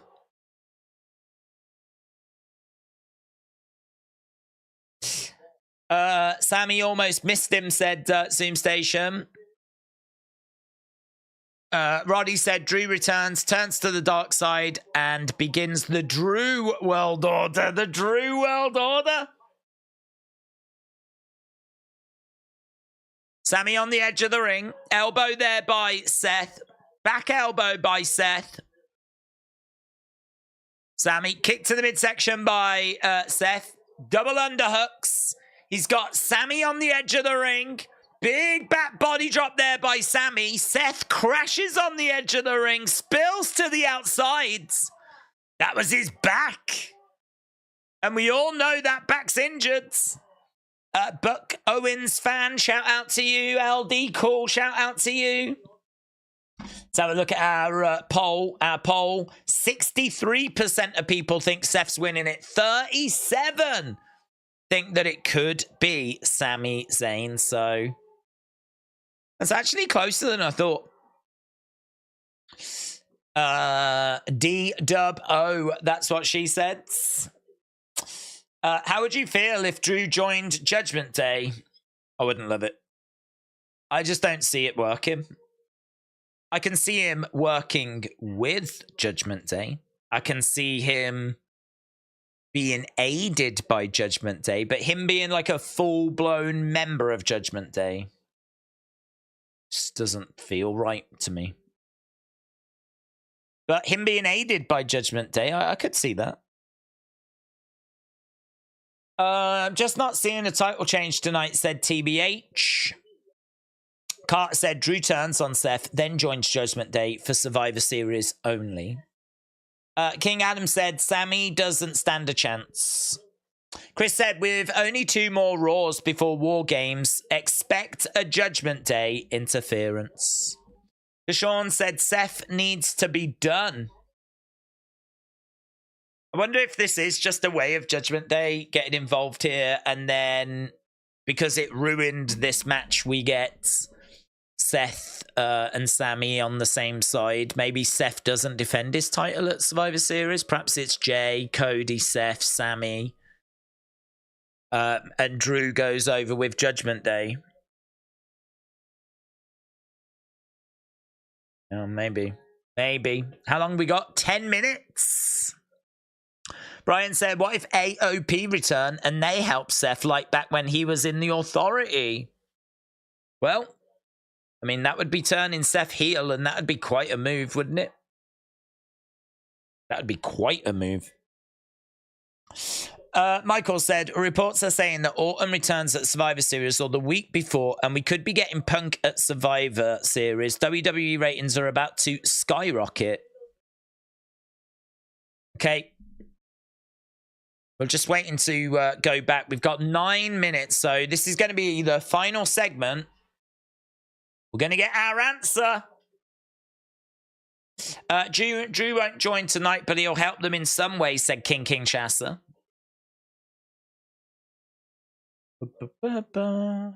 I don't think Judgment Day are coming out, said Kashawn. Monday Night Messiah Seth Rollins is better, says Wupak. Yeah, oh yeah, definitely. This is a bit like Monday Night Messiah Seth Rollins, actually. Like having matches that we weren't expecting, like, but just calling them on the show. That's the kind of thing that used to happen.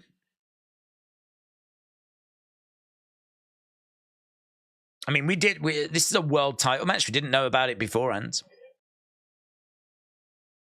Okay, here we go. Sami and Seth then. We're into the final run. Shot coming in there by Seth. Sami gets up. He throws in a right hand. Seth throws in a forearm strike. These two exchanging forearm strikes back and forth at the moment. Big clubbing blow there by Sami. Uppercut coming in by Sami. Kick coming in there by Seth. Seth looking to go back against the ropes. Knee strike to the side of the head. Sami goes down. Referee just coming in and checking on Sami. Seth grabs Sami. Looking to pick him up. Looking to plant him down. Buckle bomb him. Buckle bomb. And Sami goes down. Seth goes back against the rope. Sami picks him up. Blue Thunder Bomb. Blue Thunder Bomb. 1, 2. Ah! God damn it, man. He caught him mid-air. Blue Thunder bombed him. Oh, God. He could have won that, and then we could have had 7 minutes of celebrating. Sami slapping his face. He was robbed against Roman. Strike coming in there by Seth. Sami goes back in the corner. Exploder. Ooh! He got it, though, and he goes over to the corner. He's going to go for Helluva. Seth in position. Helluva coming up. Helluva. Oh, super kick by Seth. Seth with a pedigree. Pedigree. 1, 2. Shoulder up. Sami survives. Sami survives. Pedigree connects. Let's go, man. That exploder into the corner. He didn't have much room to work there, did he? It was really close to the corner. Super kick into a pedigree. It only got a 2. Crowds are into it. I think we've got a "This is awesome" chant that's broken out as Seth screams out at the fans. Seth back in the corner. Sami catches Seth, turning him over. Oh! Is he going for a lion tamer?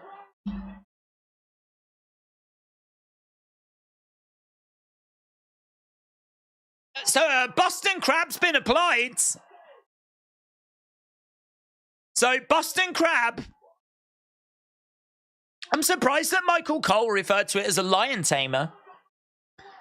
They go down. Sami trying to roll through. Oh, it hooks the leg. Seth gets it. Seth gets it. Oh, he just... Well, that's unsatisfying, isn't it? He just beats him clean.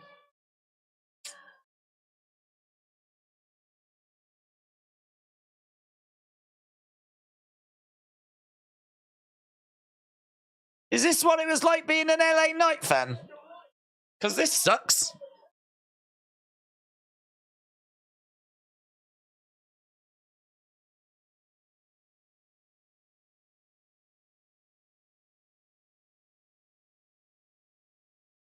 Do you remember when Vince was booking? Vince was so good. I miss Vince. He was good. I miss Vince. He'd never do this to me. He'd never do this to me. Seth goes to shake Sami's hands.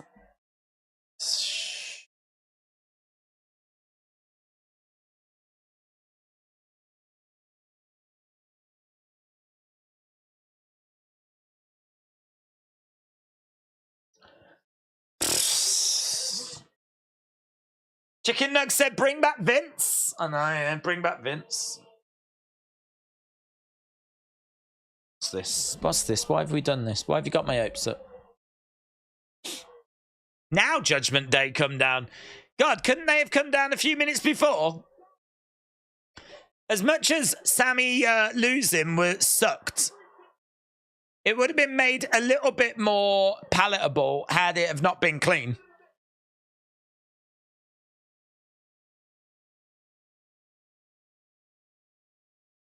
Where does Sami go from here? I mean, he's just lost clean. I mean...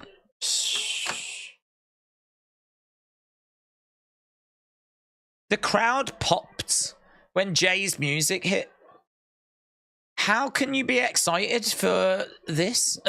How can you be excited for Judgment Day, Sami, Jey Uso? I mean, are we about to hear Cody's music?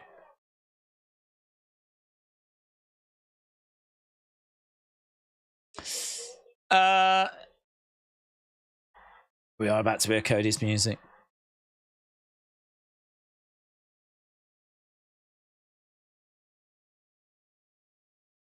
What is this? What is this?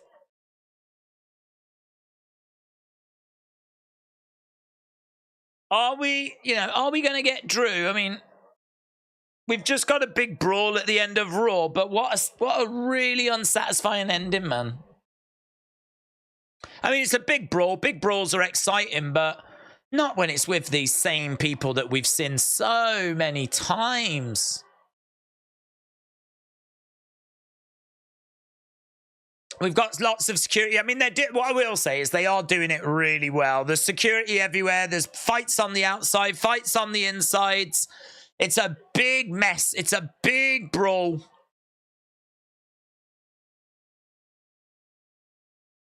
Adam Pearce. I'm tired of the games. Every week.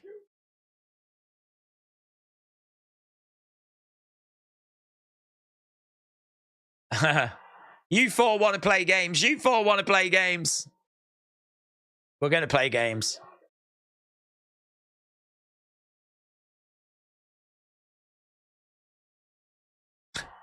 Adam Pearce does his best William Regal impression.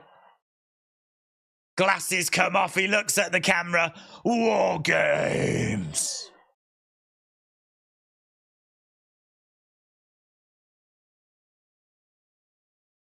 Why did we announce that it was War Games? That could have been a bigger moment if we didn't know War Games was already coming. We knew it was coming. They said it was coming. It's super obvious this is what War Games was going to be.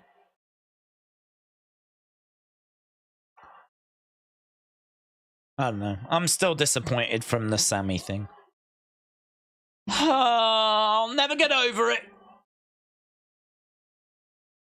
This is going to be a key chapter in my life. Let the games begin! I mean, what I will say is that it was...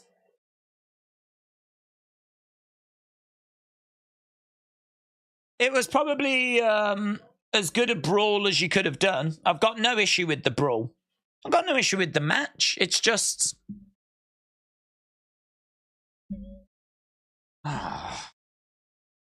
Is that to try and take the disappointment away?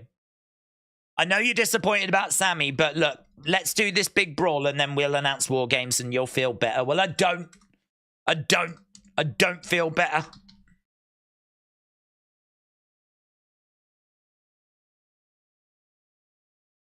I hope he's got a plan for Sami. I don't know what his plan is, apart from messing him around.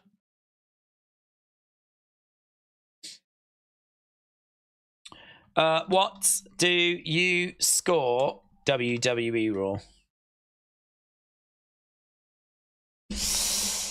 I enjoyed Monday Night Raw tonight, said Johnny. Kim said, last year, Jay accepted Sami, and this year, Priest will accept. Did Judgment Day technically close out the show again, said Big Time. Yes. It's a good ending, but it's nothing new, said Wupak. It's the same ending each week, said Big Guy. WWE fan gives it a 9 out of 10. Oblong Box said 7. No one says War Games like William Regal, said Jim. John said maybe Adam is trying to win an Emmy. Well, there's lots of good scores for tonight's show, and I certainly was not bored tonight. And we went into this episode saying there was a lot of hope, because when you come out of a premium live event, the hope is that your Raw coming out is going to be setting up new feuds, and it's going to, have some moments and everything. I think we've got to say this has done everything we were hoping it was going to do. It surprised us by giving us a Sami title match. You know, I mean, I don't even know how many title matches Sami's had. There might be a chance he's only ever had 2. I mean, world title matches. I honestly can't remember how many, if Sami's like had title shots before, but obviously he had one earlier this year against Roman, and now he's had one against Seth. So for it to be on this show tonight and us not even know going into the show, that is a hell of a surprise. The result of it makes me disappointed because it felt like Sami was really close to beating Roman, and now here he's just been rolled up and beaten clean, and that's disappointing to me. But whatever, we moved past it. Then we got that big brawl at the end, and it was done as well as you could have done it. It's just, I can't sit here screaming the house down, really getting excited, really getting OTT and really getting into it when it's Judgment Day, it's Jey Uso, it's Cody. It's the same record, it's the same song we've been listening to, but it was done as good as it could have been done, wasn't it? And it makes sense to do it at War Games as well, so I think this is just one where you go, okay, fine, hold your nose. We knew it was going to happen. Fine. And it was done as well as it could have been done. Zoe winning, I thought was really cool. Creed's against DIY. Shame there was some outside interference, but at least it means that, you know, they were protected and we still got to have a little glimpse of that match. Battle Royal, as we said, was pretty cool. I hated the Fatal 4-Way. I really didn't like that. That was a low point for me. Opening promo was good.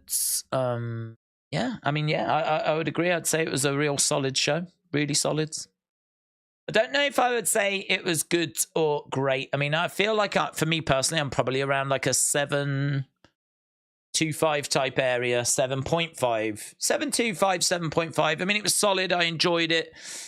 I don't know. I don't think we get into the 8s. I don't think we get into the 8s. Not for me personally, but we've all got our own individual scales, haven't we? Eh?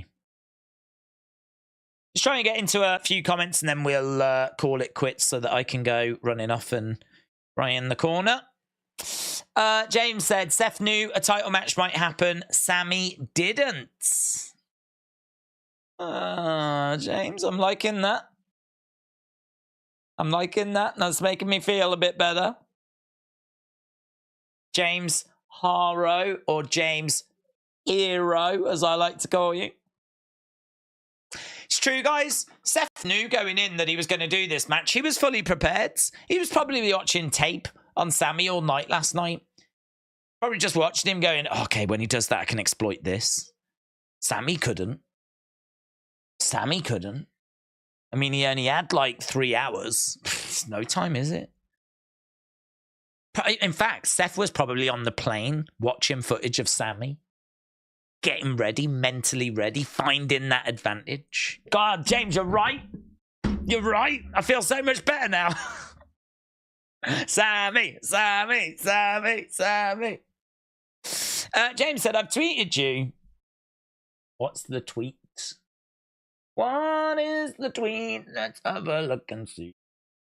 What is the tweet? Wait for it. I'm a champion. No matter what, I'm a champion, and nobody should have put Piper and I in that match. Who's to blame for that?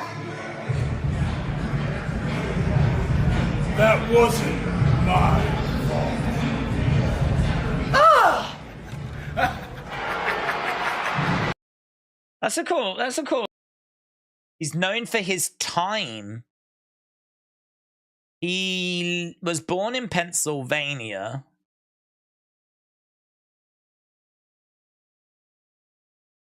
Perhaps he's just like popped in to visit. You know, they are very good at reaching out to people when they are in the area, you know, like people that used to work for them. That's fun.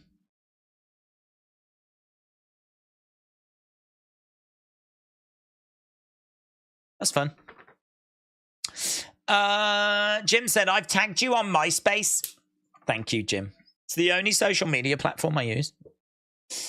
They're going to need a big moment or two for Survivor Series because both world titles won't be defended. Was that a real segment from Raw? No, it was exclusive online. Let's go back to the chat. Get a few final comments and then we'll punt this baby to bed. Jennifer said, I like it when the show ends in chaos. Yeah, you know, no shade on that. I thought the way they did that was as good as you could have done it, to be honest. So, yeah, it looked really good.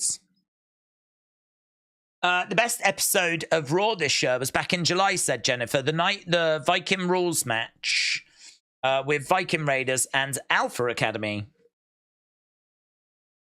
TBH said it seems like the Bloodline story has quietly fallen to the back burner going into War Games. Is Roman LA feud already won and done? Yeah, I believe it is, yeah. I believe it is.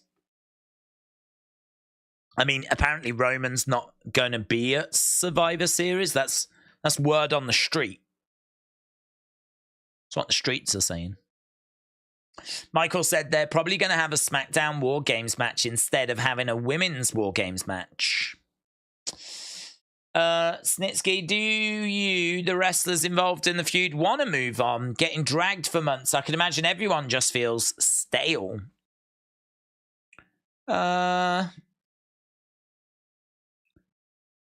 Maybe. Yeah, maybe. I think it's hard, isn't it, to be honest, because it could be worse for some of them as well. Like, Sami's had it way worse. Way worse, you know? So, at least he's, like, around the main event scene, is around the biggest group. So, like, for him, I mean, because he's had it worse, him being around, like, you know, the biggest stories going on Raw is, you know, this is what he's been working towards. Brilliant. You know, he could be a Bronson Reed. He could be a Johnny Gargano. He could be a Tommaso Ciampa. Nowhere near these kind of main event stuff, you know. Cody probably knows next year he's going to be going for the title again, so he's probably just like, not bothered. Judgment Day, I don't know how Judgment Day would feel about it, to be honest. Don't know how they would feel about it. They might want to move on to something different. But again, feuding with Sami Zayn, feuding with Cody Rhodes, like, outside of feuding with the Bloodline, it probably doesn't get much bigger than that. Hence why it's probably just kept going on and on and on and on. So, I would imagine there's probably, yeah, we've definitely done this now kind of a vibe. But then saying that, as we said, some of them have been in worse situations. So, it's probably a little bit of a, could also be worse. Wrestle Danny said, what about cash-in during War Games? That's interesting. That's really interesting. I don't even know how that would work because he's already in the match.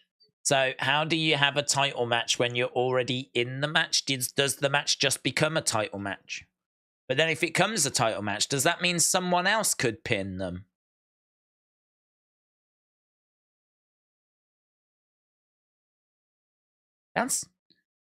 If Damian cashes in during the War Games match, does that mean that anyone that pins Seth would be champion?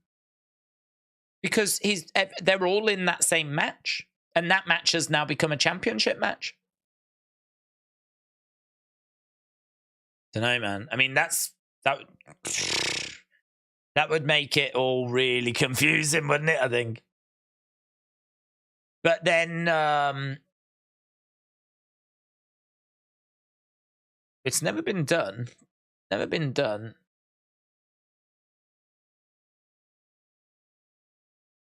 It might feel a bit of a waste. That would be a dumb place to try and cash it in, said Zoom Station. How about Seth's team wins, he celebrates, and then he gets hit with a cash in, yeah? I was thinking more about what if he somehow cashes in. I don't even know how he would, because how would he give the briefcase over? Unless he has JD McDonough do it for him or something. JD McDonough could cash it in on Damian's behalf while Seth is weakened, and then that would allow him to maybe go for the pin, win the match, and also make himself champion. But the swerve would be, does that not just make it a title match where Finn could win the title, or could Sami even win the title? But why would you want to pin your own teammate? God. Could Sami even pin Seth? Would the ref even count? I don't even know if the ref would count. I don't even know the ref would count because he's on the same side. But there's a title up for grabs because if Damian's cashed in, it's a title match.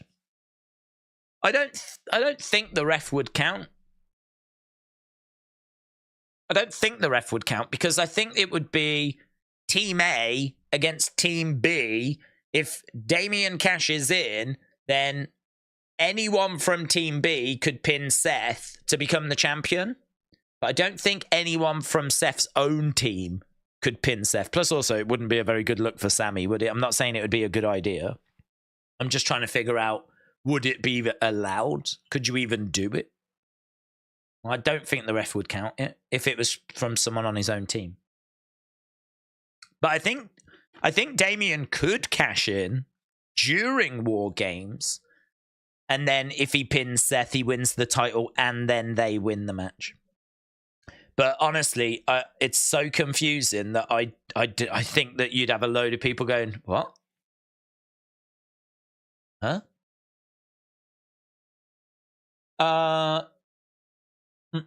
Days, what about Sami KO Cody against Imperium? Team Lashley and OC on Raw. I know brand split, but if you look at the Raw roster, what heel feuds are there?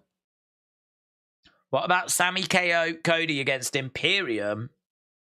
I think I'd just move away against Sami KO. Well, you can't do that because KO's over on SmackDown, isn't he? So if we're looking for like alternative things to be doing or things that we could do after, I don't think we would do that because Kevin Owens is over on SmackDown now. And I don't think I'd be keeping Cody, Sami, and all that together. I think I'd just have them go off on their own now. They've done the whole Band of Brothers, we're all in it together thing. You could probably keep Sami and Jay together. But I think I'd move Cody onto like a singles feuds. James said, Snitsky's in MLW, which makes it even more surprising. A. Jobson said, best Raw of the year so far. Everything felt right and made booking sense. What's your score? I say 8. I can't say it was the best Raw of the year for me, but then, to be honest, I don't know what I would say was the best Raw of the year. I would say about a 7.25, 7.5. About a 7.25, 7.5. You know, without going down a list of things I didn't like, there was definitely things here that I wasn't a fan of. So, yeah, 7.25, 7.5. I still think it's a really good show. Really, really good show. Best Raw of the year, though. That's a big statement. But that was a juicy main event that we got, but just sad. Just sad that he fell short. Kevin said the ending was the biggest disappointment since Harry Kane missed that penalty. King Kinshasa said they moved Kevin to SmackDown because he doesn't want to be around Punk on Raw. Jim said Ivy Nile was robbed. Big Time said, is it not wild how Jey Uso joined Raw in September? He has been feuding with Judgment Day, but it feels like because of the Sami feud dragging, he feels like he needs to get away from them. Zoom Station said, the fact that Damian could try to cash in during War Games is why I hate MIB. Money in the Bank. I don't think he will. I don't think they will have him cash in during War Games. He could cash in after if Seth's in a compromised position, but to be perfectly truthful, I think I'd just have him keep it until next year. Big Time said, NXT card's looking solid for you days. Yeah. I'm into the NXT card this week. We are back tomorrow. NXT, we wrote it down for the Sunday stream. I don't know if I have those notes to hand, though. Do I have those notes to hand? Yeah, I do. Tiffany against Fallon, Henley. Tyler Bate against Dijak. Both of those are Iron Survivor qualifying matches. Noam Dar against Akira Tozawa for the Heritage Cup. Apparently Alpha Academy are going to be on that as well. Bron Breakker against Von Wagner. That's been rumbling along for a little bit. And Lyra Valkyria returns. She beat Becky, of course, just a few weeks ago. So, right, we're done. We're done, my friends. Yeah, it was fun. It was eventful. We know that Raw's been struggling in the ratings recently. I think the fact they didn't announce this title match is... I mean, I like it because if you watch the show, it was a lovely surprise. But it probably means their ratings might suffer because people didn't tune in or might not have tuned in knowing there was going to be a title match. So we'll see what the number comes out as. I think it's going to be around that 1.4 range. And yeah, you know, they're trying stuff. They are trying stuff. Yes, we are stuck in this Judgment Day endless loop, but we are building towards War Games. So we know why we're doing that. And we knew it was going to go that way anyway. So, you know, no surprises. Right, we're done. Awesome. Appreciate the support, guys. Thanks a lot for joining us. Thanks a lot for watching. Hope you had fun. And I will hopefully see you tomorrow for NXT.